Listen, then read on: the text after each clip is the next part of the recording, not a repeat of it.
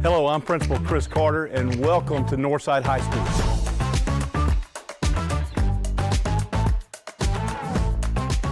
This is the 26th year that I've been at Northside. I like the students and I like the faculty. There's some days that you need more faculty support and some days you just need the energy from the kids.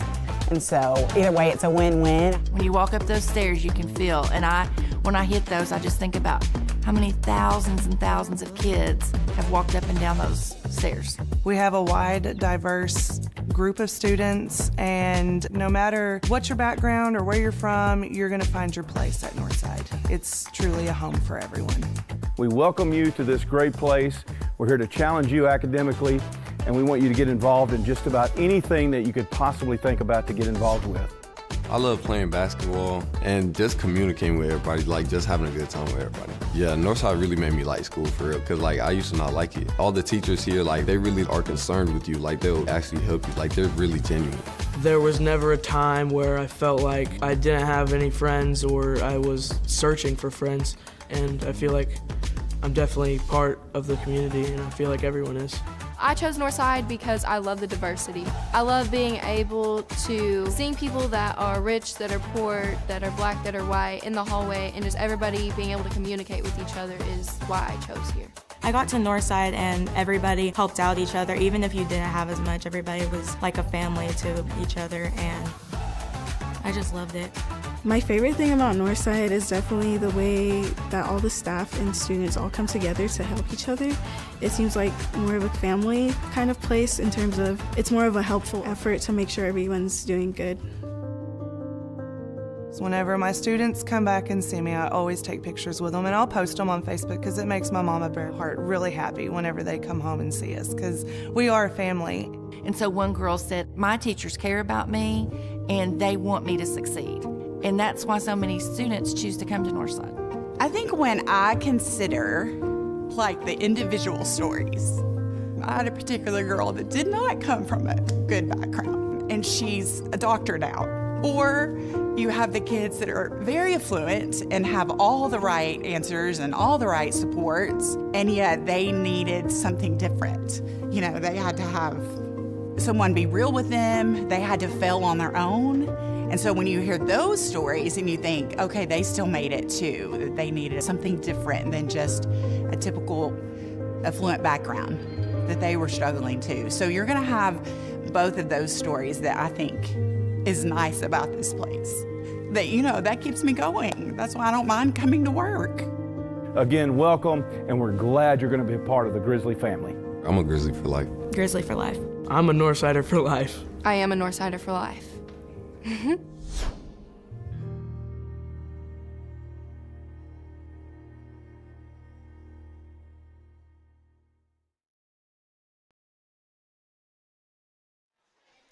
Good evening, everyone, and welcome to the Felix Curry Show.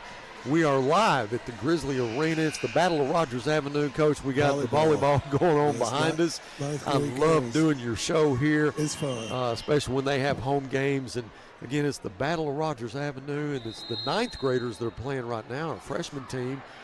They split the first two. They're in the tiebreaker now. Yeah, I think this one only goes to 15. Yeah. We're down 4 right now.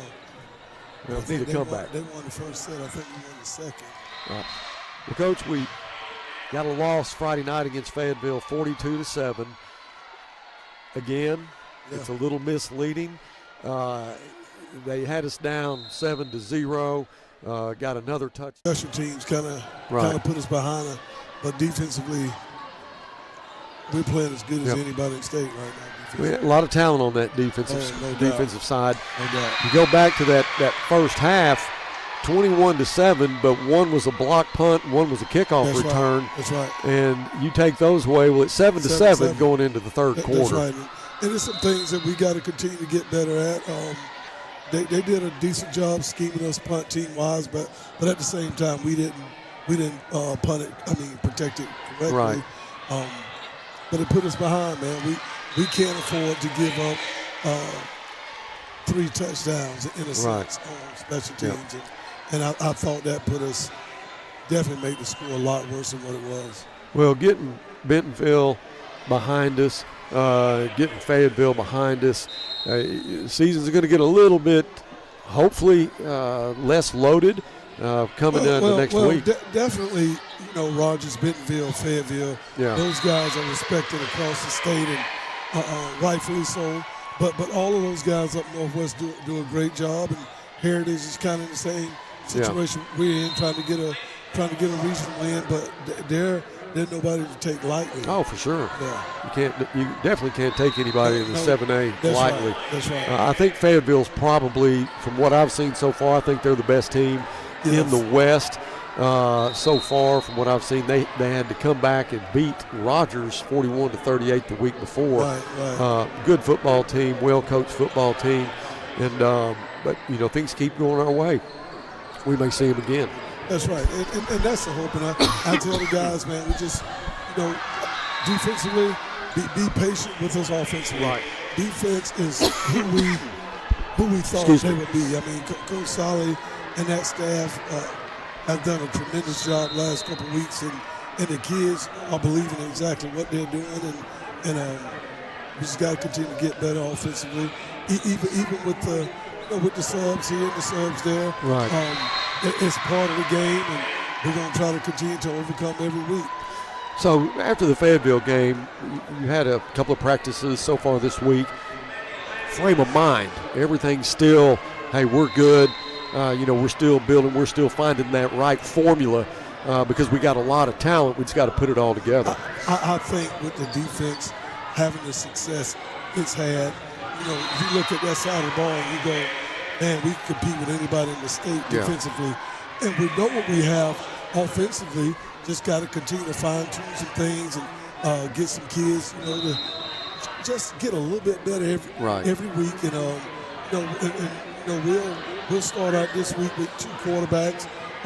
Dorian is back, and definitely going to continue to rep Derek and just kind of start him out and see how that goes and see who moves the ball the best for us, because right now we're just trying to solidify that position. Right. Yeah. And such an important position. It is. And it's what makes that makes the whole team go. It gives your defense a no doubt. It gives them a little momentum when they go out knowing, hey, if we get a stop here, offense is going to be able to put some points on the board. No doubt. So it goes both ways.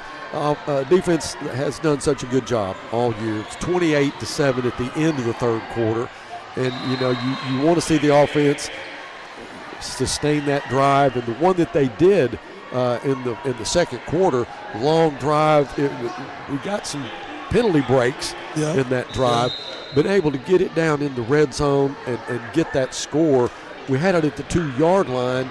Took us 4 downs to get it in, but Coach, we got it in. Youngblood did a great job. We got it in. Matter of fact, he had to overcome a missed block to get in. And we just got to continue to get kids to understand that every block, every fake, every snap, everything is important. If anybody lets down on any given play, the play is, it's not a successful play. It just getting to the point that everybody understands that. Takes all 11 every time. And every play. Every play. So the question that, anybody that watched the game, whether it was on the Grizzly Sports Network or if they came to Fayetteville and watched it in person, the question is, we had 3 block punts. How do you avoid getting that, making sure that doesn't happen again? Well, just making sure kids understand exactly what they're doing. Right. There was a somewhat of a misalignment on the second one, but the first one, just kind of all punts going to get pressure on them. Right. And the first one, I think our punter did kind of step outside of, we got the 3-man wall. Yeah, exactly. And, you can let that rush come here, kind of like a quarterback stepping up in the pocket. Right. It can come here, but it can't get here. Gotcha. Well, it's coming here on the first one, and he gets outside of that frame and kind of is kicking to the right and gets that block. And then I think the second one, we kind of, the guy that was playing guard was a little wide in the steps, and then one of the personal protectors didn't step out to get the rush, and it was blocked. Then, of course, the third one, it wasn't blocked, but a bad snap. It was around the end of the game, and we put put some subs in, and guys snapped it over the punter's head, and those are all things we got to continue to get better at, man. And when you talk about snapping, Cam Massey has been your long snapper, Coach. He's the first one down the field too. And to be honest, we kind of had to get on to him a little bit. Like, man, them snaps are getting there, but man, that 4-3, it should be in the guy's face on the punt. Right. And so he's making a sure effort to make sure he gets it back there and then, in covering. But, we special teams really cost the game. That hurt us, for sure. It hurts. Not saying that the game is won if you don't give that up, but I'm telling you, giving 21 points, two touchdowns on the punt team and one on the kickoff. Nobody give 21 points to. Right. And you don't want to give 21 points to Heritage. Anybody we play, we come out and we give 21 points to somebody special team wise, we're going to lose, and it's on me to make sure that doesn't happen again. When we talk about the punt team, Elijah Rogers, he got a great leg, no question about that. He's not that. That's his only job. I mean, you see him at he's a defensive end. He plays receiver, tight end, some ace back for us. So he has, Yeah. Well, when you play some of these other teams, a lot of them have a kicker, whether he handles the punting, the kickoff, and the extra points, or maybe just punting, but that's all they do. So they spend their entire practice working on that, getting their steps down. You got a guy like Elijah comes in, he's got a lot of hats to wear. He does. And he just has a strong leg, and he had a couple of great punts. I don't want to say. He's when he gets them off, he really it'll get your attention. Yeah. I mean, we're there warming up and standing out there talking with Casey Dick and man, I mean, we're standing on the 50 and we're watching them sail them over your head. Yeah. I mean, not from the bounce, but I'm talking about. Right. And he's in the back of the end zone, and so he's super talented. But like you say, he's not just talented at being a punter. Right. He's tight end, H-back, and he plays defensive end for us. And we're fortunate to have a guy like that. It was fun to watch the kids really absorb a different position and go out and be coached. I know that's nice for you to be able to use them in different positions. And that's right. And sometimes you have the kids that come in and, ever since they were born, they wanted to be this, or they wanted to be that. And they're all receivers and backs. Yeah. And sometimes we tell them, man, if it doesn't fit you, and it doesn't fit the team, we have to do what's right for the team. Exactly. And sometimes, mamas and daddies, I tell them, you got to look out for your little baby. That's right. Because Curry got to look out for a Northside high school football team. And, and sometimes what's good for your little baby at your house might not be good for us as a football team. Well, being a head coach brings a lot of decisions that have to be made, and some that they're tough decisions. Oh, they are, man, because you wish every parent, every player on the field can get out there and play, and you can put the offensive lineman back there and goal line situations and let everybody get a touchdown. But the reality is there's some positions that you won't ever touch the ball. Right. There's some positions you won't ever score a touchdown, but you be good at what you do, and that's probably the toughest part about coaching now is everybody having their mindset of, first of all 80 parents that walk in the office, they think the kid's a starter, but it's 11 people out there at a time. Yeah. On offense 11, on defense is 11. Exactly. And then you start doing the math, that's 22. We got another there's 68. There's 50 or 60. We got another 68. Yeah. To worry about what they're gonna do. Yeah. And so, for the most part, our kids buy in. They understand, and they understand that we're fair. We're fair, you know. And they know that. Yeah, they know that. It doesn't benefit. I told a parent, it doesn't benefit me, especially one ball game being won, and we try to win a ball game, and your son is better than the guy that's playing. Yeah. That doesn't help you. I'm telling you. Right. And Trina Curry knew if CJ, Darius, and Justin were playing, and somebody's better, they're going to play. Matter of fact, I used to tell him, because I'm the coach or because I'm on staff, you are going to have to be 2 times as good. Exactly right. So when I make the decision, they don't say, "Oh, Coach Curry playing daddy ball." Right. We were at Great Atlanta Christian School, and the head coach, you know, he looking at me like, "Why isn't Darius playing?" Right. Like it's kind of close. Yeah. And it has, like you said, he has to be twice as good. And I'm not the parent that's looking for my son to get an edge. So, it's going to have to be head and shoulders. And so one day in the team meeting, he stood up. Coach Ken Robinson, a great man, he's captain of the University of South Carolina, played for Washington Redskins when Doug Williams was up there and won the Super Bowl. Great man. And one day in team meeting, he stood up and he looked at me and said, "Coach Curry, I know Darius Curry's your son, and I know what you're trying to do to protect the integrity of your name and all of that. But Darius Curry," and he pointed at the team, he said, "Darius Curry is starting this year. I mean, this week."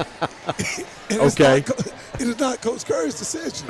Because he knew how I was going to do it. Darius knew. Yeah. Trina knew. She knew he got to be better. Yeah. So, and not just a little bit better. So I ain't going to cheat. Exactly. I'm not going to cheat my kid. Well, I might cheat him on the way, but I'm not going to cheat a kid on playtime. And that's known. Yeah. But here's the deal. You have to expect respect, I guess is a better word, the kids that aren't starting, that buy into the program and support you as a coach and support the other players. They're huge as part of making these winners. Some of the best humans, some of the best men are guys that have accepted that, you know what? My role is I'm going to come in, I'm going to bust my butt every week to make these guys better. Those guys are needed in the worst way. You keep up with that guy. He's your boss one day. Yeah. Yes, you know exactly what I'm saying? right. That dude's somewhere whining and crying. But he helps your team win. Yeah, he keeps the morale up. Yeah. Exactly. Yeah, the other ones, I mean, because, and I get it, because I'm sensitive to, when I played every level, I wanted to play. I didn't want to sit down. And so I applaud the kids that want to play. Yeah. But I tell them, if you think you're better than the kid that's in front of you, show us that. You show us that. And they'll get a chance. Yeah, no we're not question. going to rob you. Well, speaking of Darius Curry, you brought him today, and as you do each week, a different coach, but he's your defensive back coach, and he's going to be here talking with us. So let's do that. Let's take a break. Yes, sir. When we come back, we're going to have Darius Curry, and then you've got a couple of players with you, and we'll get to them. That's right. A couple of shutdown corners. That's right. Stay with us. We'll be right back after this word from Fort Smith Therapy. Between life, work, and family, sometimes the person that you need to take care of the most is you. At Fort Smith Therapy Health and Wellness, you're never alone. Through our counseling, we can help you regain control of your emotions, mental health, and life. We provide both face-to-face and virtual therapy services. Whether it's for your child, family, or yourself, Fort Smith Therapy is here to help your true self shine through. Schedule your appointment today with Fort Smith Therapy Health and Wellness. You're in business to do business, not paperwork. That's where the skills of Potts & Company certified public accountants can help you succeed. Trust the experienced professionals of Potts & Company for tax preparation, bookkeeping, and other business services. Using QuickBooks for your operations? They're QuickBooks experts. The Potts & Company team can help you establish, organize, and optimize your QuickBooks for utmost effectiveness. Visit pottscpa.com to learn more. So we got Darius Curry, his defensive back coach here. And I don't know if you could hear any of the conversation your dad and I had, but a lot of it was about you. Okay. So we're going to get to that, and I'm going to have you verify a few things. We are live at the Grizzly Arena here for the Battle of Rogers Avenue that's going on behind us. The freshmen just got through playing. They went to a tiebreaker, and Southside won. I didn't get to see the tail end of it.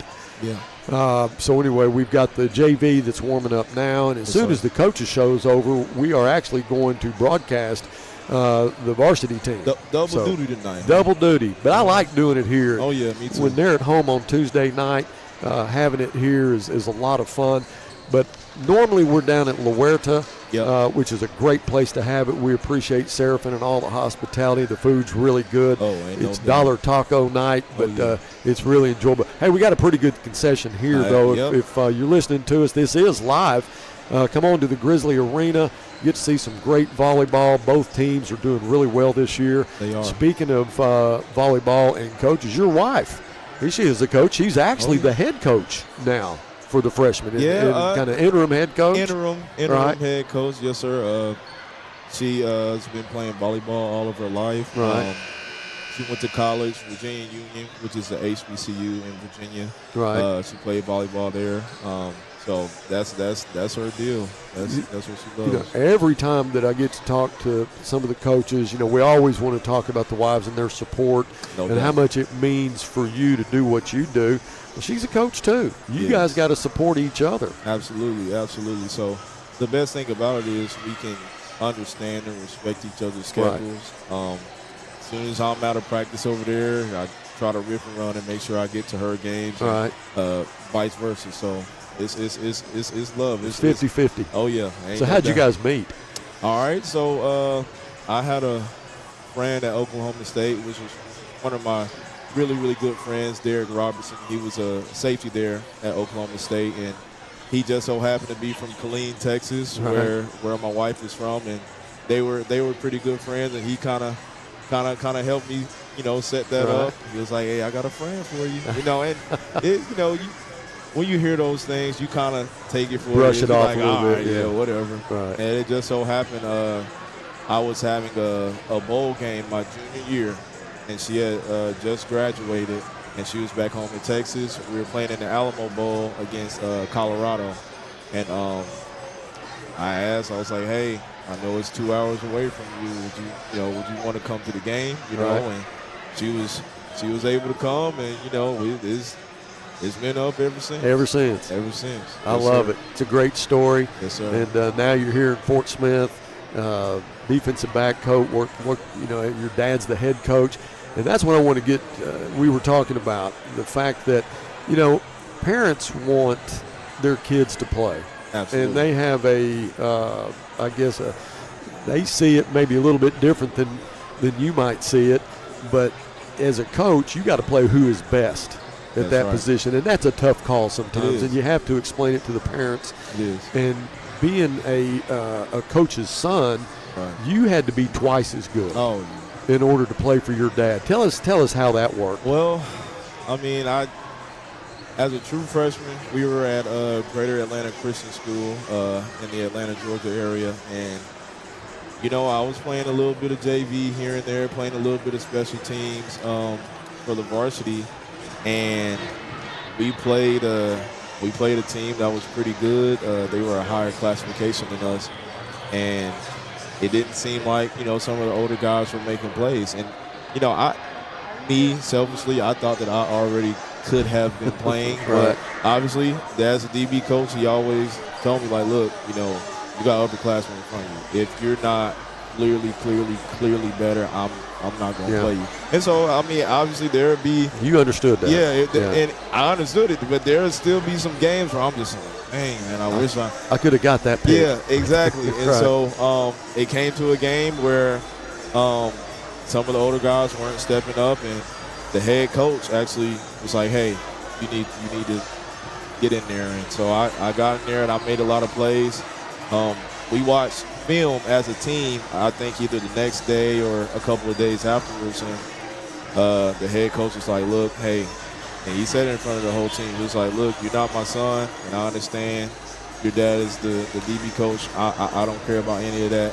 You outplayed all of these upperclassmen, so you're gonna start here on out, and so that's kind of that's the story he told. Yeah, that's kind of how it went, and and history ever since. Well, the stories match, so I just wanted to make sure. I'm happy they did. Yeah, they match. But it's so good to have you as a DB coach, because that's what you played. For sure. You know, you can only take them as far as you've been. Right. You've been in there and done that. So Yes, it's for a kid that's a DB at Northside, having you as his position coach is really special. And I know these guys play hard for you. No doubt. You've got a couple of guys here tonight that we're going to talk to, a couple of cornerbacks. Yes, sir. Looking forward to talking to them. Also want to ask you about one of them, Everett Gooden. Everett Gooden. Now, this is a young man that didn't start, when at the beginning of the season, but Right. he's worked and he's worked and he's worked.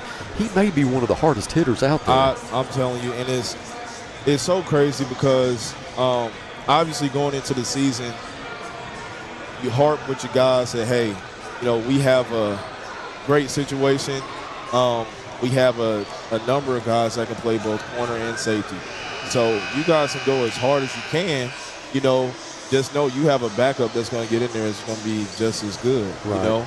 And so it just so happened that, going through spring, going through the summer stuff, that, things were up and down for a while. This set of guys would start this week, and then this set of guys would start, and going into week one, we had it a certain way, and it just so happened that Everett wasn't one of the first guys out there, but man, he works his tail off, and I think that that's a testament, not to just who he is, who his parents are. Obviously, that his older siblings, not just Anna and Erica, but they have Trinity, it's a family of good athletes. It is a family of athletes, and I mean, you see Everett.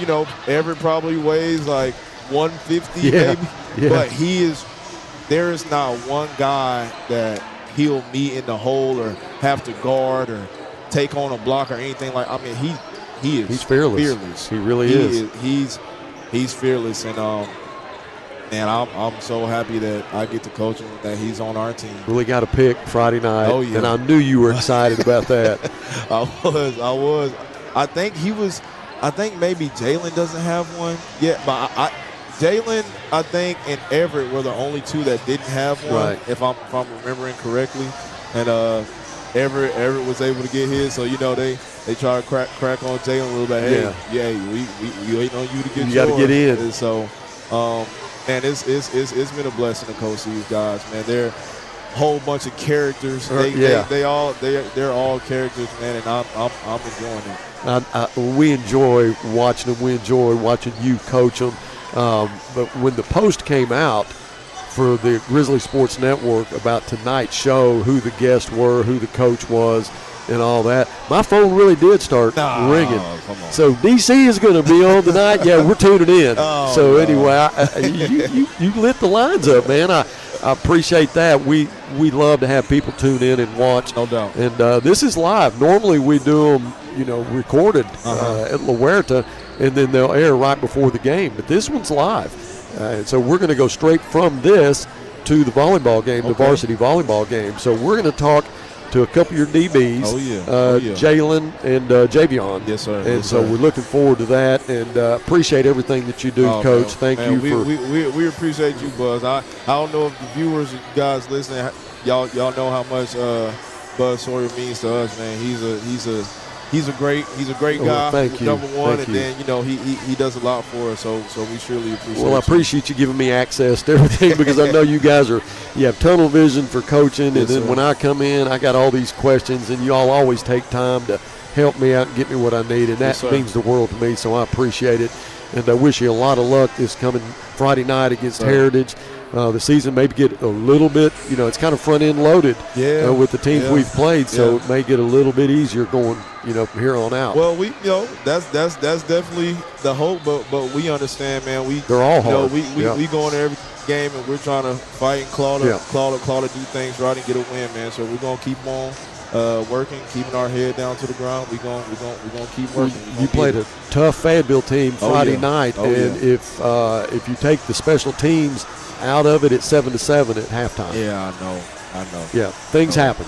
Ain't no doubt. We just got to keep working and keep getting better. Yes, sir. Darius Curry. Yes, sir. Thank you, sir. Good luck Friday night against Heritage. I appreciate it. Stay with us. We got a couple of players coming up. We'll be right back after this from Burton Pools and Spas.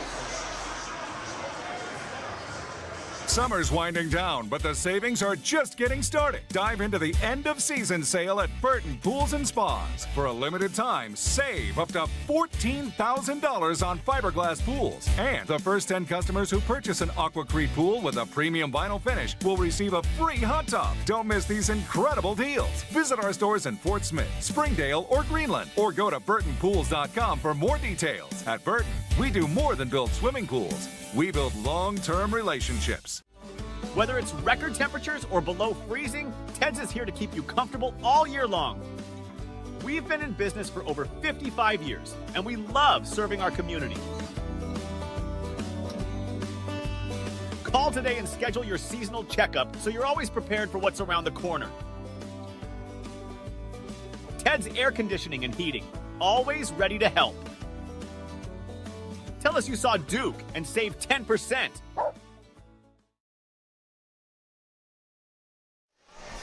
All right, welcome back to the Felix Curry Show. Again, we are live at Grizzly Arena. It's the Battle of Rogers Avenue.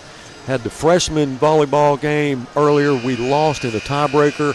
JV is warming up now. They're getting ready to start. Then we'll go right to the varsity. But I got number 7 junior Javion Mays, number 20 junior Jalen Chavez. Shut down corners? Is that be accurate if I would say that? Yes, sir. Yes, All right. You guys are so much fun to watch. You're fearless.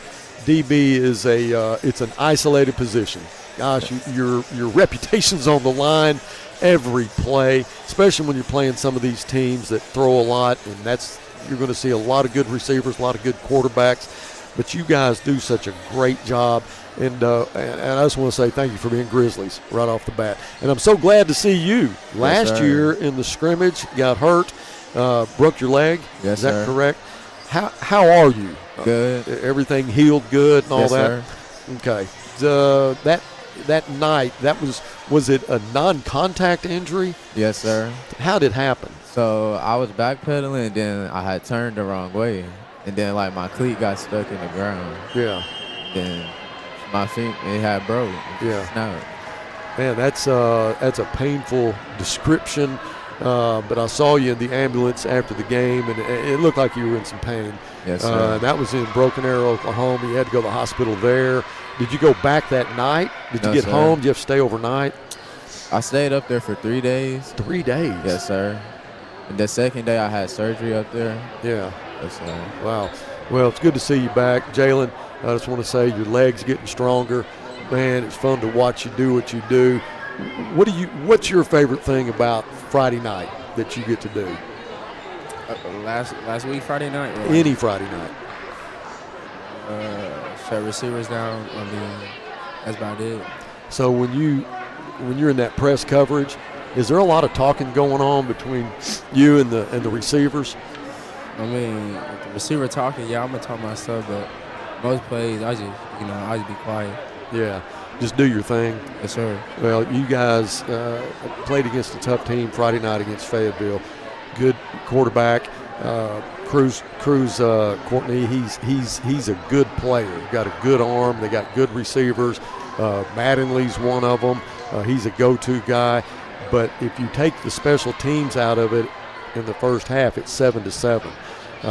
Great job against a team that does a lot of throwing. Now, Heritage, I haven't really looked at a lot on film. Have you guys watched any film on Heritage so far? Yes, sir. They're mostly like a pass-first team. They run the ball sometimes, a lot of zone. Yeah. That's really it. Okay. Jalen, have you seen anything that makes you really get excited about getting ready to play Heritage?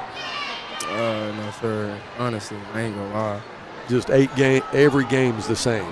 Yes, sir. What do you guys do to prepare for a game? Like, say, Friday morning when you wake up and it's game day, what's your day like? Shoot, usually I have some breakfast. I get to school around like 7:50. Yeah. I have some breakfast. I get to school. I go to the locker room. I say what's up to the coaches. So I say what's up to the boys. And then I go to the classroom. It's just a first period through seventh period. Other than that, Coach Holly gets us in like a mental breakdown. Yeah. The Grizzly game. We used to be watching film, stuff like that. When do you eat your pregame meal? I think like right after sixth period. Yeah. It's like 20 minutes into seventh period. Right. And so once you get to the stadium, you start gearing up mentally. Everything's quiet, kind of getting prepared and what you're up against that night. How has practice gone so far this week? Because today you guys had to go to Hunts Park. Yes, Couldn't sir. practice in our stadium. How was that? Everything, it was still the same, but like we were just on a smaller field, so Yeah. like practice was a little bit shorter today. Okay, that's always a good thing, isn't it? Yes, sir. What's Wednesday's practice like?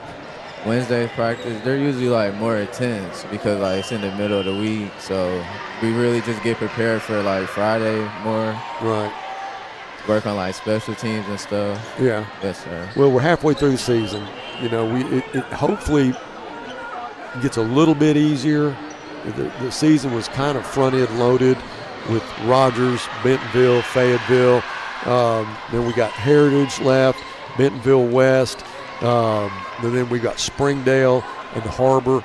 So the win-loss is not as good with them. Now, Springdale's record's pretty good, but I don't know that they've played anybody yet. But the win-loss record gets a little less, a little more in our favor.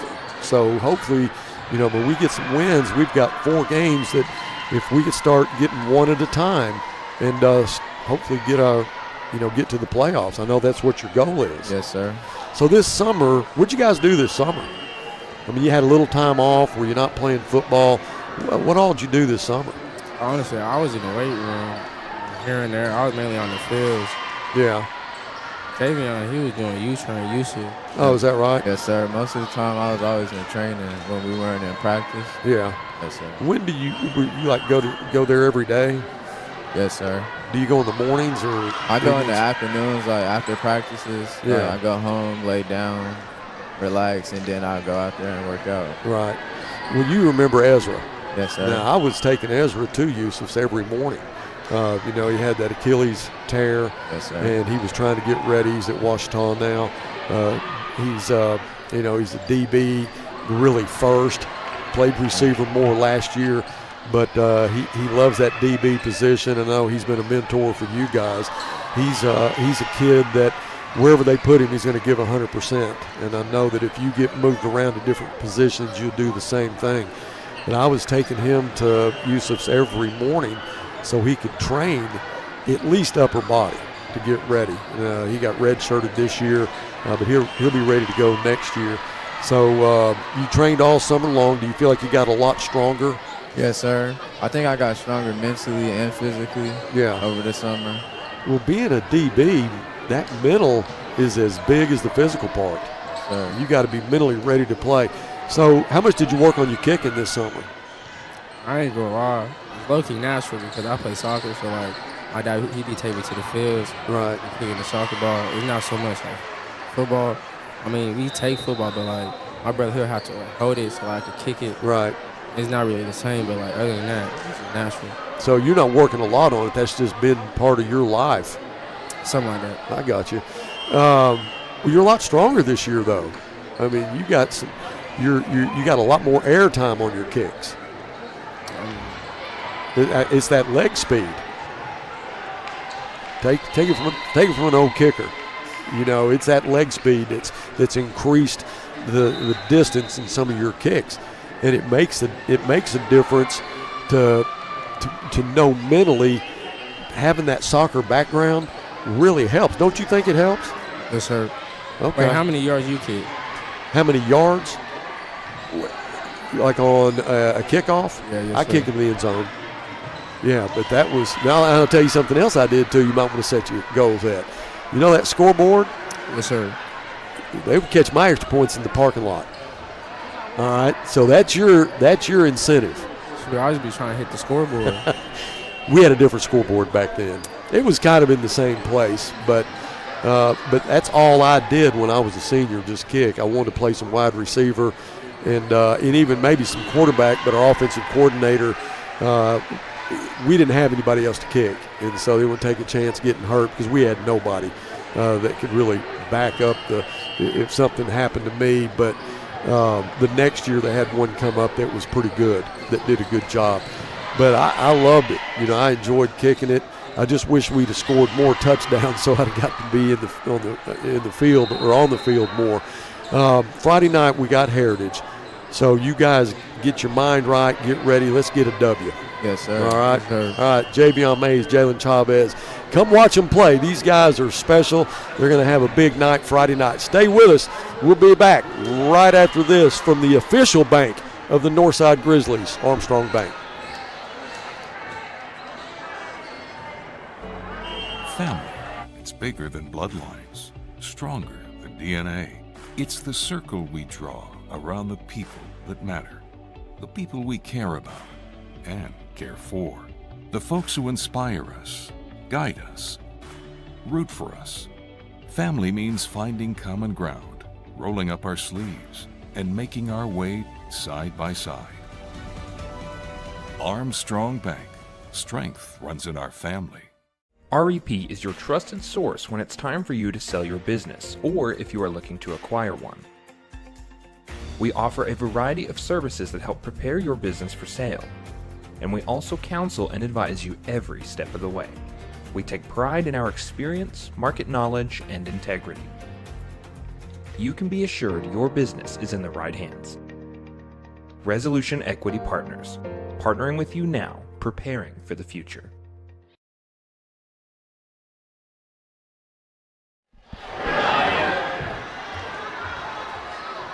All right, welcome back to the Felix Curry Show, live at the Grizzly Arena. Lady Bears lost the freshman match in a tiebreaker. We've got the JV going on now. I saw it just a second ago. Looked pretty close. Yeah, it's first set. It was 9-9 when I stopped watching. Right. So yeah, it's going to be, I guess, any time that the two schools play each other, really regardless, it's always going to be pretty close. Right. That's right, it is. Well, Coach, I asked DC about the fact that he had to be twice as good to play for you when he was playing for you, and he said that is a fact, and he told the exact same story that you did, so everything matches up. Oh yeah, we're not gonna lie about it. Yeah. And I think on the back end, you would like to be there to cater for your kid and to move them in places. Yeah. But I think on the back end, when they knew, all of them knew, man, you're gonna have to be good. You're gonna have to be good, or I can't play you. On the back end, it made them better. Yeah. I could have been there to kind of, push them along. Yeah. I think they benefited from having to come by the hard way. I agree. And talking to Darius about that, he said that, he played some JV ball and he, would be on the bench for the varsity. And he said, in the back of his mind, I could have had that pick. Yeah. Or, but you having that confidence in yourself, but knowing that you're gonna get to play when they tell you can play. That's right. And being ready when the time's there. That's right. And there's a lot of kids on the Northside squad that are potentially waiting for their time. Yeah, and I want to make sure I clear that up. I don't want no one to think that most of our kids, they are there and they understand their role at this time, and they understand that they're building themselves for the future. We only have the few instances here and there when, one just think he's something that he's not, and but we have to be honest with those kids. Yeah. Well, Coach, we got Heritage coming up. It's homecoming Friday night.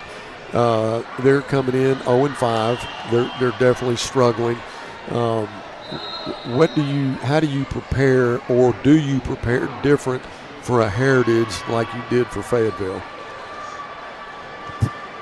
I would say the same, but probably, it's harder. I mean, especially after coming off 3 losses from Rogers, Bentonville, and Fayetteville, and we practice our butts off to beat them. And but we get to this situation here, and you look, you go, man, we're 0-3. And so Heritage is probably getting a better version of us practicing because we've been that close in situations, and we're just fighting to get over that hump. So game day, I was talking to Javion and Jalen about game day and how do they prepare mentally, and it starts with the time, they get up on Friday morning, and there's a process that they go through on a game day that is different when you're playing at home than it is when you go on the road. So from a coach's standpoint, when does the quiet time start? Well, as soon as they come down, we go through walkthroughs, either on the field or if Coach Smith or one of the basketball coaches not using the field house and it's hot, we'll get a chance to go in there. And we go through walkthrough, 45 minutes, maybe an hour, and not a whole lot of talking, but we're not demanding you be quiet. They don't come up like that anymore. So, but we let them somewhat be loose during that time, and then when we go to pregame meal, we tell them we want you to eat and kind of get within yourself and start playing mental football. And once we get done eating, we'll come down and we have the starters. I'm watching kids walk by the stand and drive me. And we are live here at the arena. There's a lot of traffic here. So when we come down from pregame meal, we try to make sure we get the starters in a quiet area. A lot of times they'll go and cut the lights out, and we get a coach just kind of there to guard the door of the starters, and a lot of them that they'll shut it down for a while.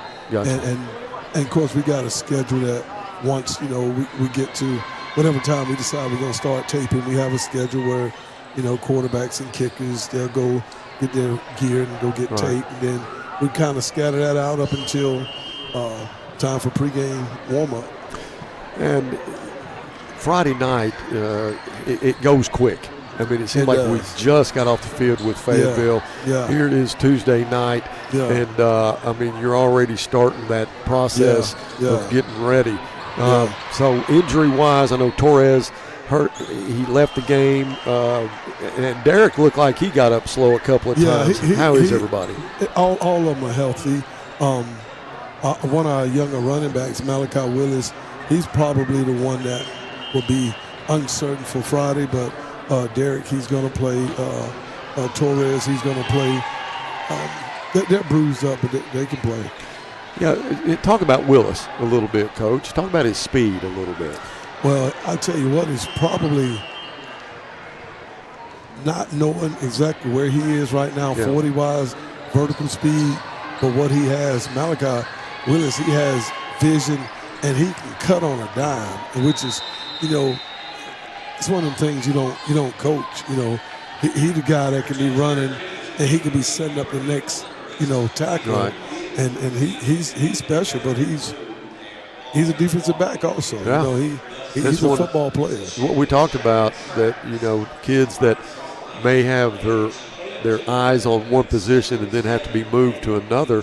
And when I was talking to Jalen and Javion about being that player that just be coached, be ready to play something different, or be ready to let somebody else go in front of you if you're not getting the job done. That's right. And they were talking about what they did this summer and how they trained and some of the places that they trained. Yeah. And I said, well, I took Ezra this summer to workouts because he had that Achilles tear. He couldn't drive.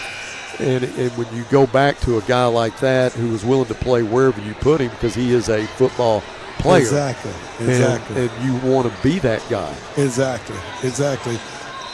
And most of our kids are, matter of fact, and some this week, and definitely moving on closer to, if we can get into playoffs, we're trying to, we're starting to use some of them guys, something like the Malachi Warrens and the Antoine Thomases. Those guys are players that we feel like they're so solid right now at their defensive position that you can, venture out and teach them another position. But we got some kids that's willing to help us in a lot of different ways. Yeah, speaking of Malachi, he's here. In fact, he just walked by. That's right. Coach, that is a specimen. Man, that kid just looks He gets at it. Yeah. You'll see him a little bit on both sides of the ball this week. Well, yeah. I wouldn't want to see. I wouldn't want to be his opposition on the field, nor would I want to be Antoine's or right. Taylor Webster That's or Caldera. I mean, that's right. How cool was it to have Jonah and Lucas there together? That's special. Man, that was great. Both of those guys are super talented, super smart, and I don't know right now how big they know this is, but when they're grown and they look back on the high school days and realize me and my brother were right there at Inside Backer together. That's pretty cool. She won. Well, that's all right. We've got traffic coming through, and we should have a bouncer. We should have. Right. Well, we've got one. There we go. Yeah. That's Christy Kendrick. Thank you. Thank you so much. But anyway, it is fun to have brothers playing together that. That's right. And, when they get to be full-blown adults and they're long gone from Northside, they can always look back at the Grizzly Sports Network, pull the archives up, and watch it because those kids, they're special. I know you've enjoyed coaching them. Well, you got Jonah for 2 more years. Yes. Wish we had Lucas back. I know you do.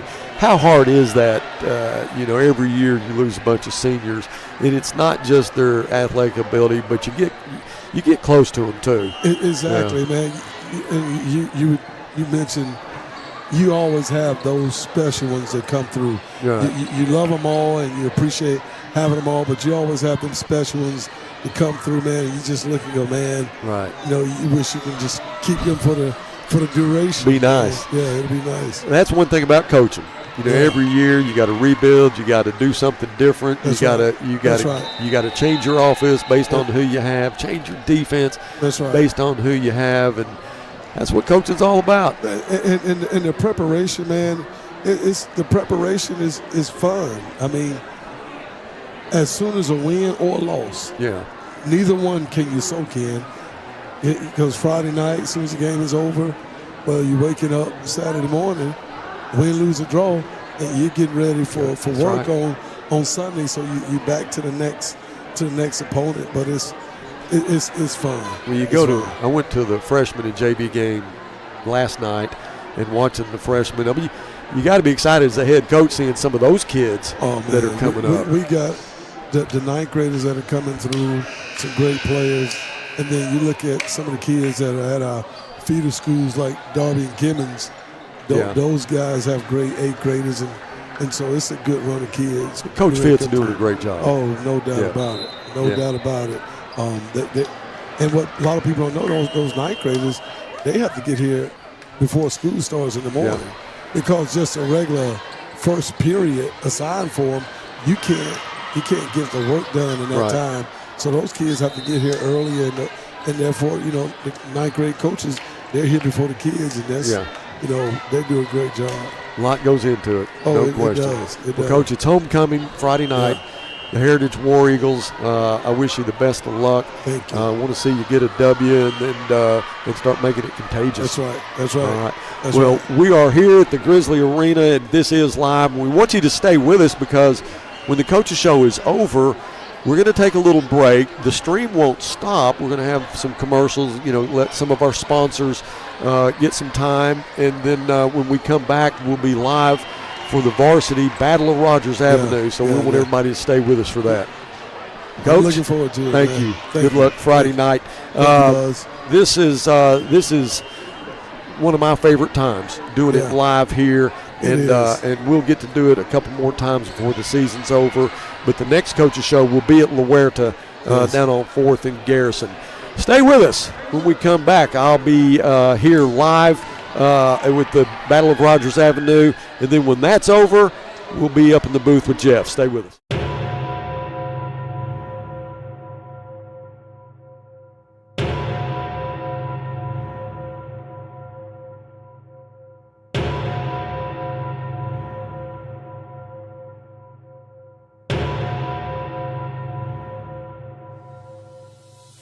Northside football. It's the players running onto the field.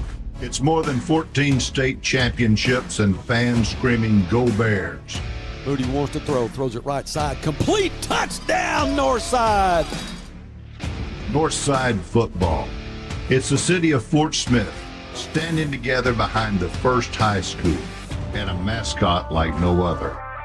Poom, here he goes. Poom finds the seam, up the middle. Poom to the 20, Poom 10, touchdown Northside. Those select few who put on the jersey are chosen. They wear the colors, they pay the price, and they succeed. They are Grizzlies. McLean is going to keep it himself. McLean at the 10, 5, touchdown McLean Moody. Together we stand as tall as the old smokestack on top of our beautiful campus. Our memories are etched in stone for all to remember, and our blood flows Grizzly red. Midfield makes another man miss. He just has one more to beat. He smokes him. Turns the burners on at the 10, 5, touchdown Tay King. For over 100 years we've been Grizzly mad. And today we will continue the tradition that has set us apart from any other.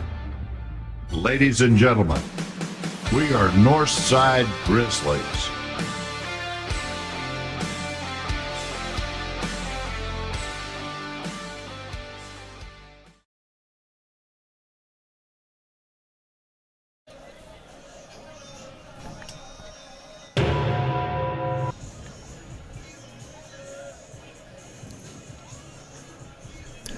Good evening, everyone. On behalf of Felix Curry and his Northside Grizzlies, I'm Buzz Sawyer alongside Jeff Ferris. David Little's on the field, and we welcome you inside the Bill Stansel Memorial Press Box at Mayo Thompson. It's homecoming. It's the Heritage Ward Eagles, the Northside Grizzlies. Both teams need a win, Jeff, in the worst way. What do you got to do to get this win? You know, we've anyway, thanks for that introduction. I appreciate it. I forgot to say the dash rip well, rock. The dash rip rock. Yeah, that would have been better. Yeah. But, you know, I think we've said, me and you and Coach Fleur, Coach Little have all said all the cliches that go with what you have to do and all of the political correct stuff that you say to win a game and stay in the game. But sometimes I think we make this game sound too hard when all it comes down to basically is blocking and tackling. Right. Can you block and tackle better than that guy across from you for 4 quarters? If you can do that, then your chances of winning are going to be pretty good. And we're not reinventing the wheel here or anything like that. Everybody that's either played football or watched a lot of football or coached football knows in football those two things you've got to be able to do for 4 quarters better than your opponent to give yourself the best chance to win. Well, we're 1-5. They're 0-6. We're 0-3 in the conference. They're 0-3 in the conference. Offensively, we're averaging 13.6 points a game. They're averaging 14.6. Defensively, we're giving up 38.5. They're giving up 39.5. On paper, I mean, it's pretty even, yeah. It's pretty close. They're coming off a big loss against Bentonville, 48-0. We're coming off a loss against Fayetteville, 42-7. But when you go back and look at that Fayetteville game, it was back and forth, 0-0 after the first quarter. Defensively, we only gave up 248 total yards. And that's with Cruz Courtney at quarterback. Yeah. Once he caught on, you know, he started completing some passes. But before that, we were doing really, really well. But you got to go back to the turnovers. We had 5 of them. You got to go back to the kicking game. We had 3 block punts. 1 of them, they recovered for a touchdown. They ran a kickoff back for a touchdown when it was 14-7 after we scored, then made it 21-7. Take out some of the kicking game issues that we had. Fayetteville, who's probably the best in the West right now, we're in that game to the end.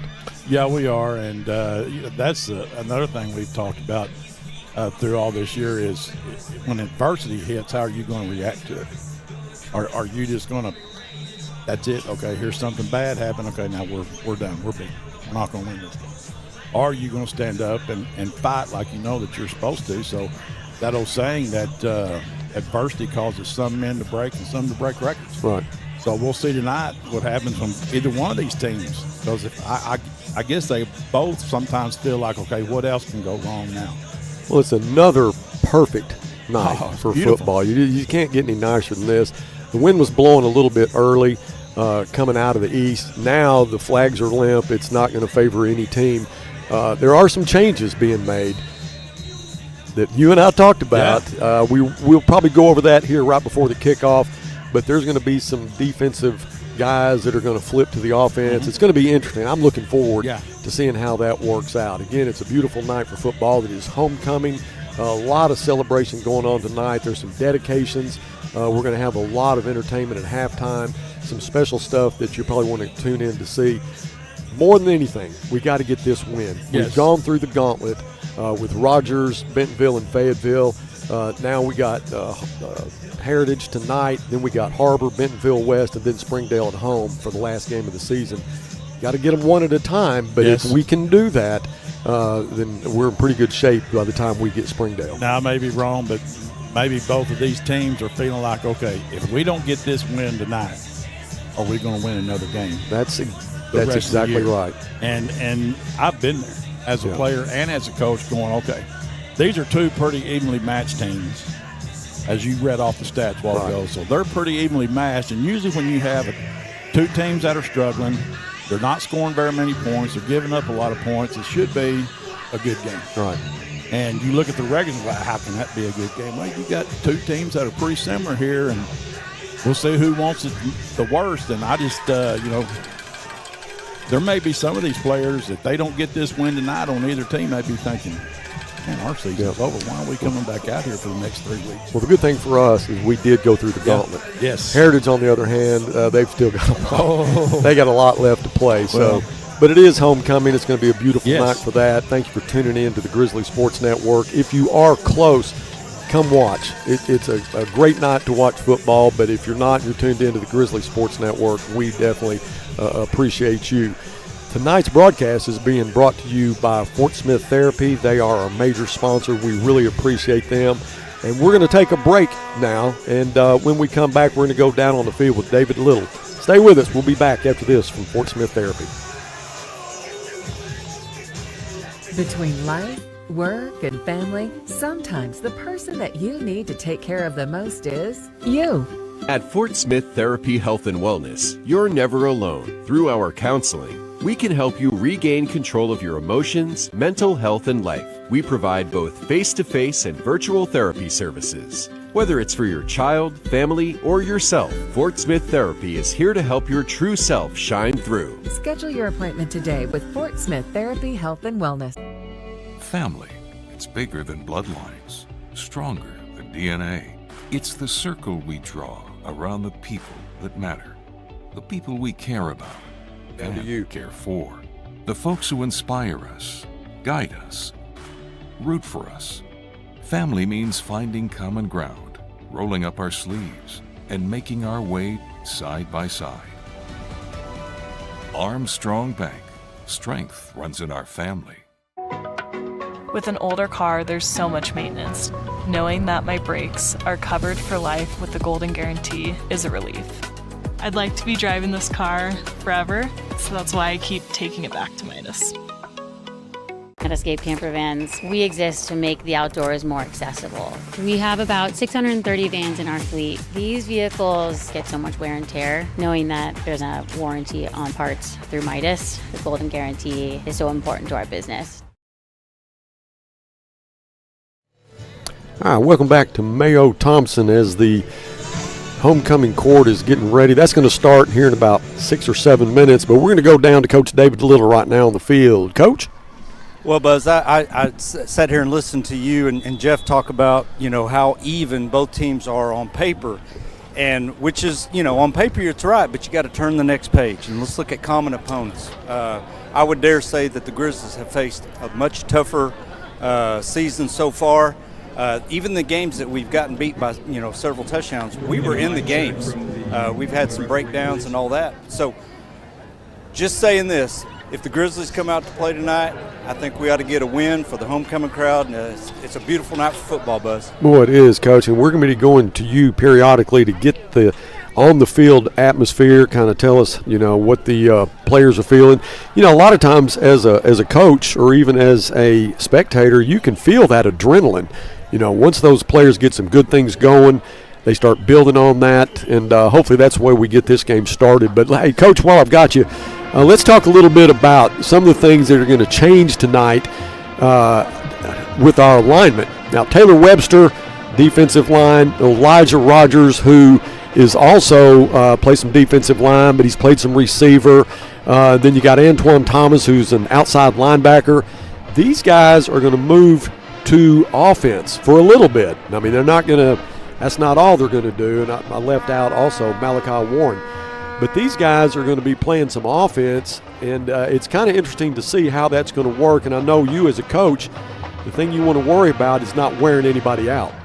Well, that's true, but we're in week 7 now, Buzz. So it's this time of year where you think your guys should be in good enough shape to get some extra reps. And we've always said this time of the year, you want your best players on the field as much as possible. So I think it's a good move by the coaching staff to get a couple of these defensive guys, give them a little bit more physicality on offense, and help them hopefully get some more scores. Well, I think the move that they're making is pretty cool. I mean, I know these guys. I know they're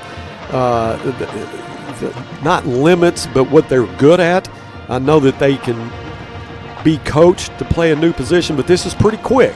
You know, you're talking about a week's worth of practice. So I know they're not going to throw a lot of real complicated stuff in there, but just trying to get the most physical, most talented players on the field when you can. Well, sure, and you know, this week, every day in practice, they've gone to what is called a switch period. So what they do in the switch period is they specifically work on those plays for those guys that's going to come in for offense, so they've got a good grasp of what they need to do.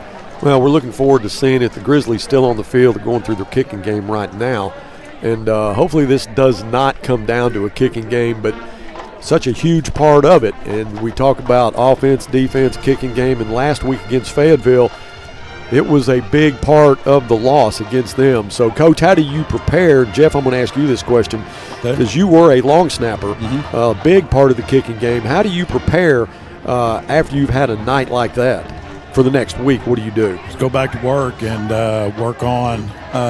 especially work on deep snapping from the 5-yard line on in or on back. 5, 4, 3, 2, 1, right on the goal line, because the kicker's got to take a 1-step and then kick instead of your normal 2-step. He's got to take 1 step then kick. So he needed to be practicing that. The deep snapper needed to be practicing on deep snapping from 10 yards to 15 yards. And also I like that word that Coach Little used, physicality. The special teams, especially the punt team, has to be more physical up front. There shouldn't be any reason why 3 or 4 guys are breaking through there to block a punt. So they've got to be more physical up front on their punting team. I'm going to ask Coach Little to turn around and see if he can get Chris Carter, maybe talk to him a little bit about the atmosphere there. So I don't know if Brandon, we're gonna go down to the field. Coach Little has Principal Chris Carter. Coach.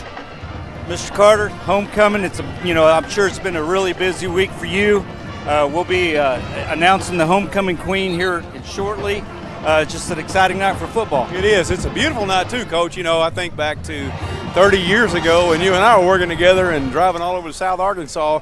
It was a night like this that you live for, especially when it comes to football. But yeah, homecoming week was wonderful. We had a lot of kids participating in Spirit Week, a lot of kids dressing up. We had a great time. Tomorrow night's the dance. Got a big crowd coming to that. So yeah, it's beautiful out here, and it's a great night to have some football and homecoming. Well, Mr. Carter, we appreciate your time, and I guess you're going to be announcing the homecoming queen here pretty soon, or you'll be handing her the crowning the homecoming. Hey, ask Chris. Okay, good deal. Hey, ask Chris if he's going to put on any kind of dance exhibition tomorrow night. Buzz wants to know, are you going to be putting on any dance moves on the floor? May happen. Hey, you got to buy a ticket. I'm coming. I will not miss it. Back to you. All right, guys, just about time for our homecoming ceremony, so we will get the cameras cued in for this. Enjoy it.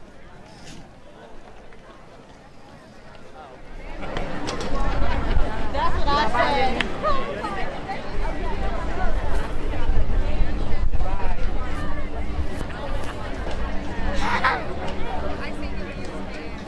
Good evening, ladies and gentlemen. and welcome to the 2024 Northside Grizzly Fall Homecoming Ceremony hosted by the Northside Grizzlies Student Council. This year's theme is Northside, the most magical place in Fort Smith. In the movie Toy Story, the song says, "You've got a friend in me." Northside is known for its inclusivity and diversity that brings everyone together and embraces the culture and climate of Northside. Buckle up as we journey through 4 years of Northside that create numerous memories and friendships that last a lifetime. Our journey through the most magical place in Fort Smith begins in the freshman halls of Northside with the movie Finding Nemo. The freshman class finds new beginnings with many hardships faced in the transition of being in a new place and navigating their way around new friends and a new school, just as Nemo had to do in the ocean with Dory. Our first freshman maid is Miss Sophia Kendrick.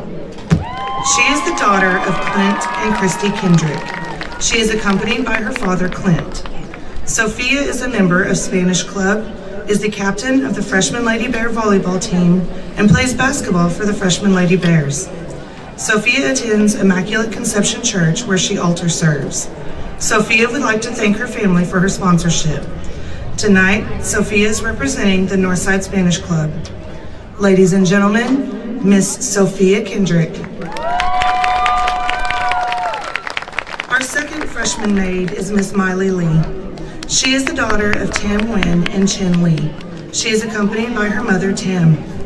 Miley is a member of the Northside Freshman Grizzly Band, Color Guard, Orchestra, Ladies of Excellence, Green Grizzlies, HOSA, and the Red Shoe Society. Miley regularly volunteers at Sunnymead Elementary and Kimmons Middle School. Miley would like to thank the Northside Grizzly Band parents for her sponsorship. Tonight, Miley is representing the Northside Grizzly Band. Ladies and gentlemen, Miss Miley Lee.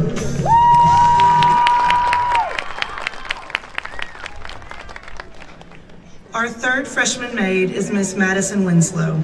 She is the daughter of Andrew and Marlena Winslow and Sonia Murphy. She is accompanied by her father, Andrew. Madison is a member of Northside DECA, Northside Choir, Talent Search, and is a JROTC Let 1. Madison attends St. James Missionary Baptist Church. Tonight, Madison would like to thank her family for her sponsorship. Tonight, Madison is representing Northside DECA. Ladies and gentlemen, Miss Madison Winslow. Our journey continues through Northside with the movie Up. By sophomore year, students have conquered and faced the hardships as freshmen, but the journey that once started bitterly begins to fade and becomes a more enjoyable journey. The sophomore journey is on its way up. Our first sophomore maid is Miss Ellison Brinkley. She is the daughter of Tim and Amy Brinkley. She is accompanied by her father, Tim. Ellison is the sophomore council president and a member of Green Grizzlies. She plays volleyball for the Lady Bears and is a varsity Grizzly cheerleader. Ellison attends Community Bible Church. She would like to thank sophomore council and the American Association of Male Pattern Baldness for her sponsorship. Tonight, Ellison is representing Northside Sophomore Council.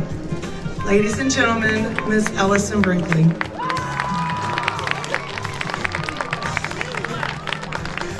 Our second sophomore maid is Ms. Nestle Vasquez Cabrera. She is the daughter of Blanca Cabrera and Santiago. She is accompanied by her mother, Blanca. Nestle is a member of Partners in Christ, HOSA, Red Shoe Society, and Ladies of Excellence. Nestle wrestles and plays tennis for the Lady Bears. Nestle would like to thank Anna Lewis Art and Premier Photography for her sponsorships. Tonight, Nestle is representing Northside's Partners in Christ. Ladies and gentlemen, Miss Nestle Vasquez Cabrera. Our third sophomore maid is Miss Blakely Young. She is the daughter of Rita Harris. She is accompanied by her uncle, Gary Duncan. Blakely is a member of the Red Shoe Society, HOSA, Sophomore Council, FCA, National Honor Society, and is a varsity Grizzly cheerleader. She is a member of the Superintendent's Student Advisory Council and attends church at harvest time, where she volunteers regularly in the community with her varsity cheer teammates. Blakely would like to thank West Termite for her sponsorship. Tonight, Blakely is representing Northside's Red Shoe Society. Ladies and gentlemen, Miss Blakely Young. Our journey continues through junior year, which is known for having its own turns and hardships. Just like in the movie Alice in Wonderland, junior year can send you into a spiral turn as if you were in a whole new and different world, facing even more hardships and challenges to find your way in the world with slight pleasures along the way as your journey nears senior year. Our first junior maid is Miss Angelina Chanthavongsa. She is the daughter of Uroth Chanthavongsa. She is accompanied by her father, Uroth. Angelina is a member of student council, is the HOSA vice president, and is a Grizzly varsity cheerleader. She would like to thank Johnny's Transmission for her sponsorship. Tonight, Angelina is representing student council. Ladies and gentlemen, Miss Angelina Chanthavongsa. Our second junior maid is Miss Katie Xaviera. She is the daughter of Julio and Concepcion Xaviera. She is accompanied by her father, Jose. Katie is a member of the Northside Grizzly Band, where she serves as drum major, the treasurer for National Honor Society, a member of DECA, FBLA, and International Club. Katie attends St. Boniface Church, where she volunteers as an altar server and a church school teacher assistant. Katie would like to thank Julio's Barbershop and Rincon Latino Restaurant for her sponsorship. Tonight, Katie is representing Northside Grizzly Band. Ladies and gentlemen, Miss Katie Chavarria. Our third junior maid is Miss Aaliyah Hamilton. She is the daughter of Jason Hamilton and the granddaughter of Julie Hamilton. She is accompanied by her father, Jason. Aaliyah is a member of junior council, plays softball and basketball for the Northside Lady Bears, and she regularly volunteers at the local animal shelters. Aaliyah would like to thank her family for her sponsorship. Tonight, Aaliyah is representing Northside Junior Council. Ladies and gentlemen, Miss Aaliyah Hamilton. Our fourth junior maid is Miss Isabella Kendrick. She is the daughter of Clint and Christy Kendrick. She's accompanied by her father, Clint. Isabella is a member of Spanish Club, Junior Council, and National Honor Society, and plays tennis and basketball for the Northside Lady Bears. Isabella is a member of the Superintendent's Advisory Council, and she attends Immaculate Conception Church, where she altar serves. Isabella would like to thank her family for her sponsorship. Tonight, Isabella is representing the Northside Spanish Club. Ladies and gentlemen, Miss Isabella Kendrick. And finally, our journey through Northside takes one last turn through senior year and the movie Inside Out. Core memories have been created through the 4-year journey at Northside, facing all of the different emotions presented in the movie. Regardless of the emotional experience, the emotions come together and bring out a bittersweet memory of students' time at Northside, the most magical place in Fort Smith. Our first senior maid is Miss Jasmine Flores. She is the daughter of Jose and Lucrecia Torres. She is accompanied by her father, Jose. Jasmine is the president of Student Council, the treasurer of Red Shoe Society, a leader of FCCLA, a member of National Honor Society, Senior Council, and represents Student Council on the Superintendent Student Advisory Council. Jasmine attends church at Immaculate Conception Church, where she volunteers regularly. Jasmine would like to thank JT Painting for her sponsorship. Tonight, Jasmine is representing Northside Student Council. Ladies and gentlemen, Miss Jasmine Flores. Our second junior maid is Miss Addison Harris. She is the daughter of Adam Harris and Sarah Guillory. She is accompanied by her father, Adam. Addie has been a student athletic trainer for 4 years and is a member of the Senior Council, Spanish Club, DECA, FCCLA, and HOSA. Addie attends church at Community Bible. Addie would like to thank Gasana's Pizzeria for her sponsorship. Tonight, Addie is representing Northside Student Athletic Trainers. Ladies and gentlemen, Miss Addison Harris. Our third senior maid is Miss Gabby Linsing. She is the daughter of Patrick and Dawn Linsing. She is accompanied by her father, Patrick. Gabby is a member of Senior Council, National Honor Society, FCA, and a co-captain of the Northside Insteppers. Gabby attends church at Christ the King. She would like to thank Traction Engineered Products for her sponsorship. Tonight, Gabby is representing Northside Senior Council. Ladies and gentlemen, Miss Gabby Linsing. Our fourth senior maid is Miss Raquel Maciel. She is the daughter of Mauricio and Gladys Maciel. She is accompanied by her father, Mauricio. Raquel is the Vice President of STAT, the Social Officer for HOSA, and a member of Senior Council, FCCLA, and the Red Shoe Society. Raquel attends Immaculate Conception Church. She would like to thank her family for her sponsorship. Tonight, Raquel is representing the Northside students taking aim at tomorrow. Ladies and gentlemen, Miss Raquel Maciel. Our fifth senior maid is Miss Sydney Rincon. She is the daughter of Brian and Heather Rincon and Brad and Joan Sneed. She is accompanied by her father, Brian. Sydney is the treasurer for FBLA, a member of the Red Shoe Society, DECA, National Honor Society, and is the captain of the Grizzly Varsity Cheerleaders. Sydney would like to thank Crane Clothing for her sponsorship. Tonight, Sydney is representing Northside FBLA. Ladies and gentlemen, Miss Sydney Rincon. Thank you, ladies and gentlemen, for traveling through Northside, the most magical place in Fort Smith. Here is your 2024 Northside Fall Homecoming Court. Northside Student Council would like to thank Mrs. Cole's Food and Safety Classes for preparing and plating the reception food, Northside Photography for their donations and the picture services, and John May's Jewelry for donating the crown. This evening, our principal, Mr. Chris Carter, and assistant principal, Mrs. Megan Reinhardt, will present the crown and robe to the Queen. Ladies and gentlemen, your 2024 Northside Grizzly Fall Homecoming Queen is Miss Sydney Rincon.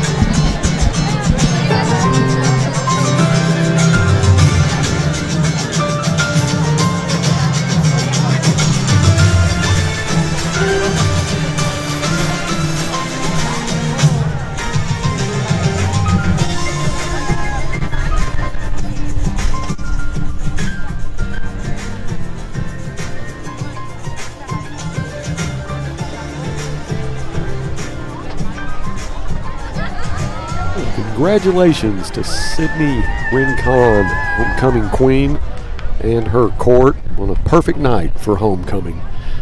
Now we've got some safety announcements coming up, and then we'll have a moment of silence and the Pledge of Allegiance, and then the presentation of the colors by our Northside JROTC, and the Star Spangled Banner performed by the Northside In Sound and the Northside Alma Mater, performed by the Northside Marching Grizzly fans Band. And visitors. So we're going to take a quick break, and when we come back, we'll have the Pledge of Allegiance.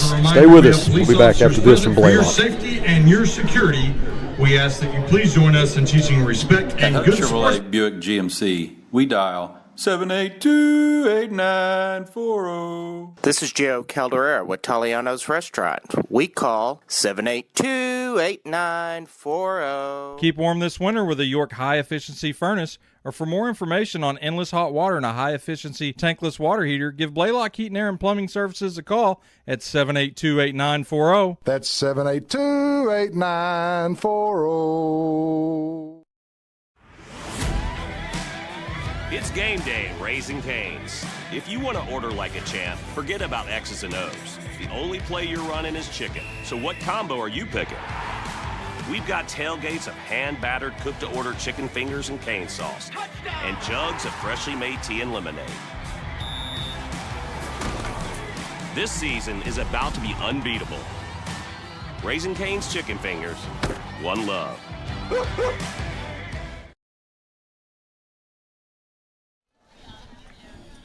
All right, welcome back to Mayo Thompson. We will get ready to have our moment of silence and pledge of allegiance. If Ladies and gentlemen, will you please stand? now Matt Blaylock, who is our public address.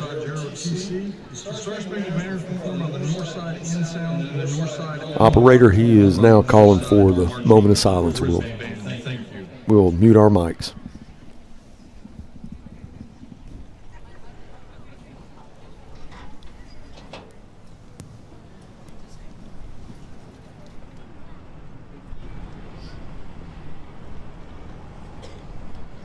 I pledge allegiance to the flag of the United States of America and to the republic for which it stands, one nation, under God, indivisible, with liberty and justice for all.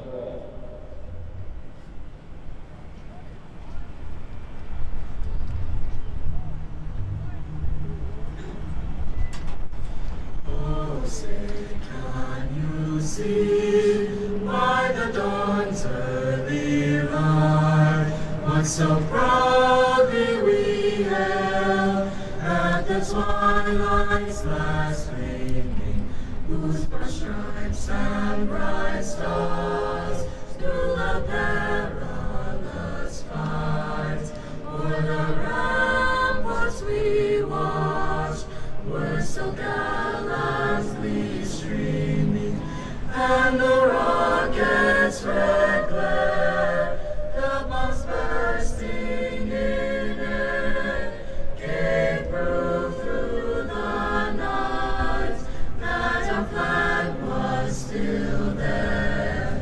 Oh, say does that star-spangled banner yet wave o'er the land of the free,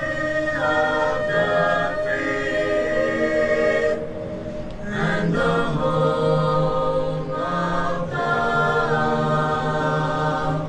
great, home of the brave.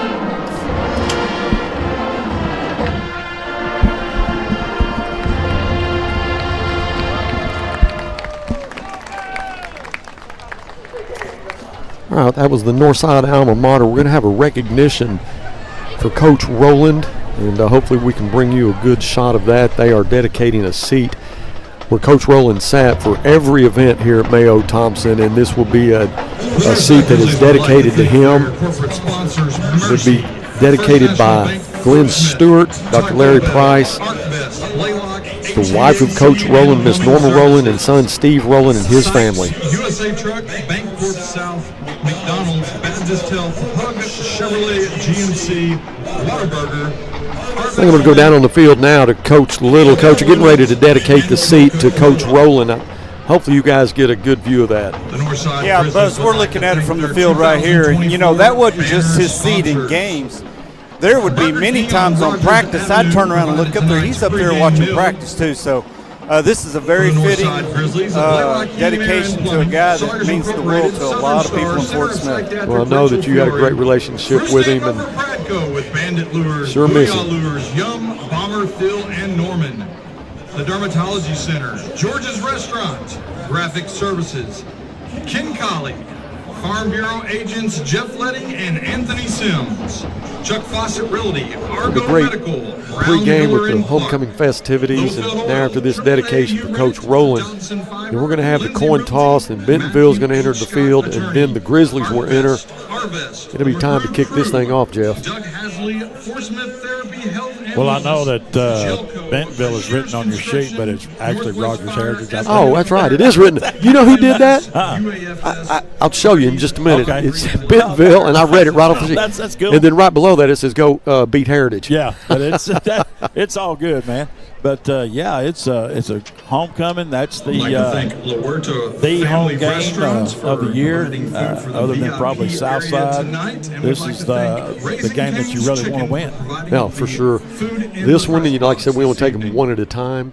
But if you can get this one, yeah, you got a good chance of getting a few more. Well, if they get this one, then plus one more win, they're in the playoffs. Yeah, that's right. So this is a huge game. I don't want to get too far ahead of myself. But if you win the next four, you're going to have a home field advantage in the playoffs. Yeah. Center Judge Stan Sint, Headlinesman Chris Little, Line Judge Dennis Marshall, and Back Judge Dottie Nielsen. And they would like to thank Hardee's for providing them with their pregame meal tonight. Yeah, we do want to say thank you to Canes, who is one of our sponsors, for providing the pregame meal here, along with Ricky Smith, who is in charge of that. Coach Smith, we appreciate all the work you put into it. To enhance the high school It sure experience is of nice Grizzly to be able to go out students, there their and get families, chicken friends, strips. and They provided cookies, by encouraging and supporting that Texas active toast. participation in student activities I know and better than go out there and load up because I'll end up breakfast. being underneath this counter sound asleep. Yeah, taking a nap. I was thinking on the way up here about what Coach Smith does, and I know he has people that helps him bring all that stuff up here. Tennis, cross country, track, basketball, soccer, We don't get softball, that. golf, swimming, We did last bowling, week. Well, thank you to Pat Jenkins. Yeah, at Fayetteville, we got that, but I don't think there was any place that we went in the Central where we got anything close to what Ricky Smith does. No, never. And what Northside does for the visiting coaches and radio and all that. Last week was a pleasant surprise. Yeah. Again, at C-Max Southern Kitchen. It's on MLK. When and you're up in Fayetteville, go eat. Yeah, it's good. I told him he needed to start serving fried okra and turnip greens, collard greens, and all that. And I did just that. I had Mark Kincannon in a while ago, and he's in charge of the fundraising for the two bear heads that are on the arena now. Have you seen that at night? I have seen that. Coach Little, have you seen that at night? Yes, it's a nice addition to the arena. Boy, isn't it? I mean, it just made a 100% difference. And if you want to donate to that fund, they really, it costs a lot of money to do it. Mark Kincannon is the guy you want to get in touch with. Or you can get in touch with Chris Carter, anybody here at Northside. But please donate if you can. I mean, it is something that we're definitely proud of. All right, here, any minute, they're going to have the dedication of the chair for Coach Rowland. I think that is pretty cool. That is. And he earned that. Yeah. You know, he was the head coach at Southside when I was playing at Northside. Was he the first head coach at Southside? No. Okay. Hi, I'm Chris Berner, Chairman and CEO of No, Bristol sir. Myers Squibb. He wasn't. I'm a proud member of the class of 1989. I've probably asked you that 100 times. Well, you know, as old as we are. Yeah, well. I can't remember if you did or you didn't. But I'll answer it every time.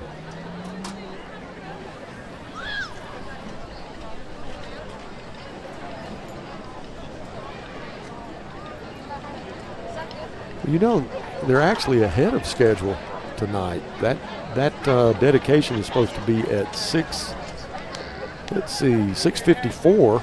Wow, and it is 6:49 now, so they've done well. Yeah. Well, in the meantime, I need to thank some sponsors that actually sponsor the field here. Burger King, Blaylock Heat and Air, Sawyer's, Southern Star, Center of Psychiatric. That's Rachel Fiore. Bruce Stanton at Pradco. Bandit Lures, Booyah Lures, Yum, Bomber, Phil, and Norman. If you're a fisherman, get in touch with Bruce, man. He can tell you where all the fish are.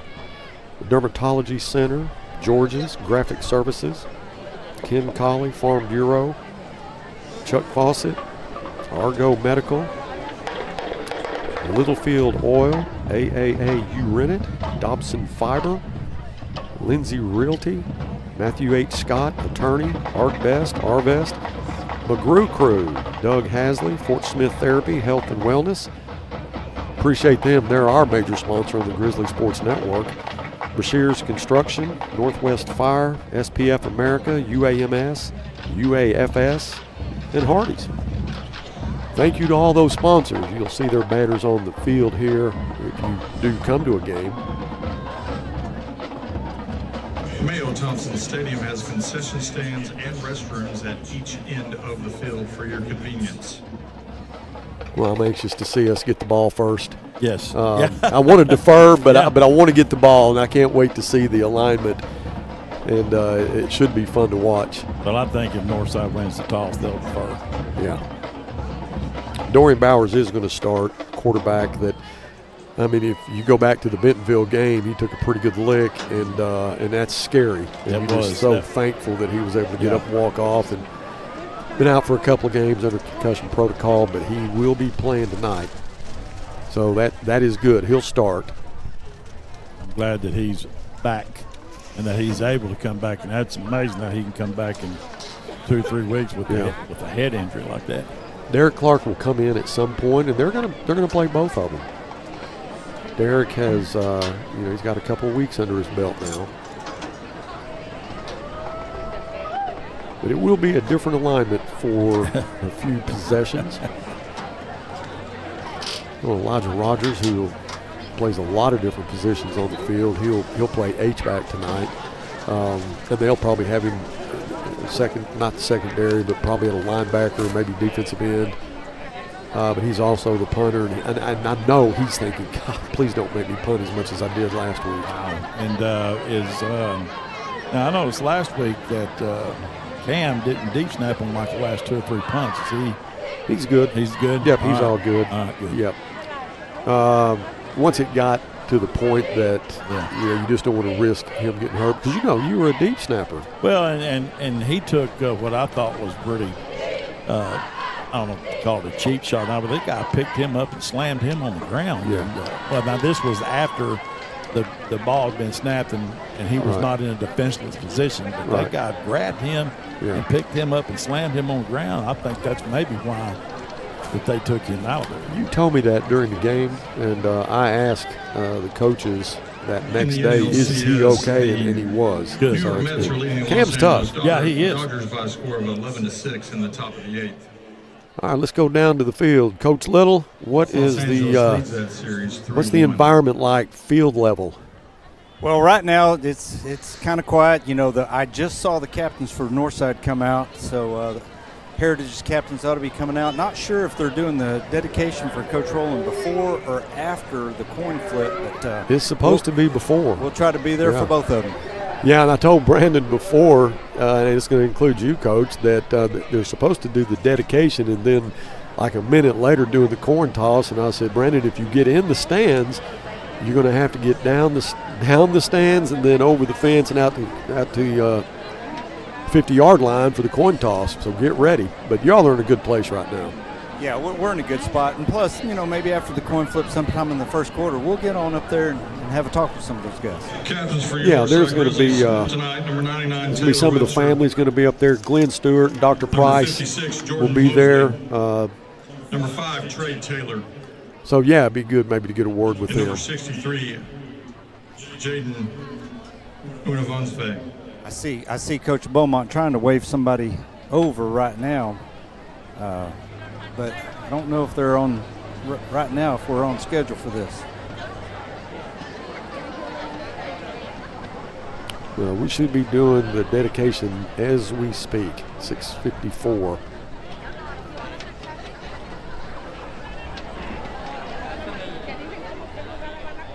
Normally they're right on the money with the timing.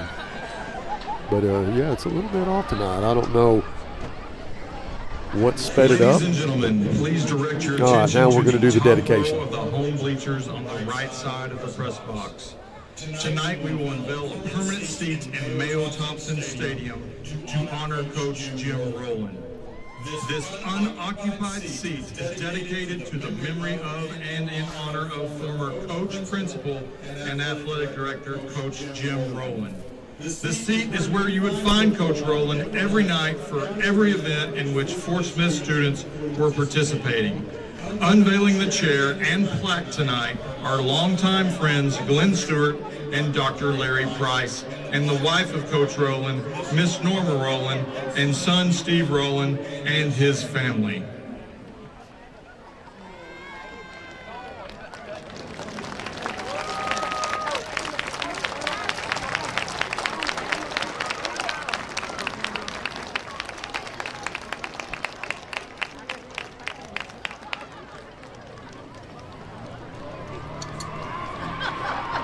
Ladies and gentlemen, please come to your feet and help us honor the late Coach Jim Rowland and Mrs. Norma Rowland.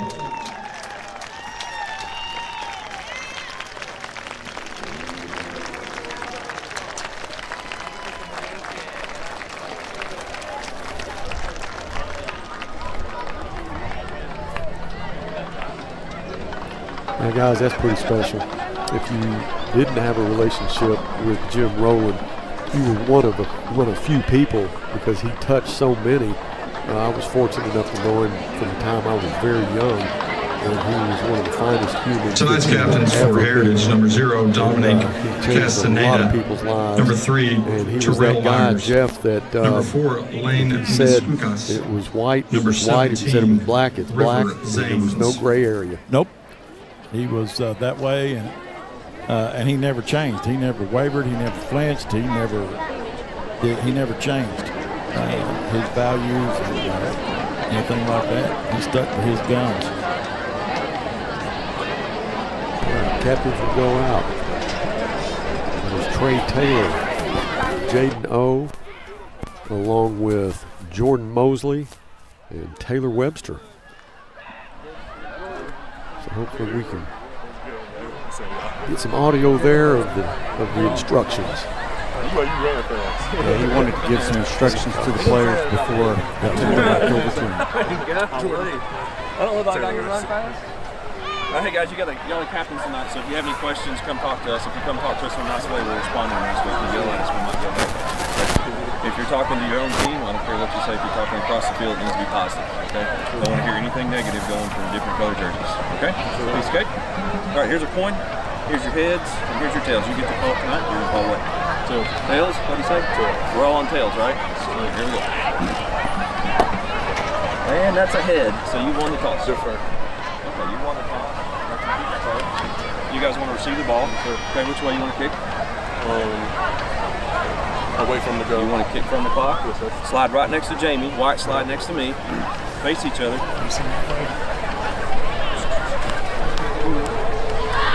Fort Smith won the toss. Elected to defer.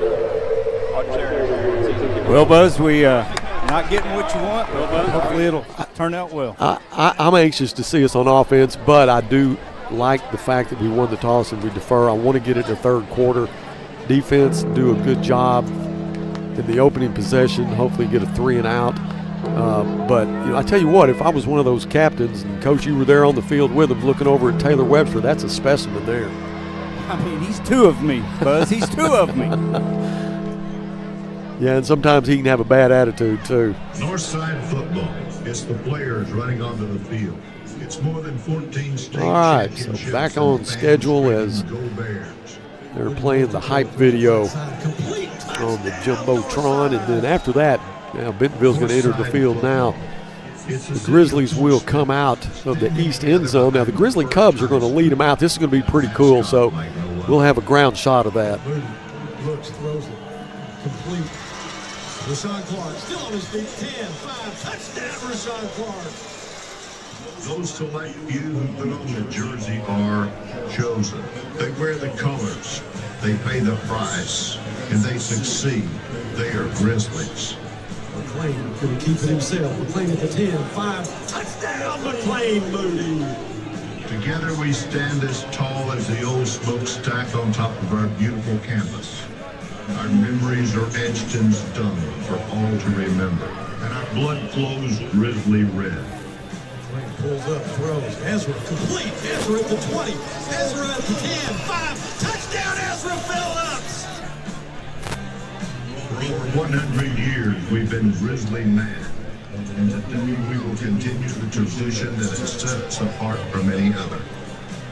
Ladies and gentlemen, we are Northside Grizzlies. Welcome to the field, the Grizzly Cubs. All right, here come the Grizzly Cubs. And the Grizzlies will be right after them.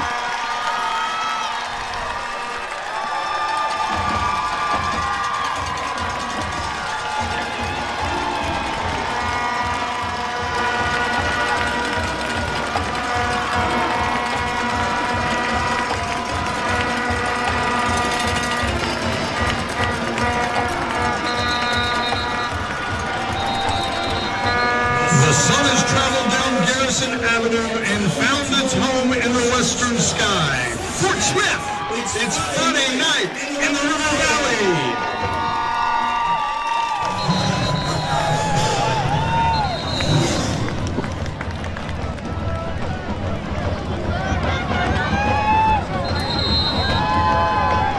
Jaden Chavez will tee it up for the Grizzlies. War Eagles will drop 3. Michael Hester, who is a running back for the War Eagles, he'll be in the center. For the Heritage War Eagles, number 1, Michael Hester. Along with Jaden Cortez Max Chavez and Terrell Myers. All right, homecoming night is just about underway. Chavez waits for the signal from the ref. He gets it, and we are underway. Terrell takes it at the 20. Goes right. Has some speed. They have to run him down here as he gets to midfield. Over midfield to the 46-yard line of the Grizzlies. Myers on the return. So the War Eagles will start out with great field position. Dominic Castaneda. He's going to be your starting quarterback for the War Eagles. Now Taylor Webster will be at nose guard. Hunter Hansen, the defensive end on the right side. Raquan Whitaker be on the left side.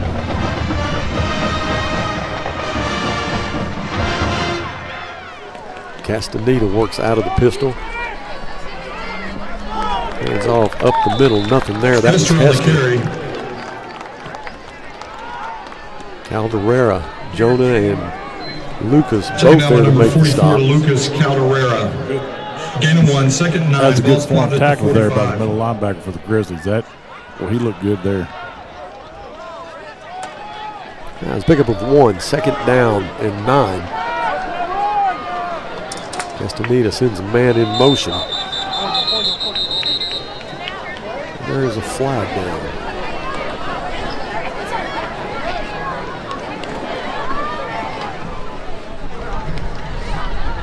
They all behind us, bro. All right, offense is offside. They'll mark it off back to the 50-yard line.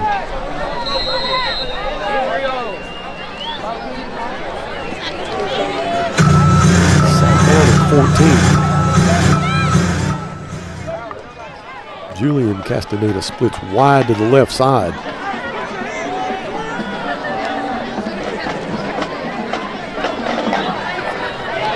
Castaneda is just going to run with it. He's going to be short of the original line of scrimmage. Lucas Calderera again there to make the stop. 44, Lucas Calderera. Third down and 11. after a gain of 3 brings up 3rd and 11, ball spot at the 47-yard line of Northside.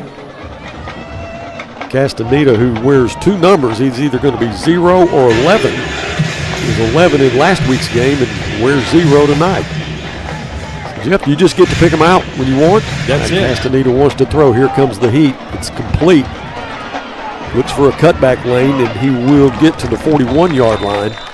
That was Terrell Myers. Myers on the reception. That's going to bring up a 4th down. Har-ber and Webster on the stop. 4th down and 5. Brings up 4th and 5 for Heritage. Ball spot at the north side, 41-yard line.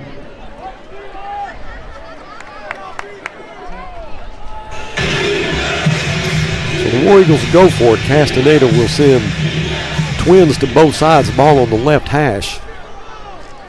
Evan Gordon in the backfield. Evan just a junior. A lot of juniors on this team. He'll put him in the slot now. Castaneda goes empty. A lot of movement there. They're going to move him back 5. That's a good job by the Grizzly defense, not jumping off sides. That's what they were trying to do. And that'll be 4th down and 10. That'll bring in the punter. Great job by the Grizzlies. Force them to at least line up for a punt. 46-yard line. This will be Michael Hester. He's just about 8 yards deep.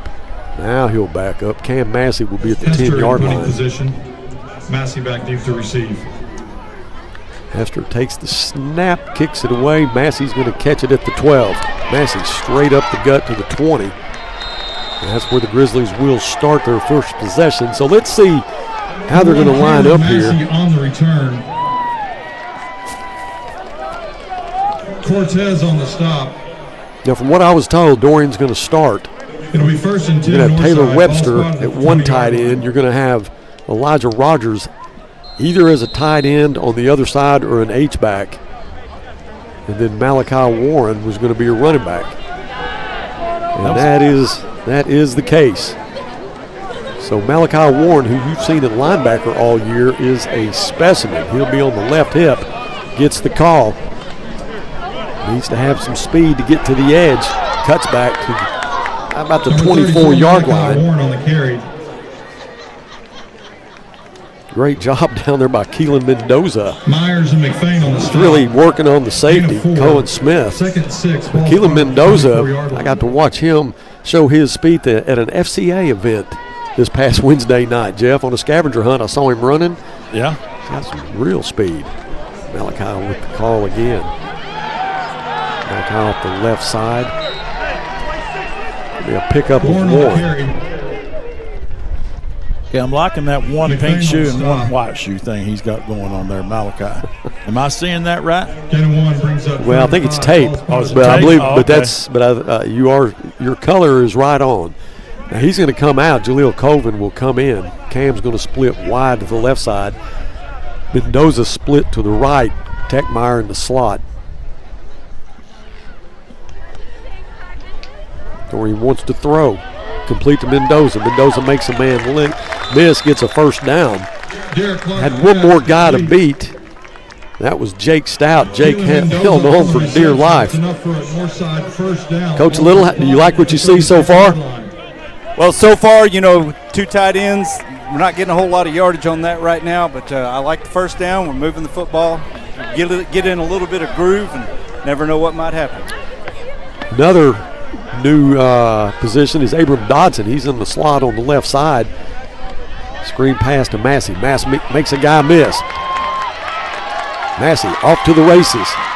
Now he'll run out of bounds after he gets over midfield, 49-yard line of the War Eagles.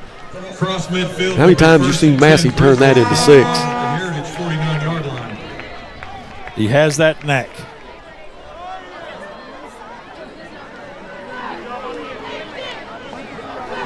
Insteppers are selling 50-50 tickets, $1 a piece. All right, 1st and 10 from the 49-yard line of Heritage. One back in the backfield, that's Coven. Coven gets it. Coven spins to the 44-yard line. Cortez on the stop. It'll bring up a second down and Gain of 5. 5 brings up second 5. Ball spotted at the 44-yard line of Heritage. Massey wide left, Mendoza wide right. Carter Techmeyer in the slot on the right side. Coven still in the ball game. Elijah Rogers is at H-back. Dorian keeps it.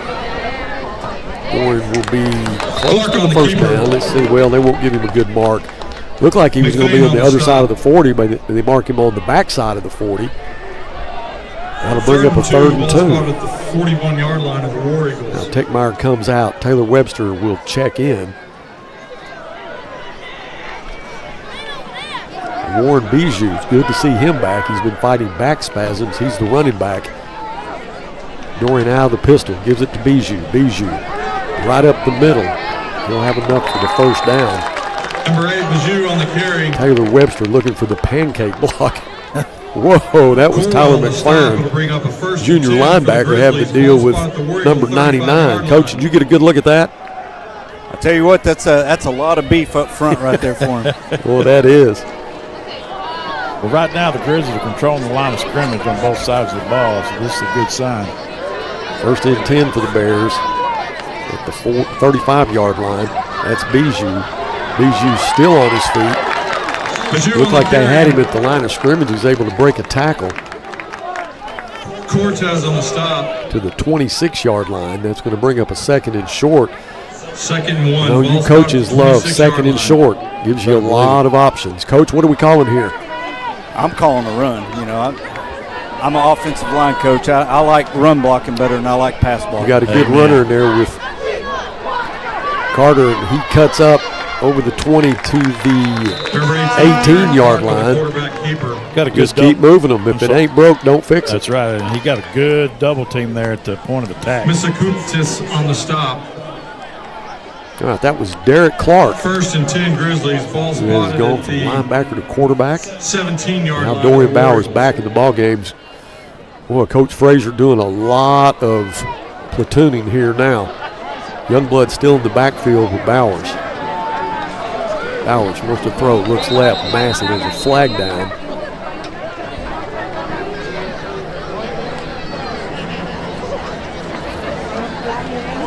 There's a 1st and 10 before the play started. Offsides on Heritage, so it'll be a 1st and 5.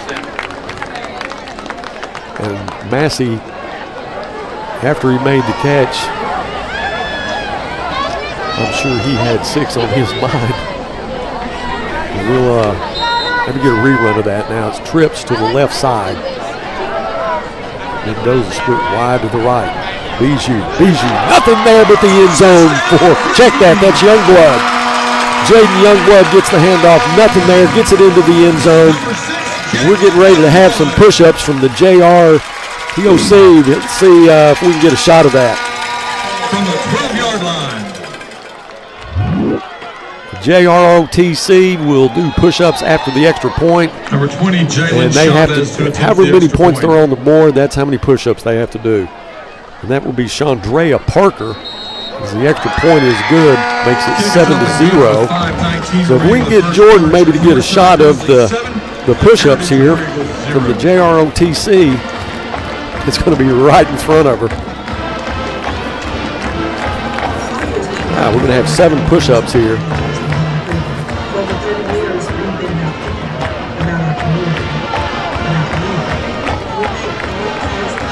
And I think that Chandrea is hoping for a 7-6 win tonight, guys.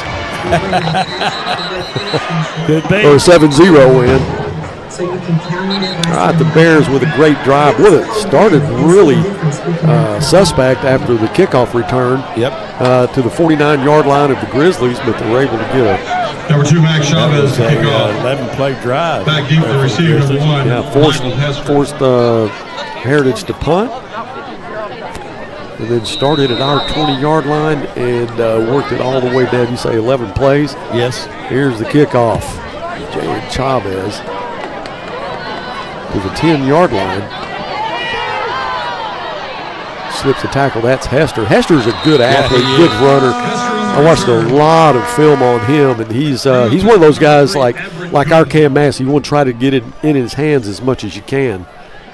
It'll be 1st and 10. He is a senior. Ball spot there on the Wide 28-yard receiver, line. plays defensive back. You're going to see him. He'll be on the field a lot. The line of scrimmage for the War Eagles is the 28.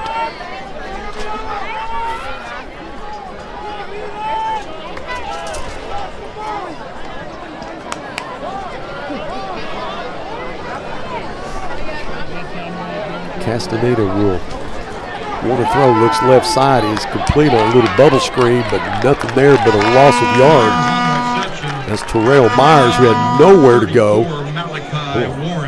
Yeah, Malachi Warren made the tackle. Loss of 4 on the play, bring up 2nd and 14, ball spotted at the 24-yard line. Castaneda with one back in the backfield. That is Hester.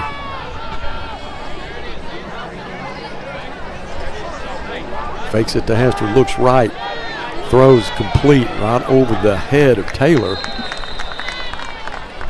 Taylor will run him out of bounds. Castaneda's pass complete. Pickup of 6, 2nd down and 4. Check that, 3rd down and 4. Number 5 for Northside, Trey Taylor. 3rd and Actually, that 4, was a pickup of 10, but he's got a 3rd down and 4. The War Eagles.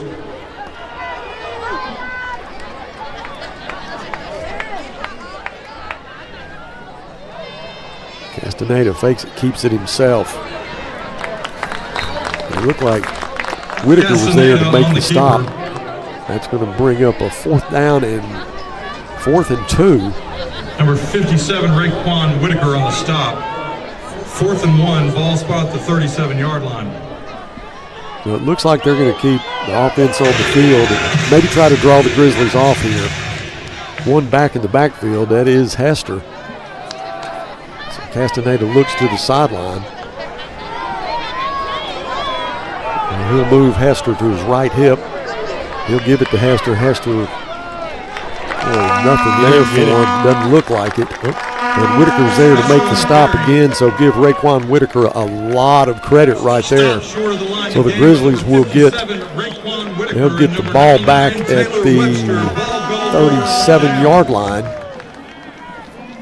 of the War Eagles. You know, this is a complete opposite of last week when Northside was giving Fayetteville great field position. Now Northside's got great field position tonight here on this 2nd possession.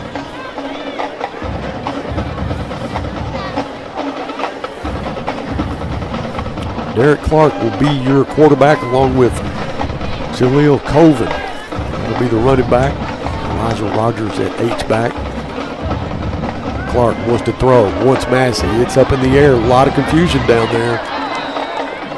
Good job by the DBs. That was Terrell Myers, who's going both ways for the War Eagles. And we have one of the DBs is down. He was double covering Massey, and Clark was just trying to out-throw him. I think that is Isaiah Yeager, senior wide receiver that's on the turf. He's got his coaches checking on him. Hopefully he got tangled up a little bit with Coach Massey. Coach Little, did you see if there was a collision there? No, I don't think it. I think it's just when he fell down. He's up now, so he should be fine. You know, I may be wrong about this, but it looks to me like the quarterback's afraid he's going to overthrow Massey. Does he know that he probably can't do that? Yeah, I mean, he's well aware of his speed. You know, the thing about it, you just got to get more game time. Yeah, that's true. More opportunities and get used to, you know, when you need to release the ball. I think that you release it quick and just let Cam go get it. Yes. Because it'd be hard to overthrow him. Now Malachi Warren is back in at running back. Taylor Webster will check in at tight end. Mendoza split wide to the right side of the field. On the left side into the boundary is Massey. Ball on the ground, and it is Heritage's football. Just a little misconnection there. Evan Gordon, junior linebacker, jumps on it. Taylor Webster, who was at tight end, he'll just wait for his defensive teammates to come out.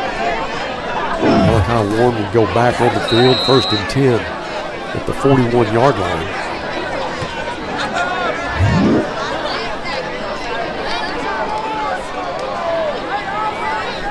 Castaneda with one back in the backfield. Twins to the wide side. Hester gets it. Hester on the carry. Boy, Hester was frantically looking for a place to go. And just nothing there. Max Chavez and Lucas Calderera. Number 2, Max Chavez, and number 44, Lucas made the tackle. Calderera. Second down and 6. Play makes it 2nd and 6. Ball spotted at the 45-yard line. Julian Castaneda split, or in the slot on the right side.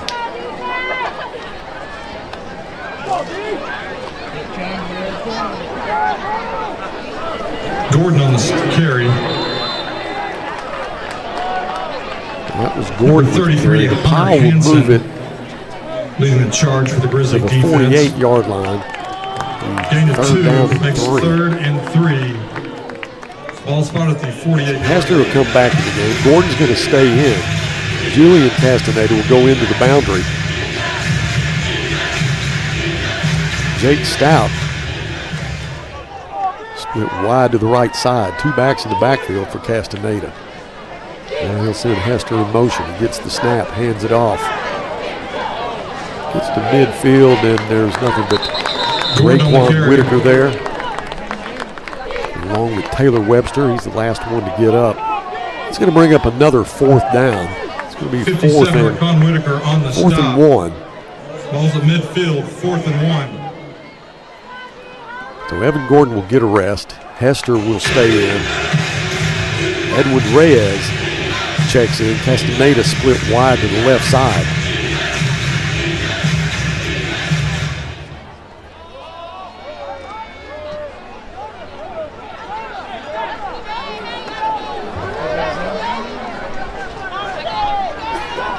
Castaneda with the play clock at 3, 2, 1, and they'll have to call a timeout. Another good job by the Grizzly defense. Yeah, stay with us. We'll be right back after this from the Hangout. Have you been to the River Valley's only multi-sport facility? Then let's hang out. The Hangout in Fort Smith is the only sports facility that offers indoor tennis and pickleball, indoor and outdoor basketball, and has now added multiple soccer fields. Soccer leagues are forming soon. Did you know the Hangout also has an 8,000 square foot fitness center with bar, yoga, HIIT, and Pilates classes? The Hangout, 5400 Gary Street, or thehangoutfs.com. Fitness, sports, and more. Let's hang out. If you're looking for a health club, you got to check the Hangout out. It used to be the Fort Smith Athletic Club. Juan Barber, Noah Sanger bought that club. Noah, who has the study, has moved that to the Hangout. Lindsay, the manager there, Jason. These guys, they have probably the best staff I've ever seen at a health club. That's the first thing you find out. And then all the things that go with it, with all the facilities, it's a tremendous place to work out. You need to check them out. 4th and 1. That's more than a first down, and that'll be a foot race for a touchdown. Wow. Malachi Warren will not catch up to him. That was Evan Gordon that took it off the left side, and he made a guy miss, and then it was off to the races. The kid's pretty fast. I mean, you had Everett Gordon and Malachi trying to chase him down. Yeah, Malachi got a penalty on that play too. After he scored, Coach Little, where was the breakdown there? Well, we had an all-out blitz going. Our linebackers were going. So once he broke the line of scrimmage, it was there was nobody at the second level. They did a good job of executing it, and of course we're supposed to have every gap accounted for. So we had a breakdown somewhere there. The play is a touchdown. After the play is over, personal foul. Braden Carroll will hold it. Ronald Diaz will try to tie this game up at 7. Ronald Diaz. Well, a minute 29 left in the first.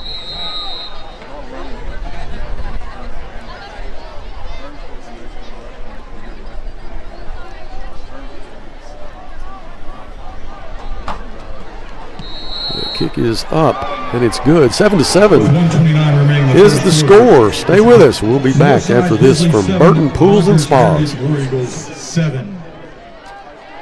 Summer's winding down, but the savings are just getting started. Dive into the end-of-season sale at Burton Pools and Spas. For a limited time, save up to $14,000 on fiberglass pools. And the first 10 customers who purchase an Aquacrete pool with a premium vinyl finish will receive a free hot tub. Don't miss these incredible deals. Visit our stores in Fort Smith, Springdale, or Greenland, or go to burtonpools.com for more details. At Burton, we do more than build swimming pools. We build long-term relationships. 7-7 is the score if you're just joining us. Minute 29 left in the first quarter. That was Evan Gordon, a junior running back, also plays some linebacker. Coach Little said they had an all-out blitz, and he made a guy miss. And once you make that one guy miss, you have an all-out blitz like that, it's you're off to the races. So the penalty was against Northside. They'll be able to kick this away from the Northside 45. And that one is into the end zone. I had talked to one of the coaches this afternoon about, and here's the replay there. But it's caught us on our heels. Yep. Great camera work there. You know, there's this Varsity we talked about. They lose a fumble. 4 plays later, Heritage ties the score. Now what are you going to do on offense? Your offense now has a little bit of adversity here. Okay, now can you drive it again 75 yards in 11 plays and score a touchdown? I think they can. Well, Jeff, I'm with you. I sure hope that is the case. Bowers will be the quarterback. Hands off to Youngblood. Out. Youngblood still on his feet over the 50 to the 48-yard line. Coach, you and I and Jeff and Coach Fuller are talking about this a lot. He's the smallest guy on the field, but he runs like he's the biggest. Well, and another thing about him being the smallest guy is his gap or his crease doesn't need to be very big either. But then he drags people. Yeah, and he gets a little crease and he takes Yeah, he gets the advantage call of it. again, and here he goes. Spins to the 31-yard line. 2 carries by Jaden Youngblood. Give that offensive line a lot of credit. They're giving him the space to get through, and he's doing the rest. All right, Jeff, let's make this happen. Right here.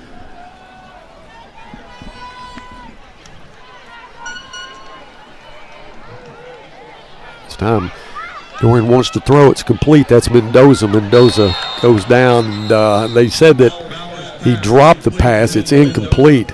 Looked like he had possession of it, but it did slip out as he was going down. 2nd down and 10. The line of scrimmage is the 30-yard line of Heritage. Must win for the Grizzlies. Got to have it. All right, Antoine Thomas will come in. He'll be a slot receiver into the boundary. Cam in man coverage, split wide to the left side. Boy, I'll pay a lot of attention to that. Dorian gives it to Youngblood. Jaden will get a couple. Well, Coach Little, they're in man on Cam, and he's got all that field to work with. Yeah, and I noticed the corner right before the snap, he started backing up. So wouldn't be surprised to see a little hitch out here to him and let him work in space. Yep, and Cam will he'll make you dizzy when you're trying to pin him down. Well, they've got that kid out there by himself trying to cover. Yeah. 3rd down and 8. Dorian looks for Cam. He throws it in and out of the hands. Actually, it wasn't really a chance of Cam making that catch. That's going to bring up a 4th down, and the Grizzlies will go for it. Line of scrimmage is the 30, 4th down and 8. But, boy, what a matchup. That is ideal for big plays. So there's going to be a timeout on the field. We're going to take one with them. Be back after this from Resolution Equity Partners. REP is your trusted source when it's time for you to sell your business, or if you are looking to acquire one. We offer a variety of services that help prepare your business for sale, and we also counsel and advise you every step of the way. We take pride in our experience, market knowledge, and integrity. you can be assured your business is in the right hands. Resolution Equity Partners, partnering with you now, preparing for the future.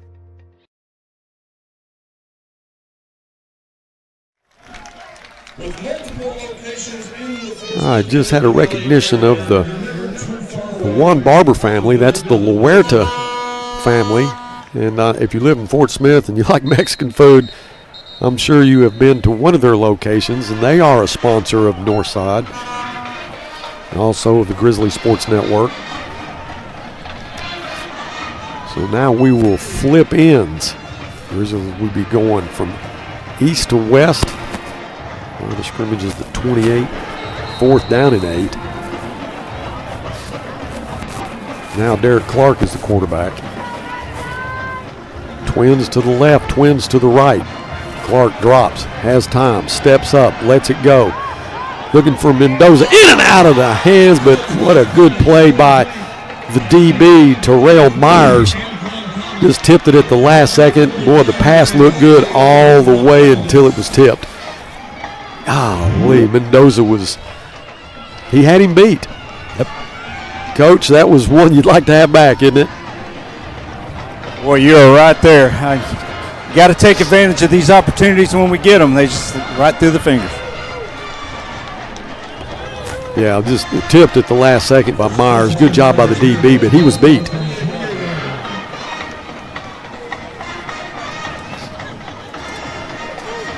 Castaneda with Hester. Hester gets the call. Webster there after he was hit by Lucas Calderera. Antoine Thomas was there. But I say this every game about Lucas. If you meet Lucas on the street, that is one of the nicest, most polite young men that you will ever meet. But he puts a football helmet on, he completely changes persona. Pickup of 1.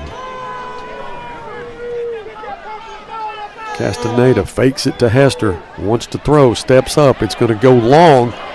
It's complete. That's Devin Jacadis. Just a sophomore wide receiver. He was open and Castaneda found him. 1st and 10. He's got in that soft spot between Chavez and Everett. The completion in our side of the field now, 1st and 10 from our 48. They'll send Gaddy in motion. Castaneda gets the snap, gives it to Hester, left side. Hester cuts up. Hester gets another 1st down to the 39-yard line of the Grizzlies.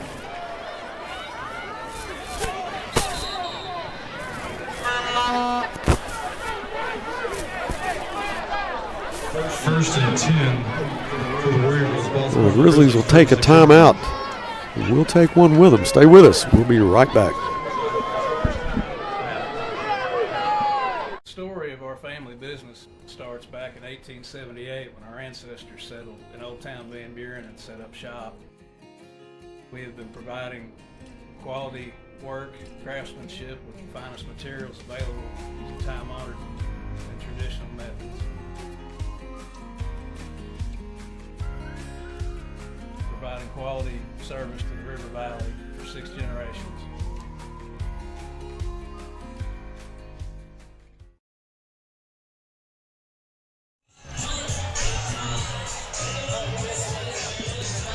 Just into the second quarter. The score is tied at 7. The War Eagles have a 1st and 10 from the 36-yard line of the Grizzlies. Stacked sets to the left, stack set to the right. Castaneda out of the pistol. Now Castaneda fakes, wants to throw, throws it deep. And there's a fight for it, and it falls incomplete. That was intended for Terrell Myers, but Max Chavez in great coverage there. Knocks it down. It's going to bring up 2nd down and 10. They need to get some pressure on the quarterback. I think they only rushed 3 that time. Is this couple of times? Is this where fatigue may set in a little bit? It might. Going both ways. 2nd down and 10. Jacada split wide to the right side. He's going to give it to Myers. Myers knocked out of bounds. That was Goodman made the tackle, but he picks up. Let's see where he gets the spot. Pickup of 7, 3rd down now. 3 yards to go for the War Eagles. Big down here for Northside. They need to get their defense off the field right here. Myers will split wide to the right. Javion Mays. That pass is complete. And he is thrown out of bounds by Lucas Calderera, but not until he made a 1st down. And that was Julian Castaneda. Just a sophomore, 6 foot, 185, wide receiver, also plays some DB. A lot of these Heritage kids go both ways. All right, 1st and 10 at the 16-yard line. Gordon right up the middle. Gets over the 15 to the 14-yard line. Webster makes the tackle. Gain of 2 brings up 2nd 8. Ball start at the 15-yard line.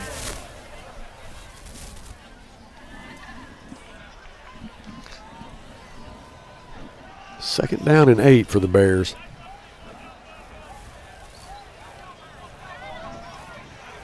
Evan Gaddy is the H-back. Gordon in the backfield. Edwin Reyes tied in on the right side. Gordon gets the call, gets a cutback up the middle. He'll get positive yards inside the 10.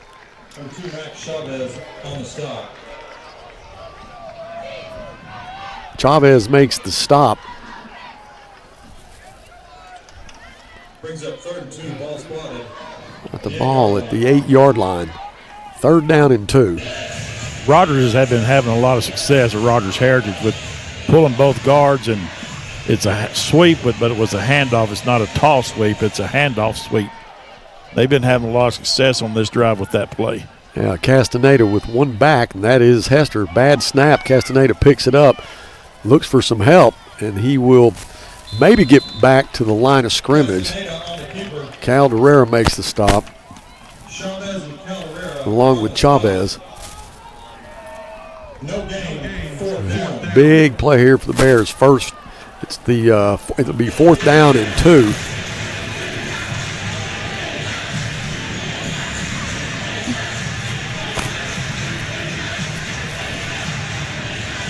Ball on the right hash.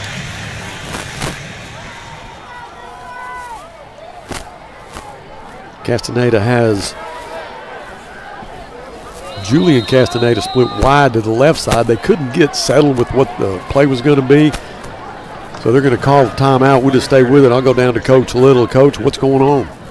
Well, we got a 4th and 2. Coach Solly was hollering out. Coach Solly and Coach Curry were hollering out, watch for 44, watch for 44. Luckily, they called a timeout because I think we might have been a little bit confused on what defense we were running, so this is probably good for us. Yeah, good thing. 44 is Evan Gaddy. He's an H-back. I watched some film on him too, and he doesn't touch it a lot, but when he does, he's the guy that's going to get you that 2 yards. So all really Heritage wants to do right now is just keep the chains moving, or at least one more time. Well, that's I think they're going to try to run that play again, that little sweep where they pull both guards. They've been really successful on this drive with that play, and almost double-figure yards gained every time they ran that play.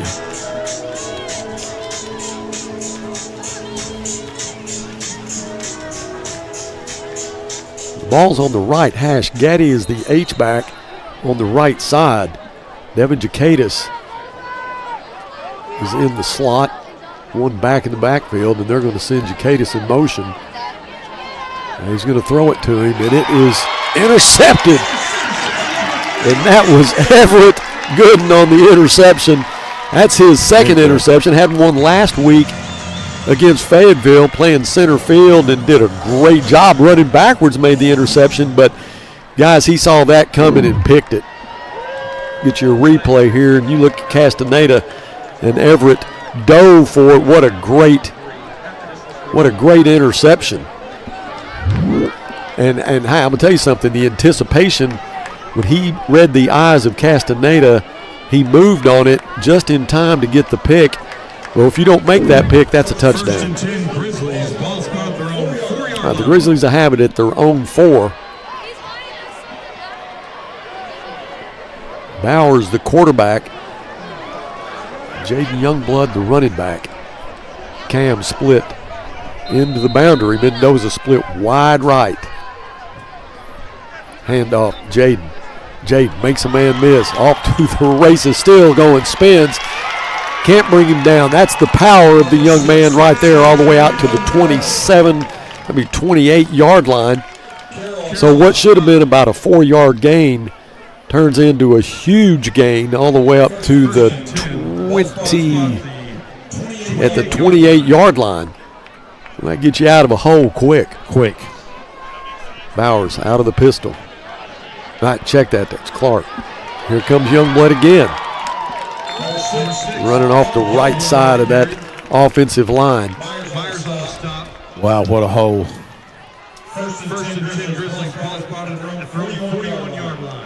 It's Vladimir on the right side. Torres. Jaden O. Youngblood still in the game. Clark, he's going to keep it himself. Clark right up the middle. Clark still on his feet. Into Heritage territory all the way to the 35-yard line.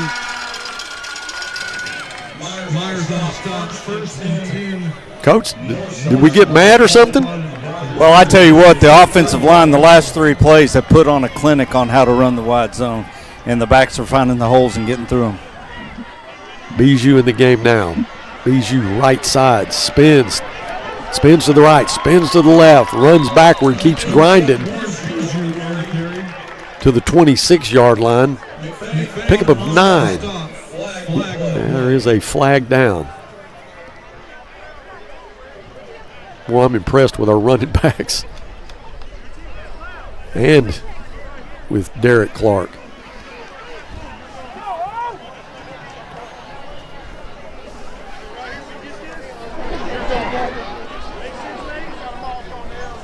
Coach, can you hear what the call is? It's going to go against the Grizzlies. I'm not. After play is over, personal foul, unnecessary roughness. Unnecessary roughness. A 15-yard penalty, and second down. The only thing I can think of is blocking too hard, or of course that it's probably he's blocking a guy and the whistle blows and he keeps blocking him an extra second. That could be the situation. Well, that's going to make it second and 16 from their 41-yard line. Cam split wide to the left side. Abram Dodson in the slot. The give. Youngblood still on his feet. All the way into the end zone. Touchdown, Northside. That was Bijou. Well, I tell you what, those 2 guys with number 6 and number 8, hard to tell them apart. They run similar, but Bijou takes it all the way to the house. After a personal foul penalty, Bijou gets the handoff, takes it to the house. For 20 Chavez to attempt the extra point. Now Chavez will come in, attempt this extra point, kicks up, and it's good. 14-7 is the score with 6 minutes and 39 seconds left. Stay with us. We'll be back after this from La Huerta.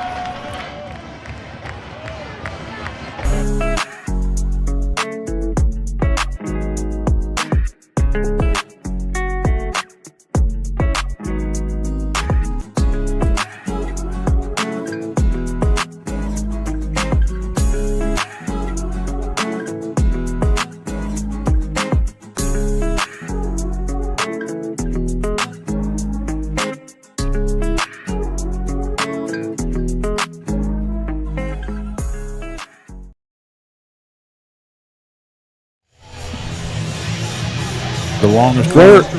Sorry, Jeff, go ahead. I was just going to say that was a 6-play drive for the Grizzlies. Their longest run was, and it was all runs, their longest run was 41. Their shortest run was 9. and they only had 1 second down. The rest of them were first down. Throw a 15-yard penalty in there. Yeah. All right, Chavez will tee it up, kick this one away. He kicks this one short to the 36-yard line. They went with Hester and Terrell Myers deep. That might have been the right thing to do. Castaneda covers the kick. It'll be first. The line of scrimmage is a 36. You go back to that last touchdown, you got to give a lot of credit to Everett Gooden on the pick. Yeah, that was that after flipped a turnover. the game. Yeah.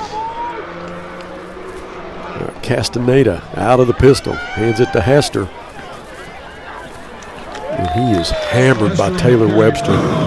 You know, Hester's, he's a small guy, 5'8", 165, and I think they're being real generous with that. But, you know, nothing against him. I mean, he's a great runner, just like Jaden Youngblood. He's tough. He's got some moves. Picks up one, but that was a brutal 1-yard pickup for him. Caddy goes in motion, gives it to Hester again, and he is caught from behind. And that was Whitaker. Boy, Whitaker's having a big game. Yes, he is. Whitaker on the stop. Gain one brings up 3rd and 8. Ball spotted at the 38. 3rd down and 8 for the War Eagles. Castaneda wants to go hurry up here. Now he looks to the sideline. Tried to catch the Grizzlies off guard a little bit, but they'll reset.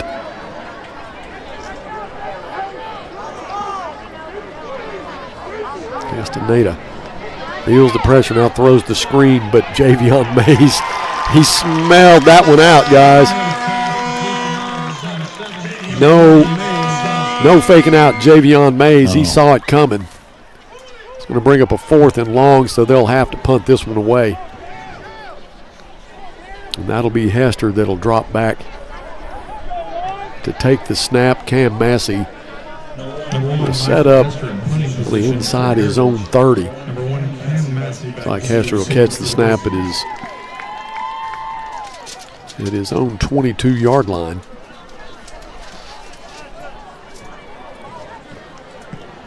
Little Australian kick, but that's not going to go anywhere.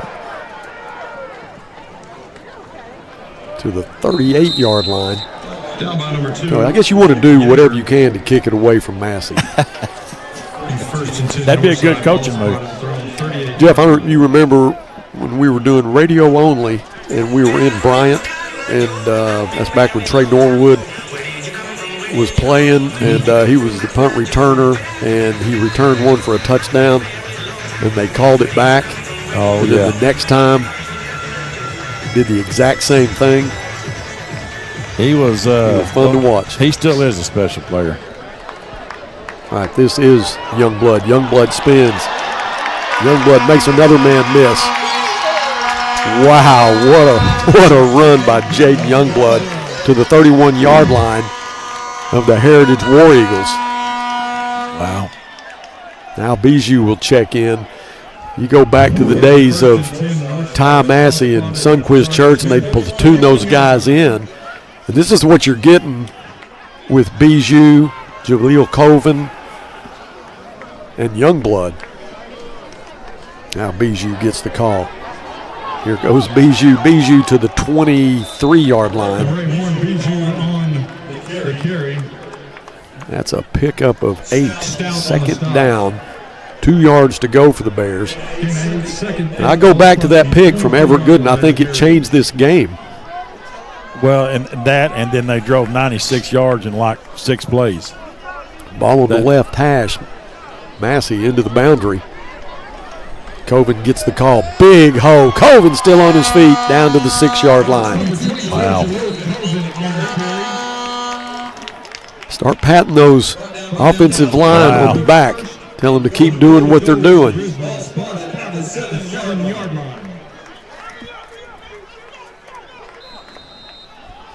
You got Jaden O and Vladimir on the right side. Colvin goes right. Is caught from behind. There's a flag thrown, and he fights inside the 5. Flag on the play. play. Coach Little, did you see anything? I didn't see the actual hold, but they got quite a bit of penetration right off the bat, so that leads to that sometimes.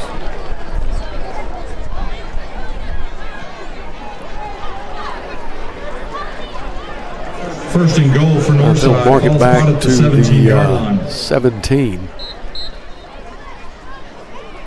It'll be first and goal. Bauer's your quarterback. Youngblood your running back. Youngblood. Really nothing there for Jaden Evan Gordon. Made the stop. No gain, second down. All right, second and goal for the Bears. Been getting chunks of yards here on the ground. Do you run or do you throw? Well, you got Mendoza on an island out there, but you give it to Youngblood. Youngblood, now Youngblood makes a cut at the 5. Into the end zone, touchdown, Jaden Youngblood. Okay, keep running it.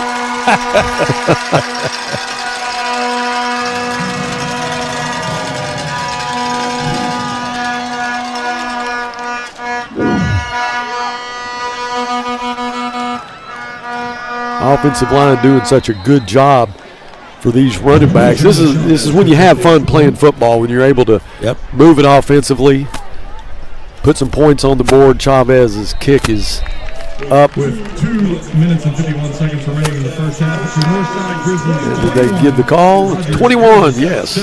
21-7. Stay with us. We'll be right back for the kickoff. Whether it's record temperatures or below freezing, Ted's is here to keep you comfortable all year long. We've been in business for over 55 years, and we love serving our community. Call today and schedule your seasonal checkup so you're always prepared for what's around the corner. Ted's Air Conditioning and Heating, always ready to help. Tell us you saw Duke and save 10%.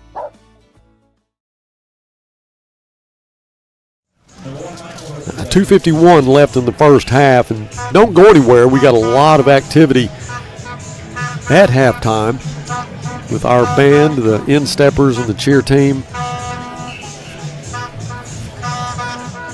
Jalen Chavez tees it up with a 21-7 lead right now. This is one of those games we've got to have. He kicks this one deep. It'll be off the hands. Terrell Myers goes into the end zone. The War Eagles will have it at the 20. Still 2:47 left in this second quarter.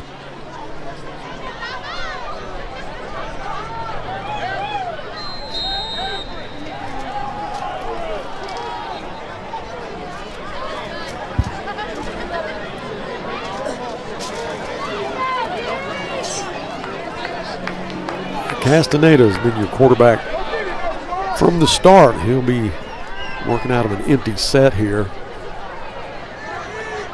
Lets it go deep. He has a man open, and he had to come back to catch it, but that was Myers. He was open. If Castaneda had thrown it a little bit earlier, I think that Myers would probably be dancing in the end zone right now. Great camera work there from Jordan Baker.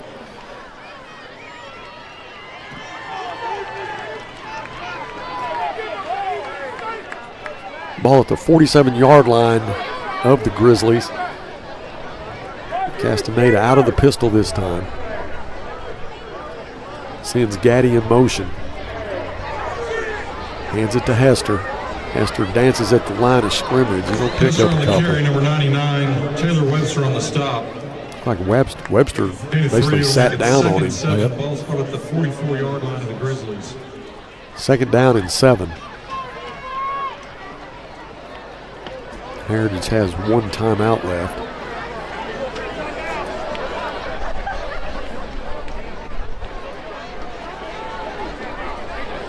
Now Castaneda goes empty. Sends a man in motion. That's Hester. He'll fake it to him. Wants to throw it. in and out of the hands of Devin Jacadis. Pass incomplete. 3rd down and 7. Intended for Jacadis. 3rd down.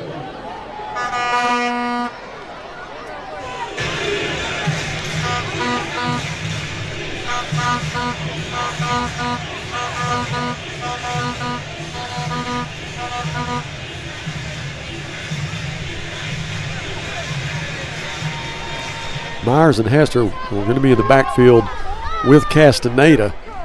They have twins to the left. Jacadis split wide to the right. A little pitch to Myers. Myers is, oh my goodness.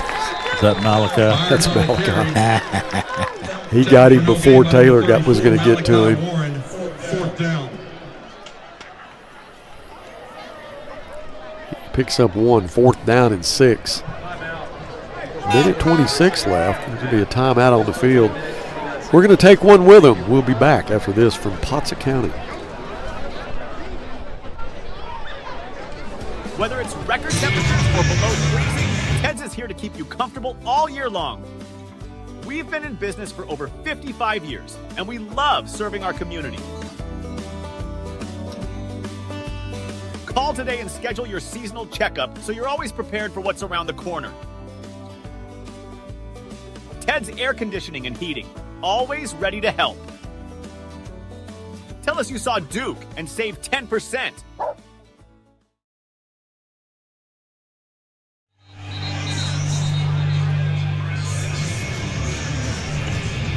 So, Coach, are you thinking that the Grizzlies are going to take the timeout, try to get the ball back, and maybe take a shot or two? Oh, I fully expect them to. That's why they called the timeout, so they can get them a stop right here. And the funny thing is, they got the way they're running the ball. They have time to run it in. 4th down and 7. There's still 1:59 left. And I think that's what it shows on the clock. They're going to have to adjust that. Yeah, now it's 1:29. All right, big play here for the Bears. One back in the backfield for Castaneda. That's Hester. Oh, they tried to get us to jump. We did. That was Malachi. He was anxious. We'll give him a little better opportunity here on this 4th down. 4th down and 2. The 39-yard line of the Grizzlies.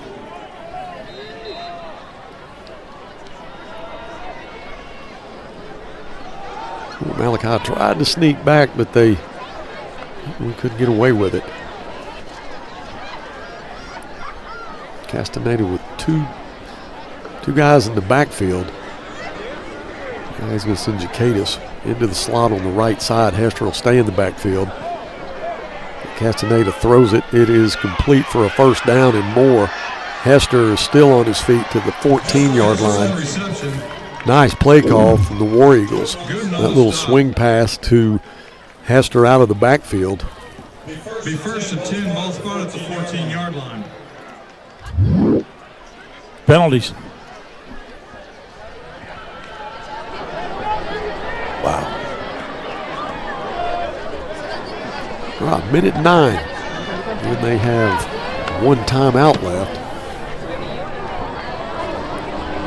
Gordon, he gets the call, hits a man right at the line of scrimmage, bounces off of him, picks up a few more yards after first contact. And Whitaker on the stop.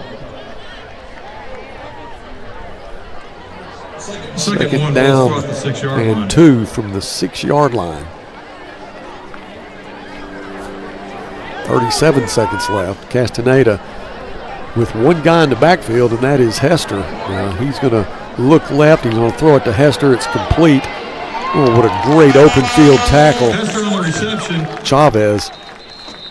And that is Max Chavez who made the stop. And that is a great stop because Hester's he's a good runner, and he just makes Chavez miss, and that's a touchdown. So there's 21 seconds left. We're going to take another break. We'll be back after this from Midas.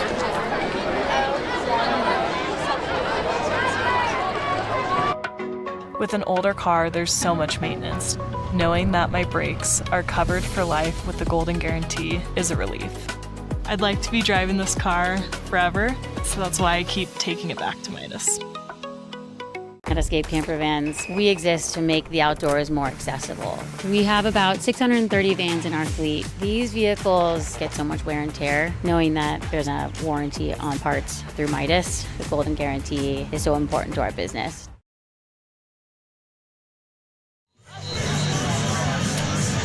"21 seconds is left in the first half.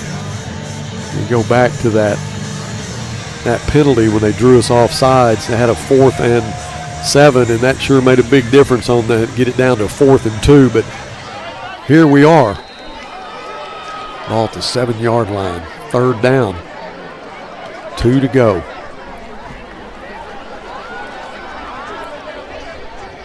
Castaneda drops back to pass. Here comes the pressure, and he throws it complete.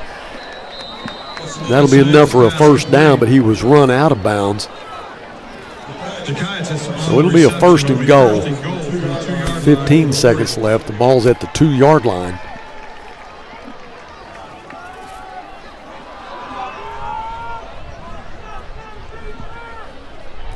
Either force a fumble here or get a loss. Evan Gordon is in the backfield with Castaneda.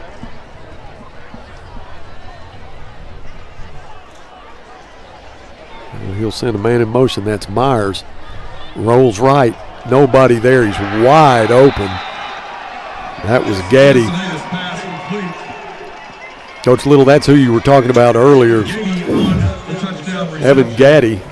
And, boy, there was some miscommunication there, but there was nobody there. Yeah, they brought the wide out in motion and took the corner with him. Little misdirection, and yeah, he was wide open.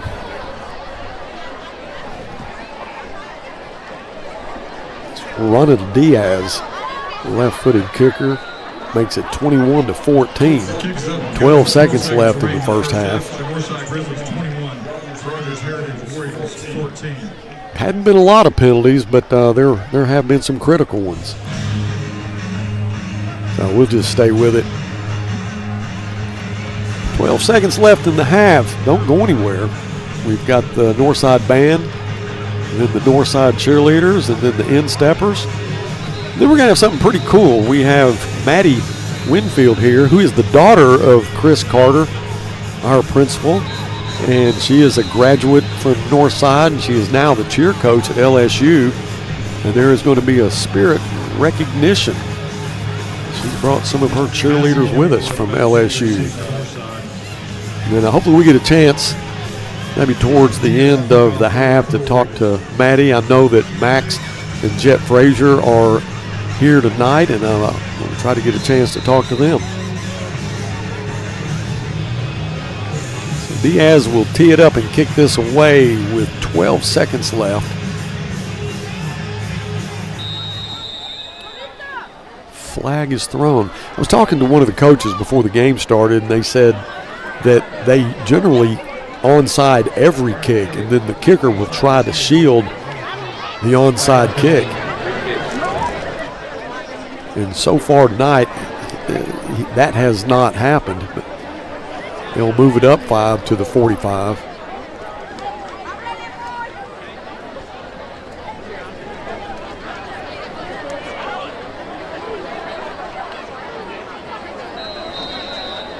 So Diaz will tee it up again. And there's that onside kick. And you can see that Diaz did try to cover that himself. Another flag. Coach Curry on the field talking to the referee.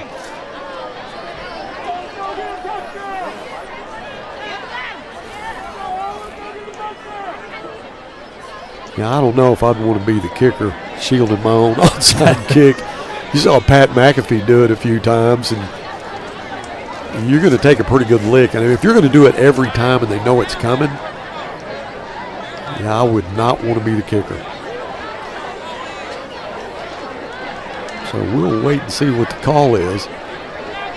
Still 11 seconds left.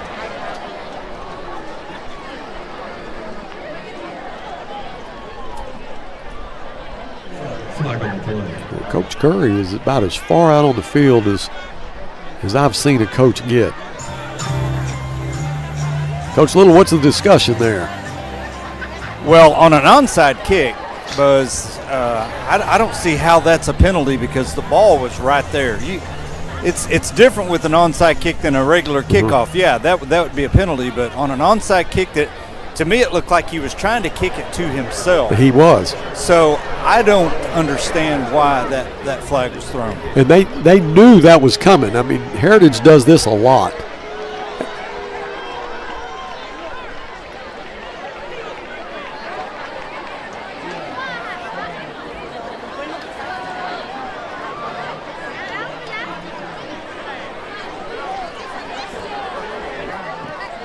All right, so after that 15, they will tee it up again at the, it looks like it's going to be at the 39-yard line.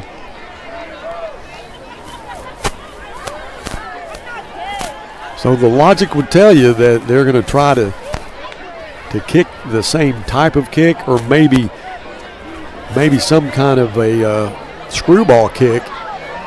Let's see what they can do. Ball at the 40-yard line of the Grizzlies. Diaz approaches again. Here comes another one.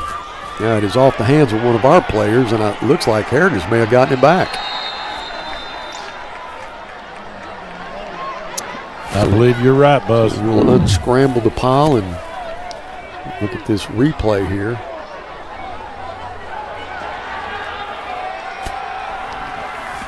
Looked like it was recovered by Danny Baserto. All right, 1st and 10 for the War Eagles with 8 seconds left. Well, Mendoza comes to the sideline. Looks like he's hobbling a little bit. You want to get your hands team out there, and that's what they had, knowing that was going to come.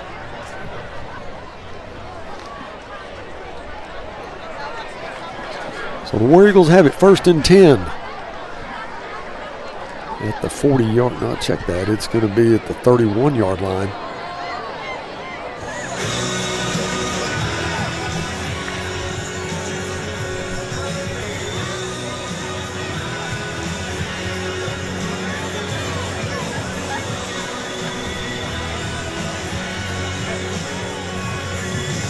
Well, I go back to that offsides penalty when we had them at a 4th and 7, and you think, man, it's a 5-yard penalty, but it made it a better opportunity for them to get that first down. They had a little swing pass out of the backfield from Hester, big gainer.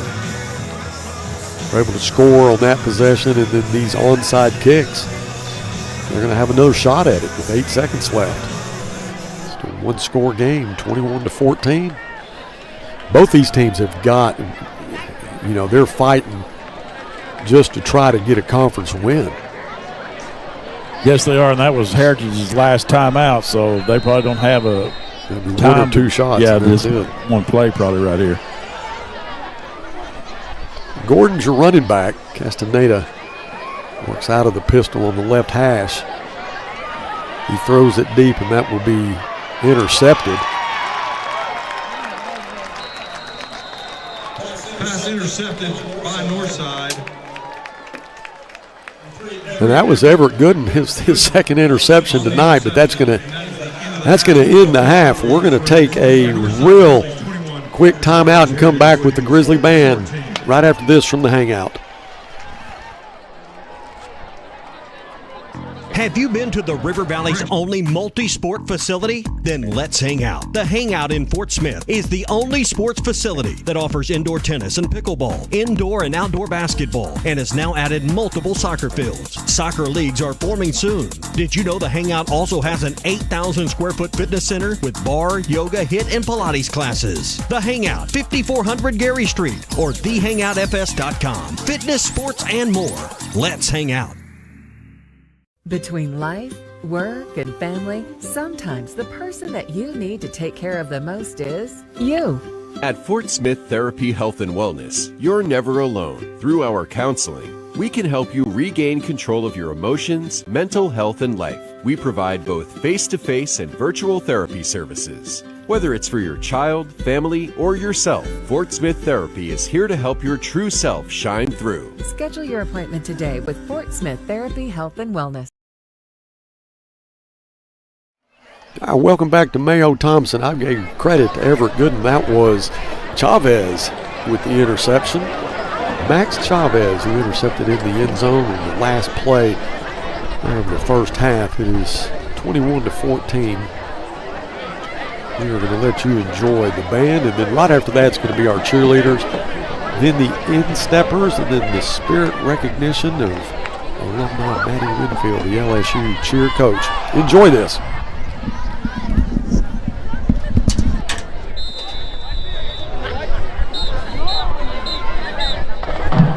Ladies and gentlemen, we invite you to remain seated and help welcome to the field the award-winning Northside High School Marching Grizzly Band. The 205-member strong Grizzly Band is led onto the field by senior drum major Zoe Hernandez and junior drum majors Katie Chavarria and Andre Melendez. Playing for at least 5 United States presidents, our band's legacy dates back over 100 years to the original high school band of Fort Smith, Arkansas. Opening with Strauss's Also Sprach Zarathustra, featured in 2001 A Space Odyssey and Mars from Holst's orchestral suite The Planets, we present our 2024 marching show, Cosmic.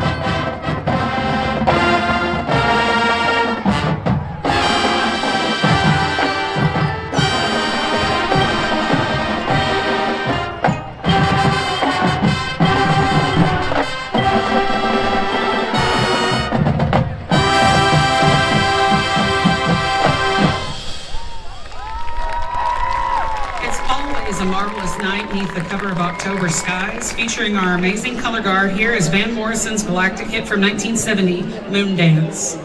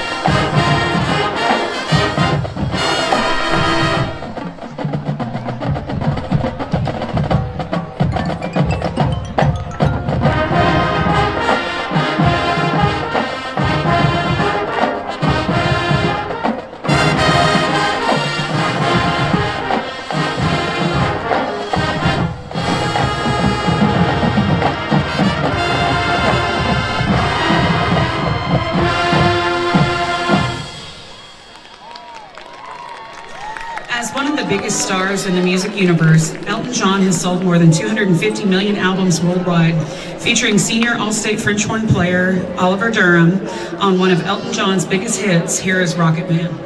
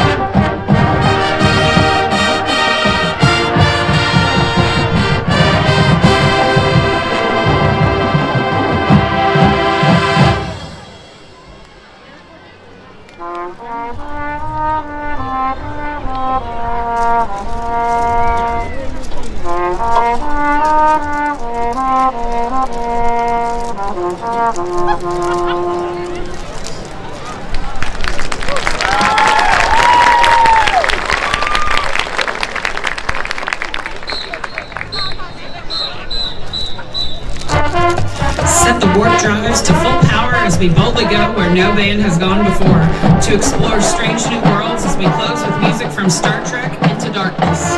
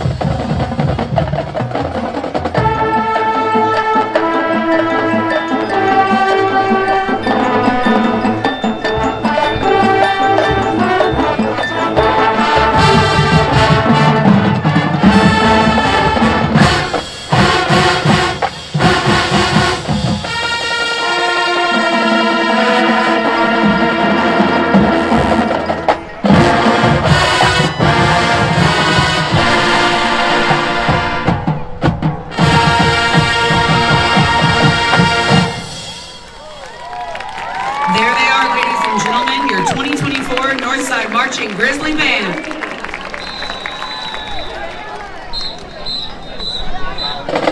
The Northside Band is under the direction of Aaron Durham, Adam Coates, Gabby Chandler, Angie Clark, Chris Haw, and Stephen Mitchell. The Grizzly Band would like to thank all parents, alumni, and other friends and supporters of the Grizzly. Thank you, and go Grizzlies!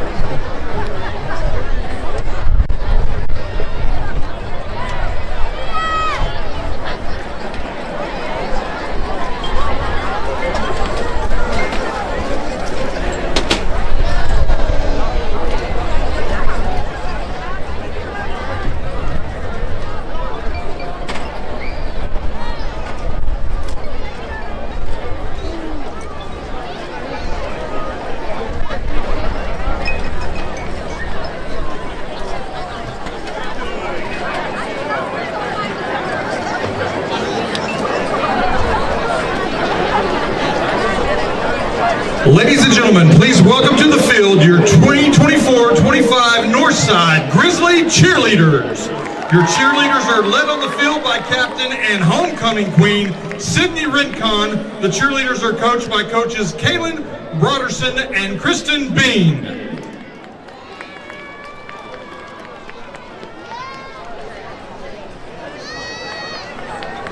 See, a lot of y'all still playing around, but that's for the A-Town.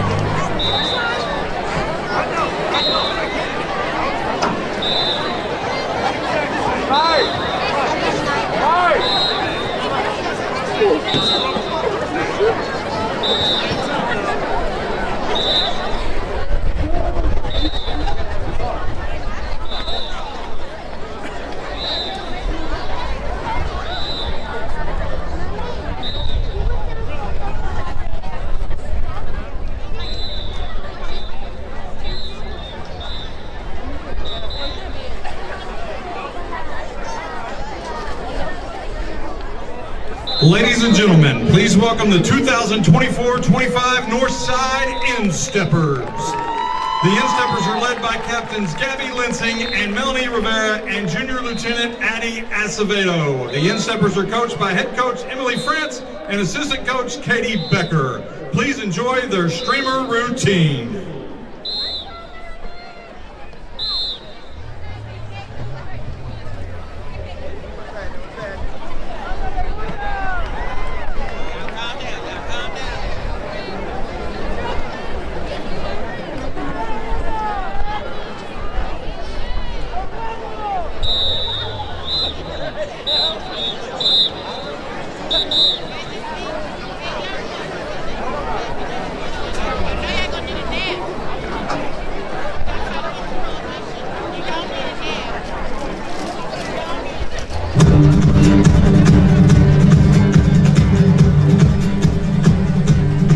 Can you feel it? Now it's coming back. We can steal it. If we bridge this gap, I can see you through the curtains of the waterfall. When I lost it, yeah, you held my hand, but I tossed it. Didn't understand you were waiting as I dove into the waterfall.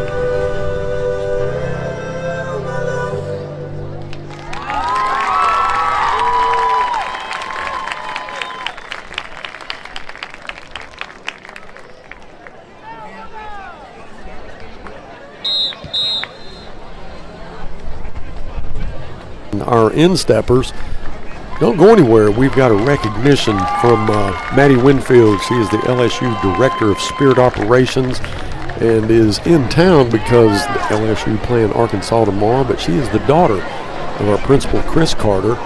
And if you'll look down on the field now, you'll see Chris Carter going out there with his wife and 2 daughters, along with the cheerleaders from LSU, and we're going to give them a little spirit recognition.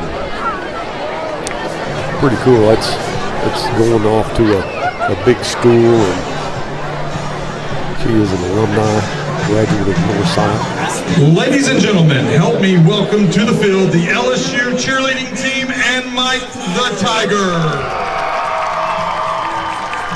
The LSU Tigers in Arkansas this weekend to take on the Razorbacks tomorrow night at 6 p.m. But the Tiger cheerleaders are unfortunate tonight because of their ties to Northside High School. Returning to the field tonight is the LSU Director of Spirit Operations, Northside alumnus, and sister to the current Northside High School cheer coach, Kaylin Broderson, and the daughter of our very own principal of Northside High School, Mr. Chris Carter. Ladies and gentlemen, please help me welcome back home Miss Maddie Winfield. Maddie, once a Grizzly, always a Grizzly. Go Bears!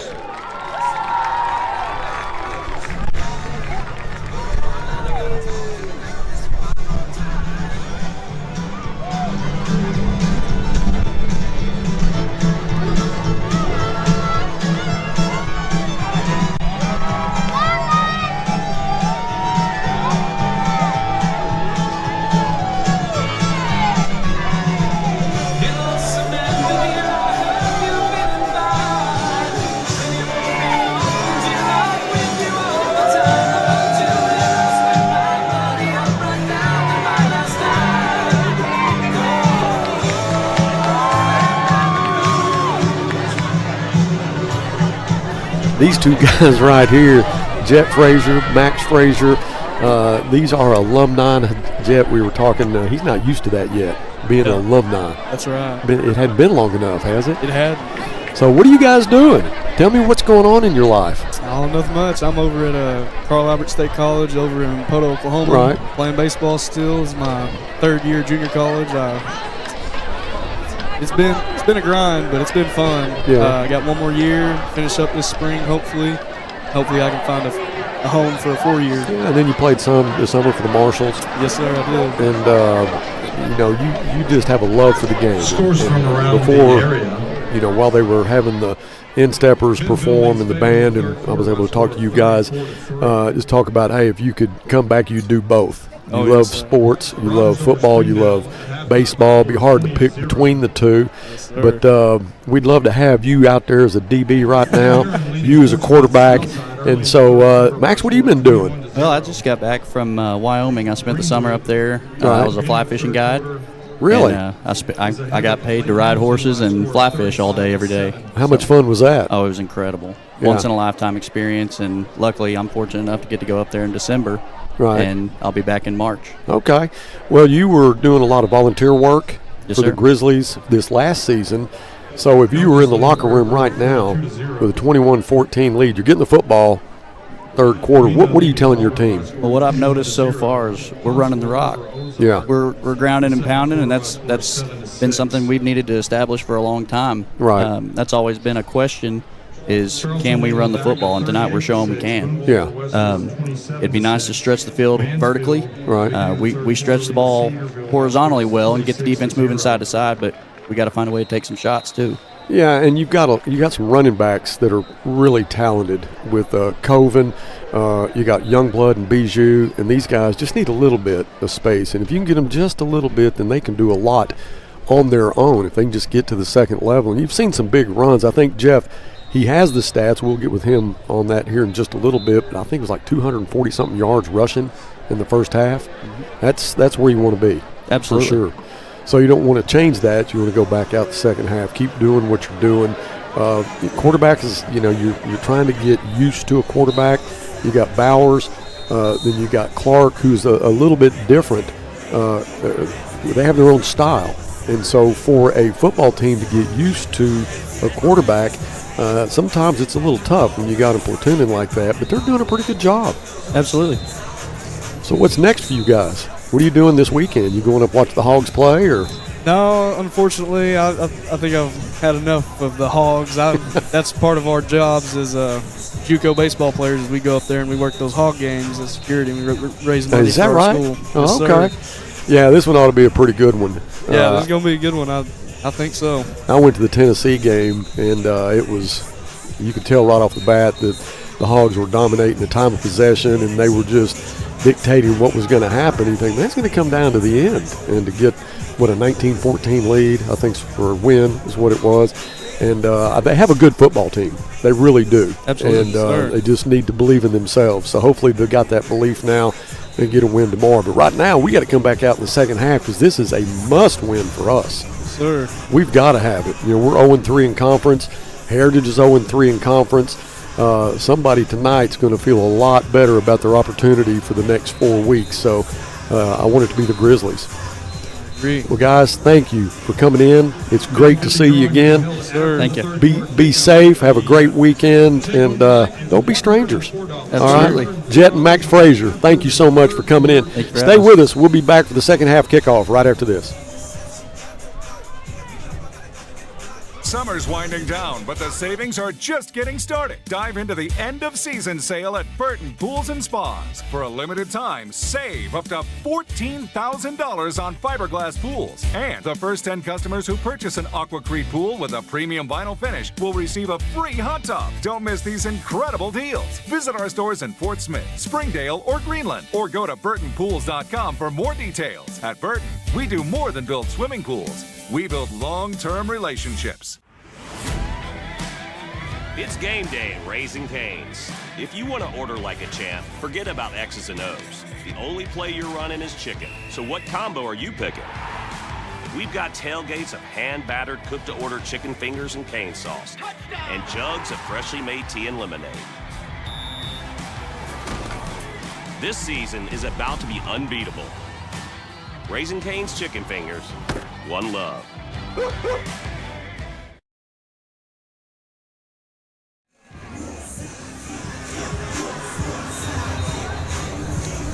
All right, both teams, back on the field. Getting ready to get this second half started. The Grizzlies will get it first. Won the toss, deferred. More great halftime entertainment. And I know Coach Little back on the field. Well, we're going to try to get with him and get a word with Queen Sydney. So watch for that onside kick again. Ronald Diaz. Just a sophomore, 5'10", 175. No fear if he does it again and covers it himself. Well, he didn't do that, but he does kick it out of bounds.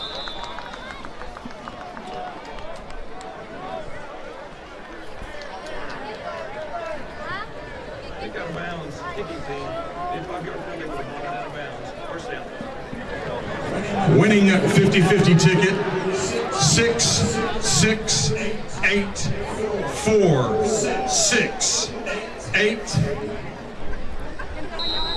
9. That's going to be Dorian Bowers starting quarterback here in the second half. So the Grizzlies will have it at the 43-yard line. Great field position to get this third quarter started. Hands off right side, that's Malachi Warren. Malachi, who's an extremely physical young man. We'll get to the 49-yard line. It's a pickup of 6, second down and 4. Dodson comes out, Techmeyer checks in. The 49-yard line of the Grizzlies. Once again, that winning ticket number was 668. So Cam Massey split wide to the left side. Senior Danny Berserto is the DB that has the duty, but they'll keep running it. That's Malachi Warren again, and Malachi just spins and churns, and it's going to take a lot of white jerseys to get him down, but he'll have a first down at the 44-yard line of the War Eagles. So Malachi Warren, who is all you see him at is linebacker, has become a running back for the Grizzlies. He doesn't mind delivering hits on both sides of the ball. Northside. Coach Little, what do you think about Malachi? Well, he's the linebacker. If he would run with his pad level just a little lower, he would really, really punish people. Well, if you gave him a couple days with some experience, or a couple weeks with some experience, that's Youngblood. Youngblood, second level. Youngblood off to the races, and he'll be caught from behind at the 20. So Youngblood gets it all the way down inside the 20 to the 19-yard line. And that's what you coaches said. Hey, don't change it. Just like the Max and Jet, hey, they're carrying the rock pretty good. Don't stop doing it.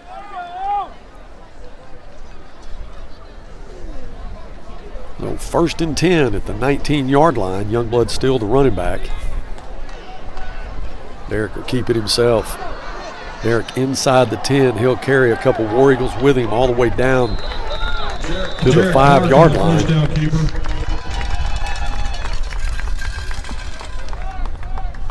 So these running backs definitely running with a purpose. First and goal for 5-yard line. Mendoza split wide right. Cam split wide left. Bijou in the backfield. Clark out of the pistol. Gives it to Bijou. Bijou left side. Cuts up. Touchdown Northside.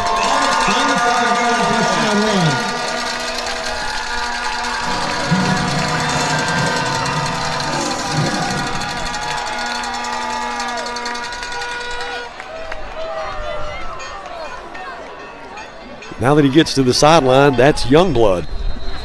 I am 0 for 2. Or did I get that right or did I get that wrong? That is Youngblood. Coach Little, can you see on the sideline? Those 6s and 8s look the same. Look, Buzz, I know a couple really good eye doctors that might not be a bad idea to go. Woo! You've got a daughter that works for one of them. Yeah, so, you know. She keeps telling me.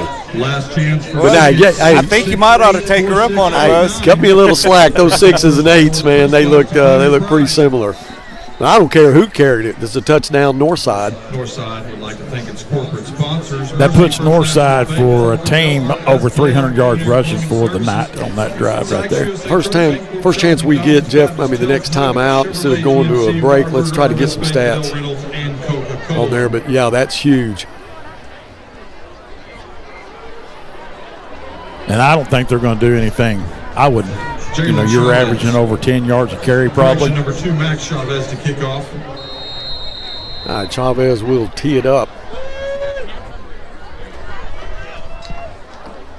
And this one will go into the end zone as Hester just gets out of the way and lets it bounce in. Touchback will be 1st and 10. The War Eagles have it at the 20. 28-14. 1st and 10, Heritage. Ball spotted at their own 20-yard line.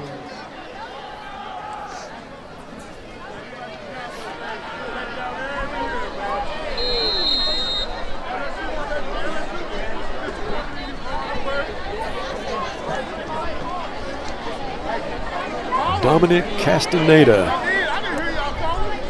is that quarterback. Out of the pistol, fakes it to Hester, rolls right. He's going to throw it out of bounds. His intended receiver was Jake Stout. He's a junior. Castaneda's pass incomplete. Really just smart move there by Castaneda just to get rid of it. Second down and 10. Hey, Coach Little. For Northside. Yes, sir. Hey, do you think they made some adjustments at halftime in the defensive secondary, or do you think they told how to work to put more pressure on the quarterback? Well, I think they've worked on something in the secondary. Those guys slipping out of the backfield wide open. I'm sure Coach Solly's made an adjustment on that. I bet he has. Hester gets the call at 2nd and 10. Hester on the carry. There's Lucas Calderera on the stop. 44 Calderera on the stop. Picks up a couple. It's 3rd down and 8. Get your tickets ready. We'll draw a new ticket. Stout split wide to the right side. Xavion Mays will man him up. One back in the backfield. It's Hester.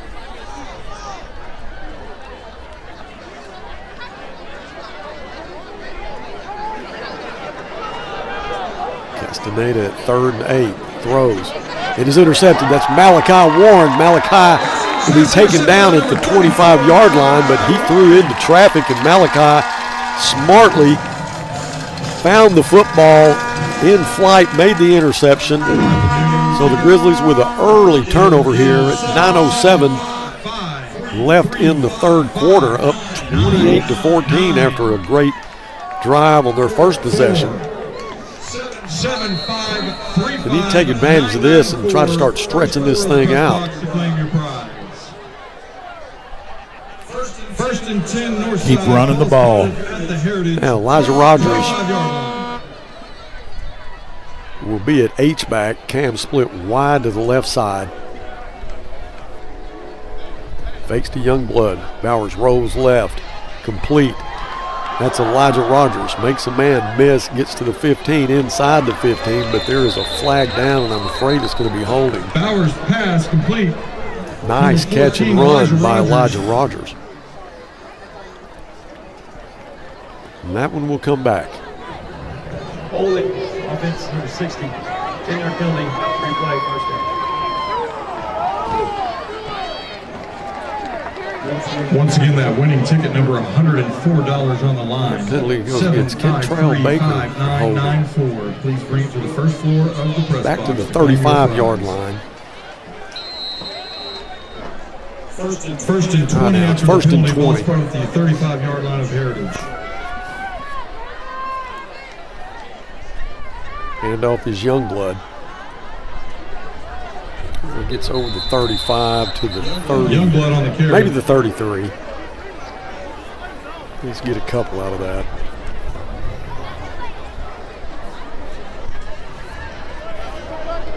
That was Tyler McFerrin made the stop. We have a winner of tonight's 50-50 drawing. Congratulations to Lenny Full night for Randall. football. Full moon. Temperature's just right. Second and 18, ball spotted at the 33-yard line. What time's the kickoff tomorrow? Coach, isn't it 6? I think it's 6 o'clock on ESPN, I think. Well, there is a timeout on the field. We'll be right back after this from Nicodemus. The story of our family business starts back in 1878 when our ancestors settled in Old Town Van Buren and set up shop. We have been providing quality work, craftsmanship with the finest materials available using time-honored and traditional methods.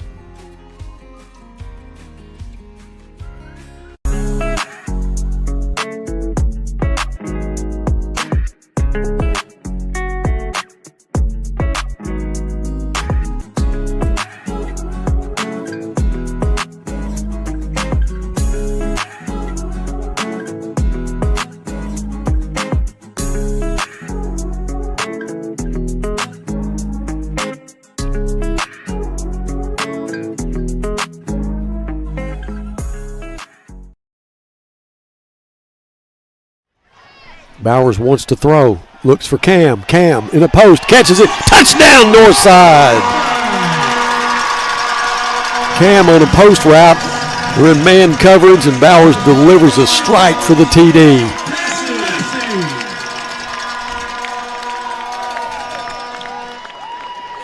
Got to throw a pass in there every once in a while just to keep them honest. Bowers, perfect pass. Timing was there. Cam had him beat, and he looked up. The ball was in flight. Jalen Chavez will kick the extra point. It's good. 35-14, 7:58 left. Stay with us. Back after this from Blaylock. 14. At Hug Chevrolet Buick GMC, we dial 782-8940. This is Joe Calderera with Taliano's Restaurant. We call 782-8940. Keep warm this winter with a York high-efficiency furnace, or for more information on endless hot water and a high-efficiency tankless water heater, give Blaylock Heating, Air, and Plumbing Services a call at 782-8940. That's 782-8940. At Hug Chevrolet Buick GMC. Chavez's kick will go to Hester at the 6-yard line. Hester goes to the right side at the 20 and is knocked out of bounds. That was Markel Whitfield that knocked him out of bounds. So use the boundary as his friend, as you see the replay there. Bowers to Cam Massey for the TD.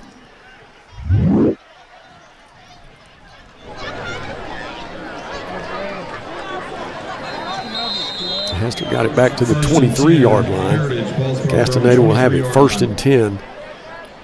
Ball on the right hash. Decatur split wide to the right side. Myers split wide to the left.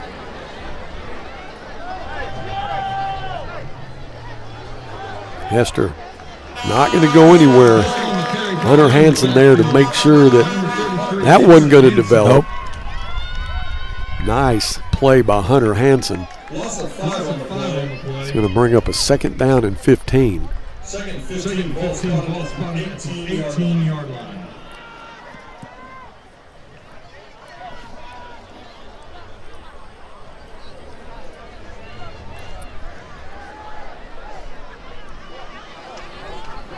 Castaneda wants to throw.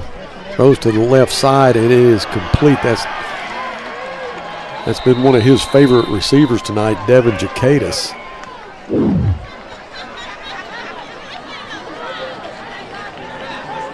Way out to the 49-yard line. Jacadis on the reception.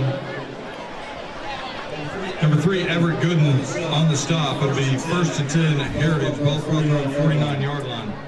Julian Castaneda into the boundary. Decatus in the slot. Looks left. That's Hester.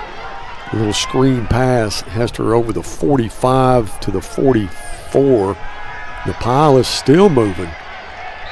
Let's see where they're going to mark that. And started out at the 45 and ends up at the 38.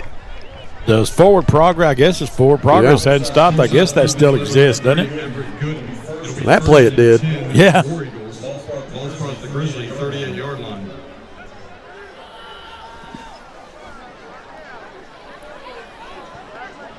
So Hester on a screen pass gets another 1st down, the 38-yard line of the Grizzlies.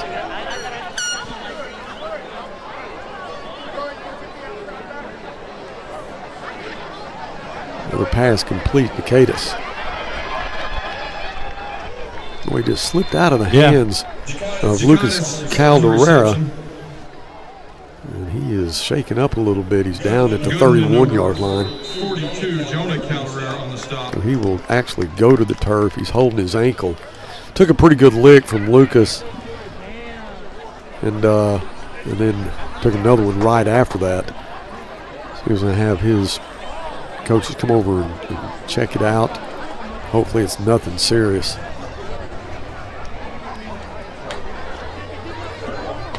Let's go down to Coach Little. Coach, did you see the contact? Yeah, I didn't know which defender went in, but went in low and caught him. Looked like it's in the shin area. Yeah. But he looks like he's in quite a bit of pain right now. Yeah, it looked like Lucas was the first one to make contact. And, yeah, I don't know if it was that or the second. Well, he's been a great player for the War Eagles tonight. Yeah, and he's not able to put any pressure on that left foot. It looks to me like they were looking at his shin. That looks like where he got a helmet or a shoulder pad in that shin, and that's hurts. painful. There's nothing there to protect that. There's a thin sheath of muscle there, but it's. We got Mike Fleur, who's normally on the sideline. David Little is taking his place tonight. Mike should be in Georgia right now. Told him to text me when he got there. I hadn't heard anything from him. So I'm sure that he's probably tuned in to the Grizzly Sports Network. Don't you think, Coach? Well, he's actually at a high school football game right now at a high school that he coached in Georgia. Right. So he's on a quick trip there and probably be back Monday or Tuesday. 2nd and 2. All right, 2nd down and 2 for the War Eagles. Danny Basurdo checks in for Decatus. And he'll send Basurdo in motion. Now gives it to Gordon. Gordon on the carry. Lucas Calderera and Malachi Warren on the stop. So we had 3 interceptions tonight. Malachi got 1. Chavez got 1. Everett Gordon got 1. Spreading it around, I like it. Good. Yeah, spread it out. And that was Max Chavez, who I said was Gooden's interception right at the end of the half. 3rd and 1. Gordon gets the call again. Gordon on the carry. That should be enough for a 1st down. And they will move the sticks. 1st and 10 for Heritage. 1st and 10, ball at the 27-yard line of the Grizzlies.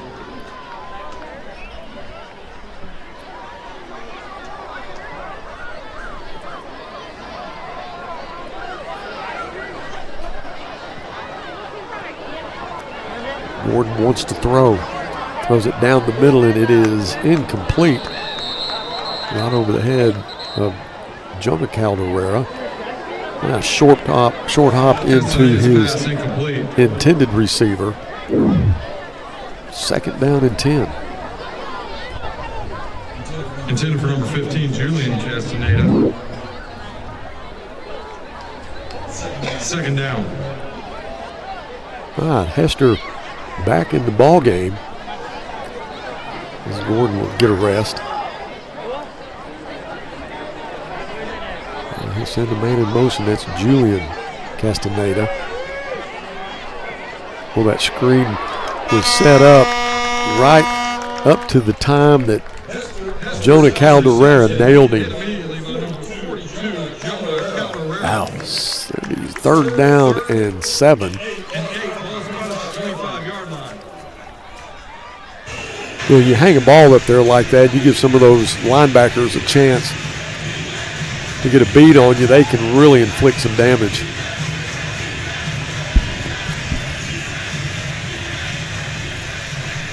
Basurdo and Stout split wide to the right side. Castaneda into the boundary.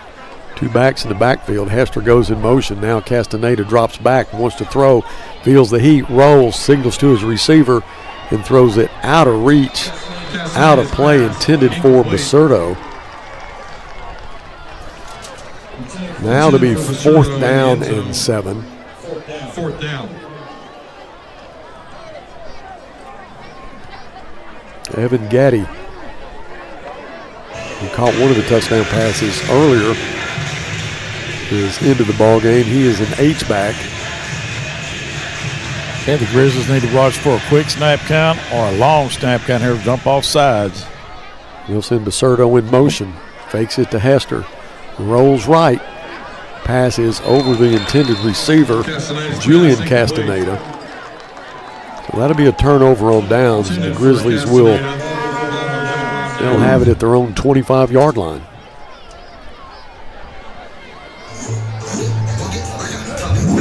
.337 left in the 3rd quarter. Tonight's broadcast brought to you by Fort Smith Therapy. Also one of the sponsors for the field here. We appreciate them. point out that was the 5th takeaway by the Grizzly defense tonight. I think they had 5 takeaways last week. Yep.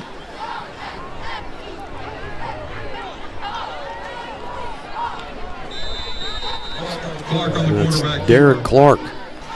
Brought down by Zanes. Goes off the left side, picks up 8 yards. 2nd down now, 2 to go. Canavay makes it 2nd 2, ball spotted at the 33-yard line.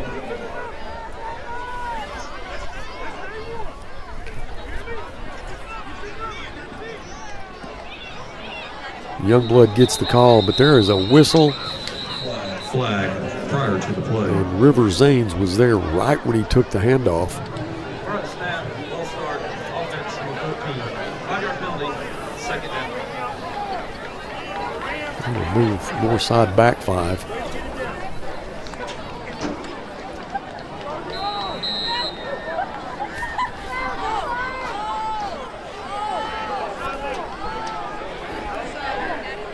Second and 7. Clark out of the pistol. He's with the Youngblood. Youngblood with that speed, he's off to the races.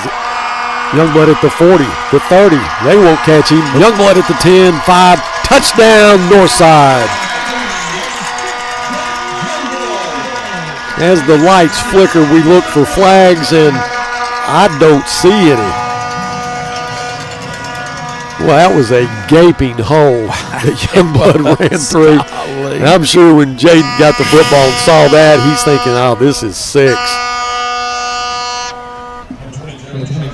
Coach, would you be proud of your offensive line? There's no doubt about it right there. That's an offensive line coach's dream. Chavez will try to make this 42 to 14, and he does. We'll be right back with Chavez's kick. Stay with us. 42, your Heritage War Eagles 14. At Hug Chevrolet Buick GMC, we dial 782-8940. This is Joe Calderera with Taliano's Restaurant. We call 782-8940. Keep warm this winter with a York high-efficiency furnace, or for more information on endless hot water and a high-efficiency tankless water heater, give Blaylock Heating, Air, and Plumbing Services a call at 782-8940. That's 782-8940.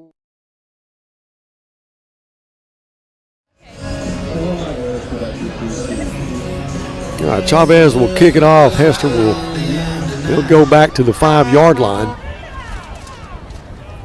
There's the kick, and Hester will take it at the 7. Looks for a lane. He'll get to the 19, maybe the 20-yard line. Well, we got a chance here. Let's go down to Coach Little with Queen Sydney. Coach? Buzz, I'm here with 2024 Northside Football Homecoming Queen, Sydney Rincon. Sydney, congratulations. Thank you. It's a great thing. One thing you got to realize about this award is you will forever be a homecoming queen at Northside for forever and ever. But I just want to congratulate you. This is a culmination of this is your senior year. You're cheer captain. Now you're the football homecoming queen. What has your experiences in your career at Northside meant to you? They meant a lot to me. Just getting to know my teachers, having a close relationship with them, and being able to be close with all my team. It's just meant a lot to me, and I just love everyone here. Well, we want to congratulate you, 2024 football homecoming queen, Sydney Rincon. Back to you, Buzz. All right, thanks, Coach, and congratulations, Sydney, from the GSN team. 2nd down and 9. Well, it's been a good homecoming. Perfect weather. The ceremonies were awesome. Actually ran ahead of schedule a little bit. Castaneda wants to keep it himself. Malachi Warren with a little extra shove there just to let him know who tackled him. Malachi Warren on the stop. Loss of 2 brings up 3rd and 11. Ball caught the 19-yard line. So now it's a 3rd down and 11. Minute 23 left in the 3rd quarter.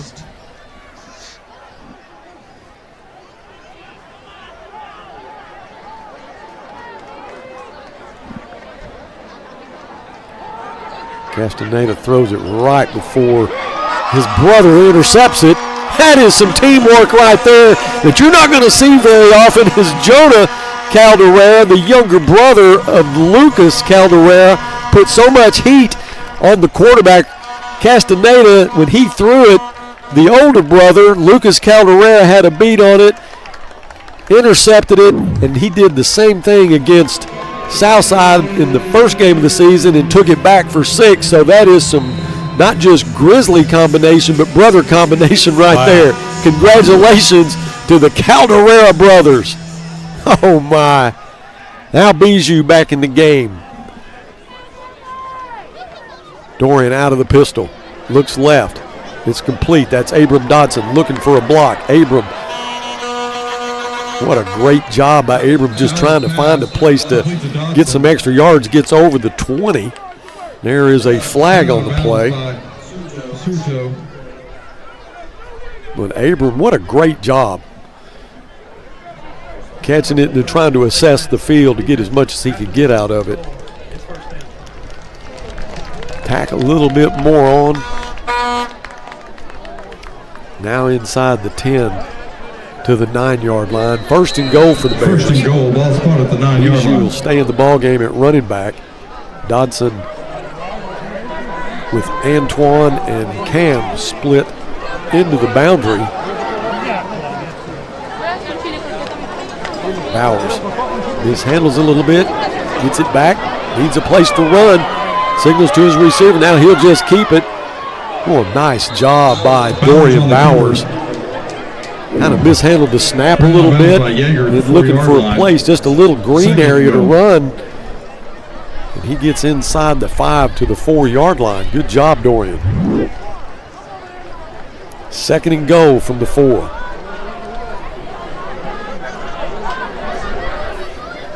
Techmeyer in the slot, right side. Cam into the boundary. Bijou gets the call. Bijou. He's going to lose a few there. For Bijou on the carry.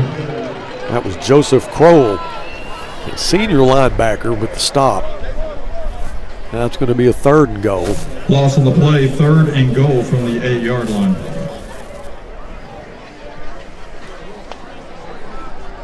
I think that's under 10 now in the 3rd quarter. They're just going to let this run out.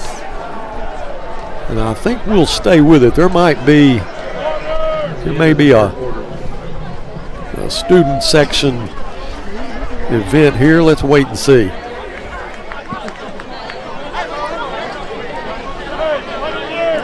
It's been all Grizzlies tonight, 42-14. Ladies and gentlemen, I have a public address announcement. If you turn your attention towards the Northside student section, we would like to thank the Northside, or the LSU Tiger cheer team and Mike the Tiger for coming to the game tonight. But this is Razorback country. Let's call those hogs.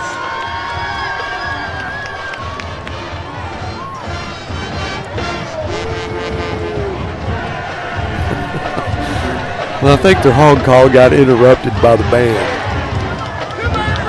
I don't know that they looked at the same schedule.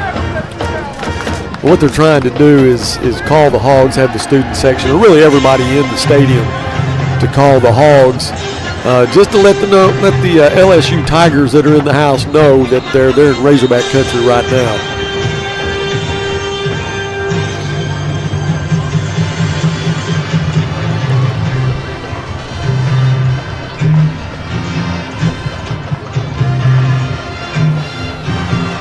At the start of the 4th quarter, in every game, you will see on the Jumbotron all the Grizzlies that are in the NFL or have been in the NFL. 3rd and goal as we return to action.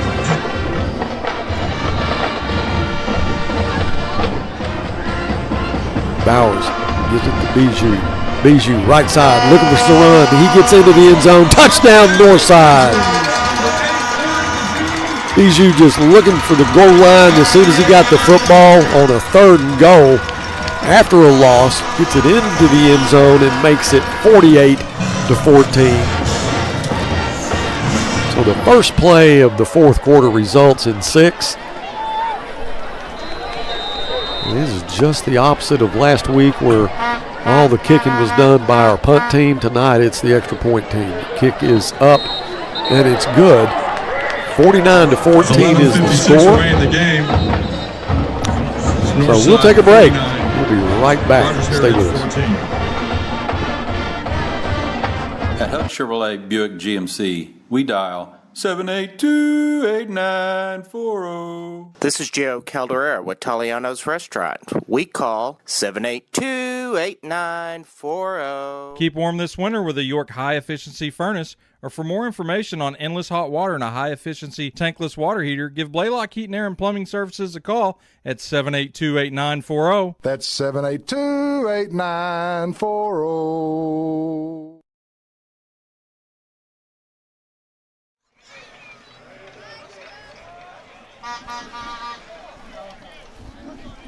All right, welcome back to Mayo Thompson. Just into the fourth quarter.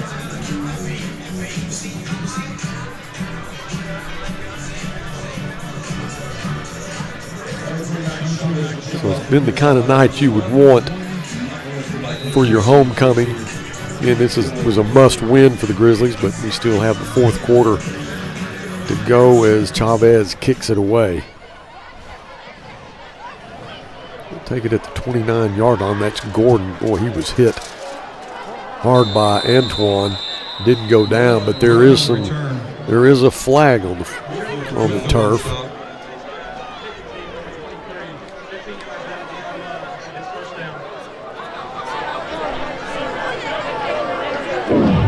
Let's see what the call is here.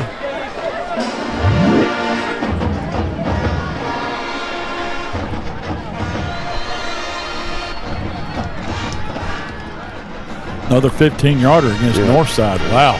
We're in the Northside territory.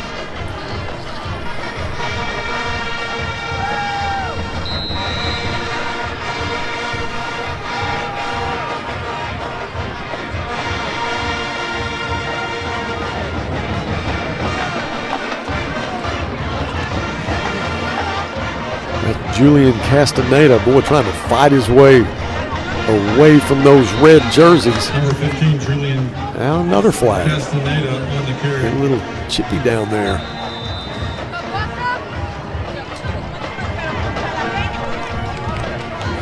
Flag on the play. There's another one. That's two. You know how frustrating it must be for Heritage. Is that on them? Oh, I'm not. Yeah, it is. Yeah, I mean, it's just a lot of. I mean, it's been a long time for them. This program has struggled, you know, like Little Rock Central has.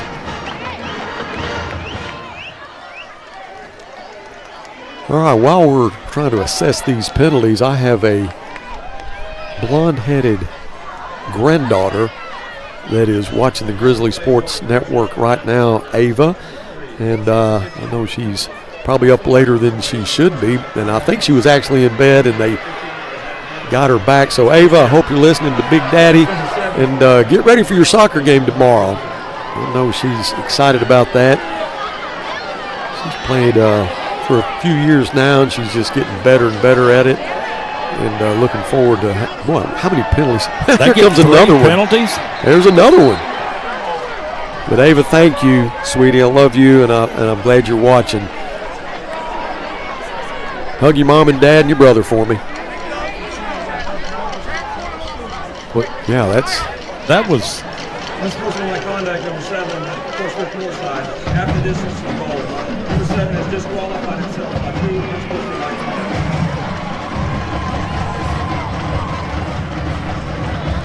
Well, here we go again. Eventually, yeah, they're. Did they call 4 penalties on Northside on that one deal? Yeah.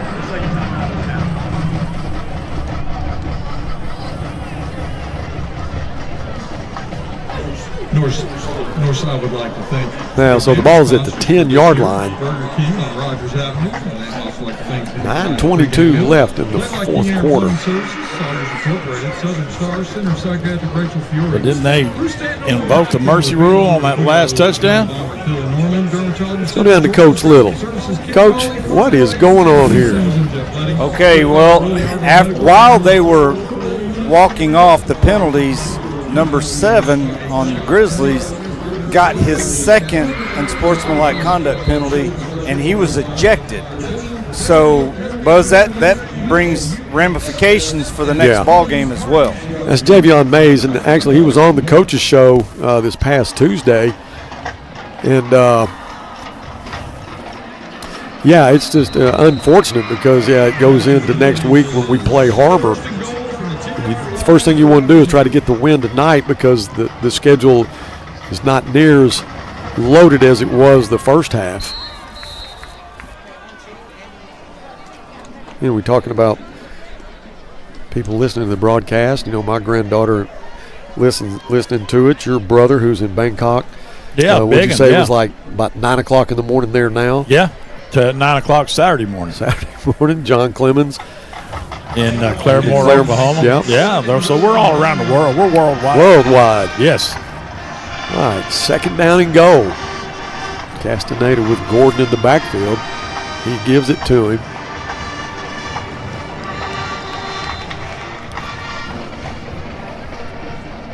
That's Braden Carroll, that quarterback, not Castaneda. He's a 6'1" sophomore.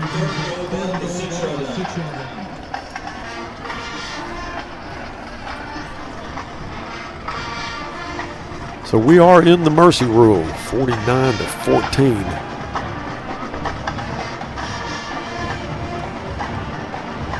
Carroll rolls right, throws. Hester's complete. Chavez knocks him out of bounds.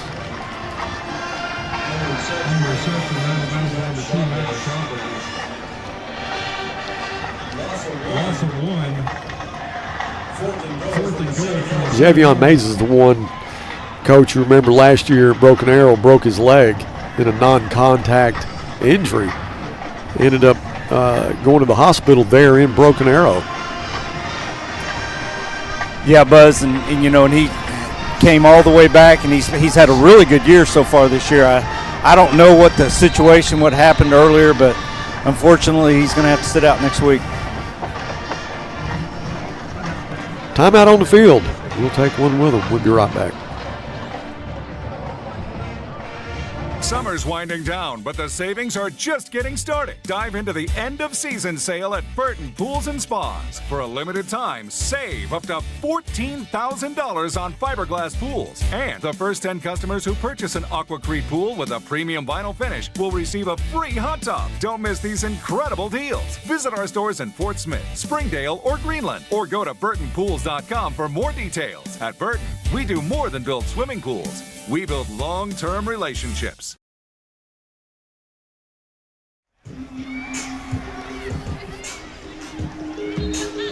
$7:20 left in this football game. The Grizzlies have dominated it on the ground. Had that touchdown pass to Cam, though, and that little post, and great throw. Perfect timing from Dorian Bowers.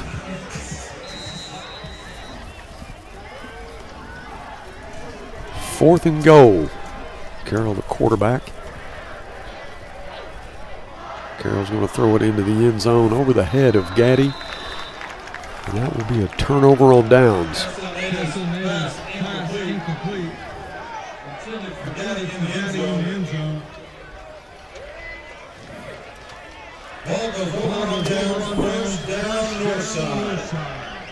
$6:50 and the clock continues to run. It's been a perfect night.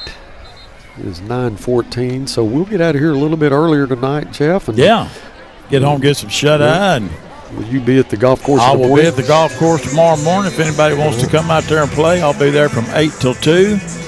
Then I may go up to Gooser's house tomorrow night and watch the Hogs and the Tigers play. That should be a good game. All right, here's a welcome sight right here. And what I mean by a welcome sight, Drew Jackson, who broke his foot, he been out for about 4 weeks, back in the ball game. I talked to Coach Frazier this afternoon, and he said that he would dress out, but he wasn't for sure that he would play. But he is playing. Good to see him back.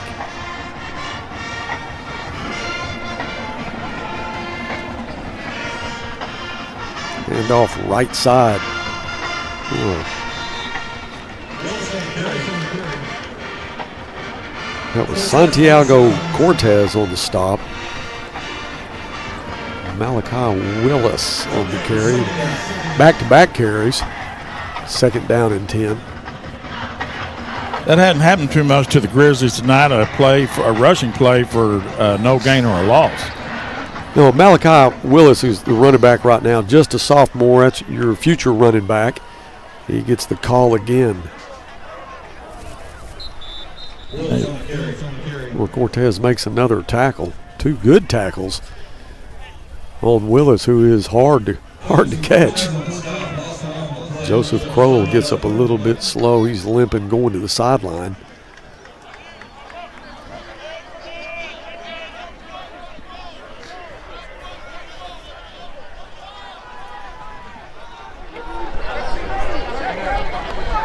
Sloan Hollis checks in for Crowell. 3rd and 11.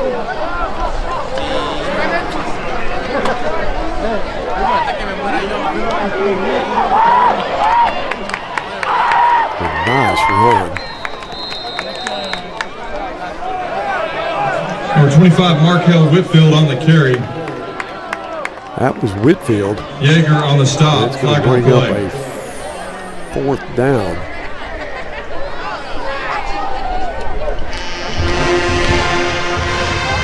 There's that flag. The clock continues to run for 4 minutes now. It's been all Grizzlies.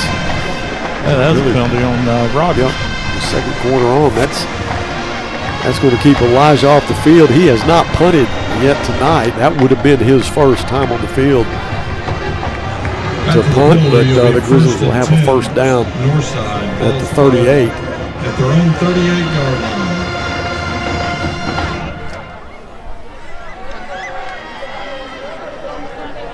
It's Whitfield again. Whitfield goes out of bounds.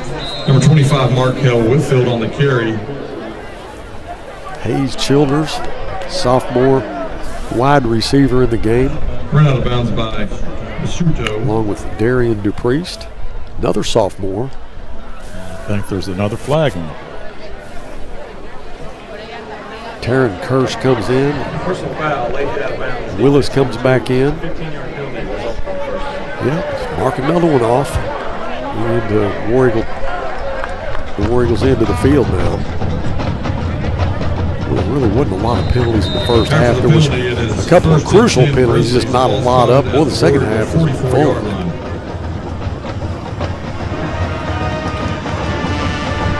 Drew hands off to Malachi. Malachi's going to get a couple, and here comes another flag. Well, the good thing about it is not stopping the clock. Yeah, it's a running clock.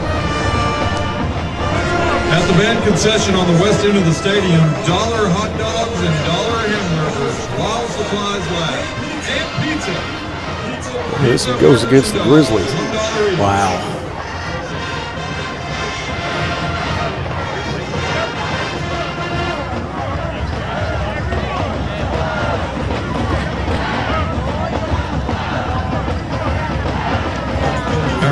First and 18, ball spotted at the 1st down. 46-yard 20 yards to go, under 2 minutes.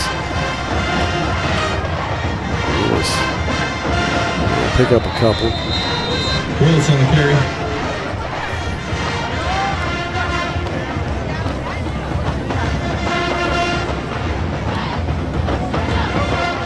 DeMarcus Moody checks in for the Grizzlies. Split wide to the left side. And Monty Marshall in the slot. Taryn Kerr split wide to the right side. Bryce Wardlaw right next to him. There he gets the snap. Looks left, gives it to Willis with a big run. That has some room. 30, 25, 20, taken out of bounds. Number 31, Malachi Willis. So Malachi Willis with a big run down to the 15-yard line. And guess what? Is there a flag? There's a flag on the play. Well, the thing about it, I mean, the clock is running. We're at 46 seconds now, and by the time they sort this out, you're not going to have much left. And I know that some of these guys that don't get a lot of playing time thinking, man, just touch that football. Yeah. Well, now they're stopping the clock. Well, if it's still running. Oh, is well, it? it's stopped now at 26.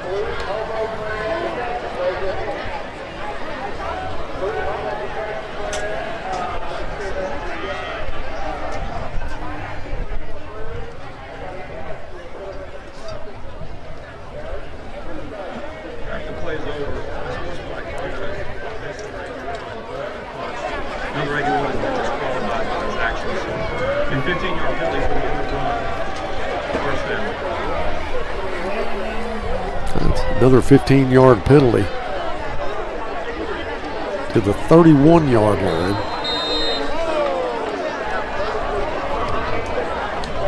Whitfield's the running back. Be first and 10 Northside, ball at the War Eagle 31-yard line. So this will probably be the last play of the game if they get the snap off. And I think Coach Curry's just going to say, let's call it a night. 49-14 is going to be the final as and that's your ball the game. clock runs out. So the Grizzlies will now be 3-1 in the conference. So a much-needed win, a have-to win for the Grizzlies. We were able to pull this off. So I'm going to take a couple of timeouts. When we come back, I want to get Coach Little's final thoughts and then get some stats from Jeff. And we'll wrap it up from Mayo Thompson. Stay with us. With an older car, there's so much maintenance. Knowing that my brakes are covered for life with the Golden Guarantee is a relief. I'd like to be driving this car forever, so that's why I keep taking it back to Midas. At Escape Camper Vans, we exist to make the outdoors more accessible. We have about 630 vans in our fleet. These vehicles get so much wear and tear. Knowing that there's a warranty on parts through Midas, the Golden Guarantee is so important to our business. You're in business to do business, not paperwork. That's where the skills of Potts & Company certified public accountants can help you succeed. Trust the experienced professionals of Potts & Company for tax preparation, bookkeeping, and other business services. Using QuickBooks for your operations? They're QuickBooks experts. The Potts & Company team can help you establish, organize, and optimize your QuickBooks for utmost effectiveness. Visit pottscpa.com to learn more.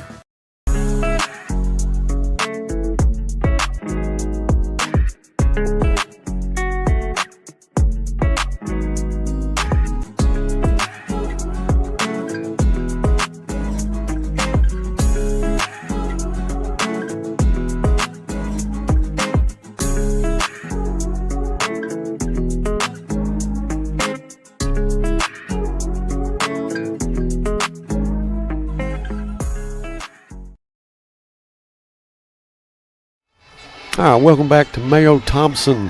Final scores 49-14. Let's try to go down to Coach Little, get his final thoughts. Coach. Well, Buzz, as you know, and Jeff he'll be giving the stats. We ran the ball with success tonight, and that there in the second half, that long post route to Cam, that was on play action. Play action works when you run the ball, so that's a recipe for what the Grizzlies got to do the rest of the season, bringing in some of those defensive guys to give us a little bit of beef up front, a little more physicality. So I think that's the recipe for us going forward. Coach, I agree with you 100%, and thank you for your expertise on the field. And if you are coming back up to the press box, I'll shake your hand. If not, I will talk to you in a day or two. All right, Buzz. Thanks a lot. All right, that's Coach Little.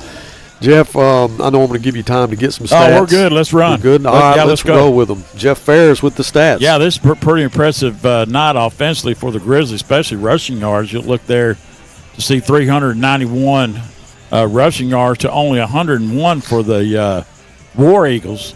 Total yards, Northside broke the 500 mark, which is very rare for total offense in a game, especially as good as these defenses are in the 7A West. 25 first downs.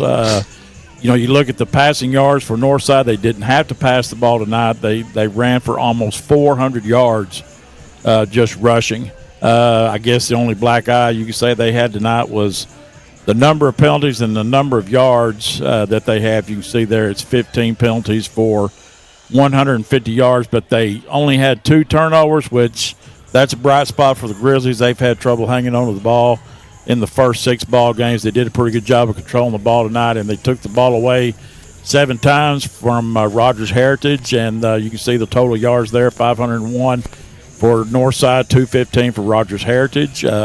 This is something to build off of. They got to get a hold of those penalties. Yeah. That's, you run rule somebody, and you look down and you go, what? Yeah. 150-plus yards in penalties? Yeah. And you still beat somebody by 5 touchdowns? That's very difficult to do, but overall, a good night for the Grizzlies, and the biggest thing is they got that win. Got the win, yeah. much needed win. Much, yes. So let me ask you a question. You get 150 yards in penalties, and then you get a guy ejected when the game's over with, and you need him. So you got to correct that this next week and try to get your guys' morale where it needs to be. I don't know what he said, or however you want to look at it. He either said the wrong thing or the right thing, depending on how you want to look at it. But you're just not. To me, and I may be just off the wall here, but to me, football is the ultimate team sport to me. I've always believed that since I was 8 years old. And I first read a book about Vince Lombardi and the Packers, and that's all he preached was team this. You don't do anything to hurt the team. And that's what he did tonight. He did something to hurt the team. Now he can't play next week. Right. So, that hurts you right there. That's another body that they've got to come up with, and they're not going to. Whoever they come up with is not going to be experienced as a guy that got kicked out tonight. And I don't know what all the circumstances are. So, but you're ejected and you can't help your team next week. Yeah, and we're sitting up here in the press box talking about it. So much emotion down there. Both teams coming in tonight having to have a win. You don't get a win tonight, man, you just don't know what's going to happen the rest of the season. Their schedule is pretty tough. Yes. This was really their only chance to try to get that conference win. We have some more chances, but our chances get better after getting this one behind us. Yes. You talk about the next game we play. It's har-ber. We'll go there to play them next week. They were 1-5 and 1-2 in the conference. Their win came against this team tonight, the War Eagles. Mm-hmm. But we're going to go there to play them. They put 63 on this team, so they can score, no question about that. But I feel good about where we are right now. I just hope we have a good week of practice and that we can go up there and get another win. And then after that, it's Bentonville West. After that, it's Springdale here at home. So just one at a time. Yeah, and it's not going to be easy for the Grizzlies, but it's going to be easier than it was their first 5 ball games or first 4 ball games in conference. Wow. It's like you talked for the game. That was the gauntlet right there. Front end loaded, front end loaded, and it was tough. And but they've hung in there. They can build that. They can still, like you said, they win out. They've got home field advantage throughout the playoffs, and that's pretty special. Yeah, that is. Yeah. It's been a few years back that we had home field advantage. It's nice. The last time we had it was against Bentonville here. We outplayed them, ended up losing the football game, but that was the last time we had home field advantage. But, it's been one of those seasons where you have 4 home games, 6 away games, so we're not a lot here at Mayo Thompson. Next year it'll flip. We'll have 6 here. But if we can get a home field advantage, I'm really talking in the future. We just need to go beat har-ber next week. But I say thank you to my team, the Grizzly Sports Network, for everything that they did tonight, setting up, putting all this together. Jonathan was on top of it tonight. A lot to deal with because there was a lot of pregame activities, a lot of different things you had to get shots of, and boy, he was right on the money tonight. Brandon did a great job. Jordan, who got some fantastic shots tonight. Andy on camera 1, he is the main guy, and boy, he is he is good as he always is. But, one thing that really topped the night off for me is my mom just texted me and said the Grizzlies look great. They had a good night. Thanks, Mom. I appreciate that. Blanche is, man, she is a groovy chick, man. I pretty good dancer, isn't she? Oh, yeah. Yeah, she is. Matter of fact, I think she's the only dancer I ever heard said that I was light on my feet. I don't think anybody's ever said that. I like to update these stats. Okay. In that last drive, Northside went over 400. I didn't total those in. Okay. So on that last drive, Northside went over 400 yards in rushing for the game. That is pretty serious right there. That is. And you got a lot of good running backs. Yes. Bijou and then Youngblood and Coven. Even Malachi Warren had a good night. But give credit to the offensive line. Absolutely. That's where it all starts. Yeah, it does. Proud of them. And a lot of their blocking tonight was big on big, base blocking, just going straight ahead. And threw in some zone blocking in there, which probably helped set up the big on big, the base blocking in there. And, boy, they opened up some holes. And that's all they have to do with these running backs they have, just open a hole, and it don't take them long to get through it. Well, everything went right tonight with the pregame, all the festivities, the homecoming part of it. Congratulations to Sydney on getting queen. She's also a cheerleader. And just all the maids that were here. I thought one thing was pretty cool is that you had Sophia and Isabella Kendrick, and then their dad escorted both of them and then stood in between them. I mean, that was pretty cool to see that. I thought their dad looked a lot like Greg Allman. Somebody else said that. Yeah, the Allman brothers, yeah. Well, Jeff, thank you for what you do. I appreciate you letting me keep on doing this. Well, we always have a good time together, but you bring so much expertise to the broadcast, and your coaching history and your playing history lets the fans know, from your point of view, really explains it well. Yeah, and you got two more that are better than I am explaining football and watching and got. We're blessed to have the staff that we do. Yeah. But that's going to wrap it up here at Mayo Thompson. We will see you next week at har-ber. Broadcast will start probably around between 5:30 and 6. We don't know yet. It depends on how long the coaches so runs. But anyway, Jordan just walked in. She's saying, wrap this up, guys. We got to get out of here. She's got things to do on the weekend. Jordan, we're wrapping it up. We'll all say goodbye. For Jeff Ferris, for Jordan Baker, for Jonathan Schaefer, so long from Mayo Thompson. Go Bears.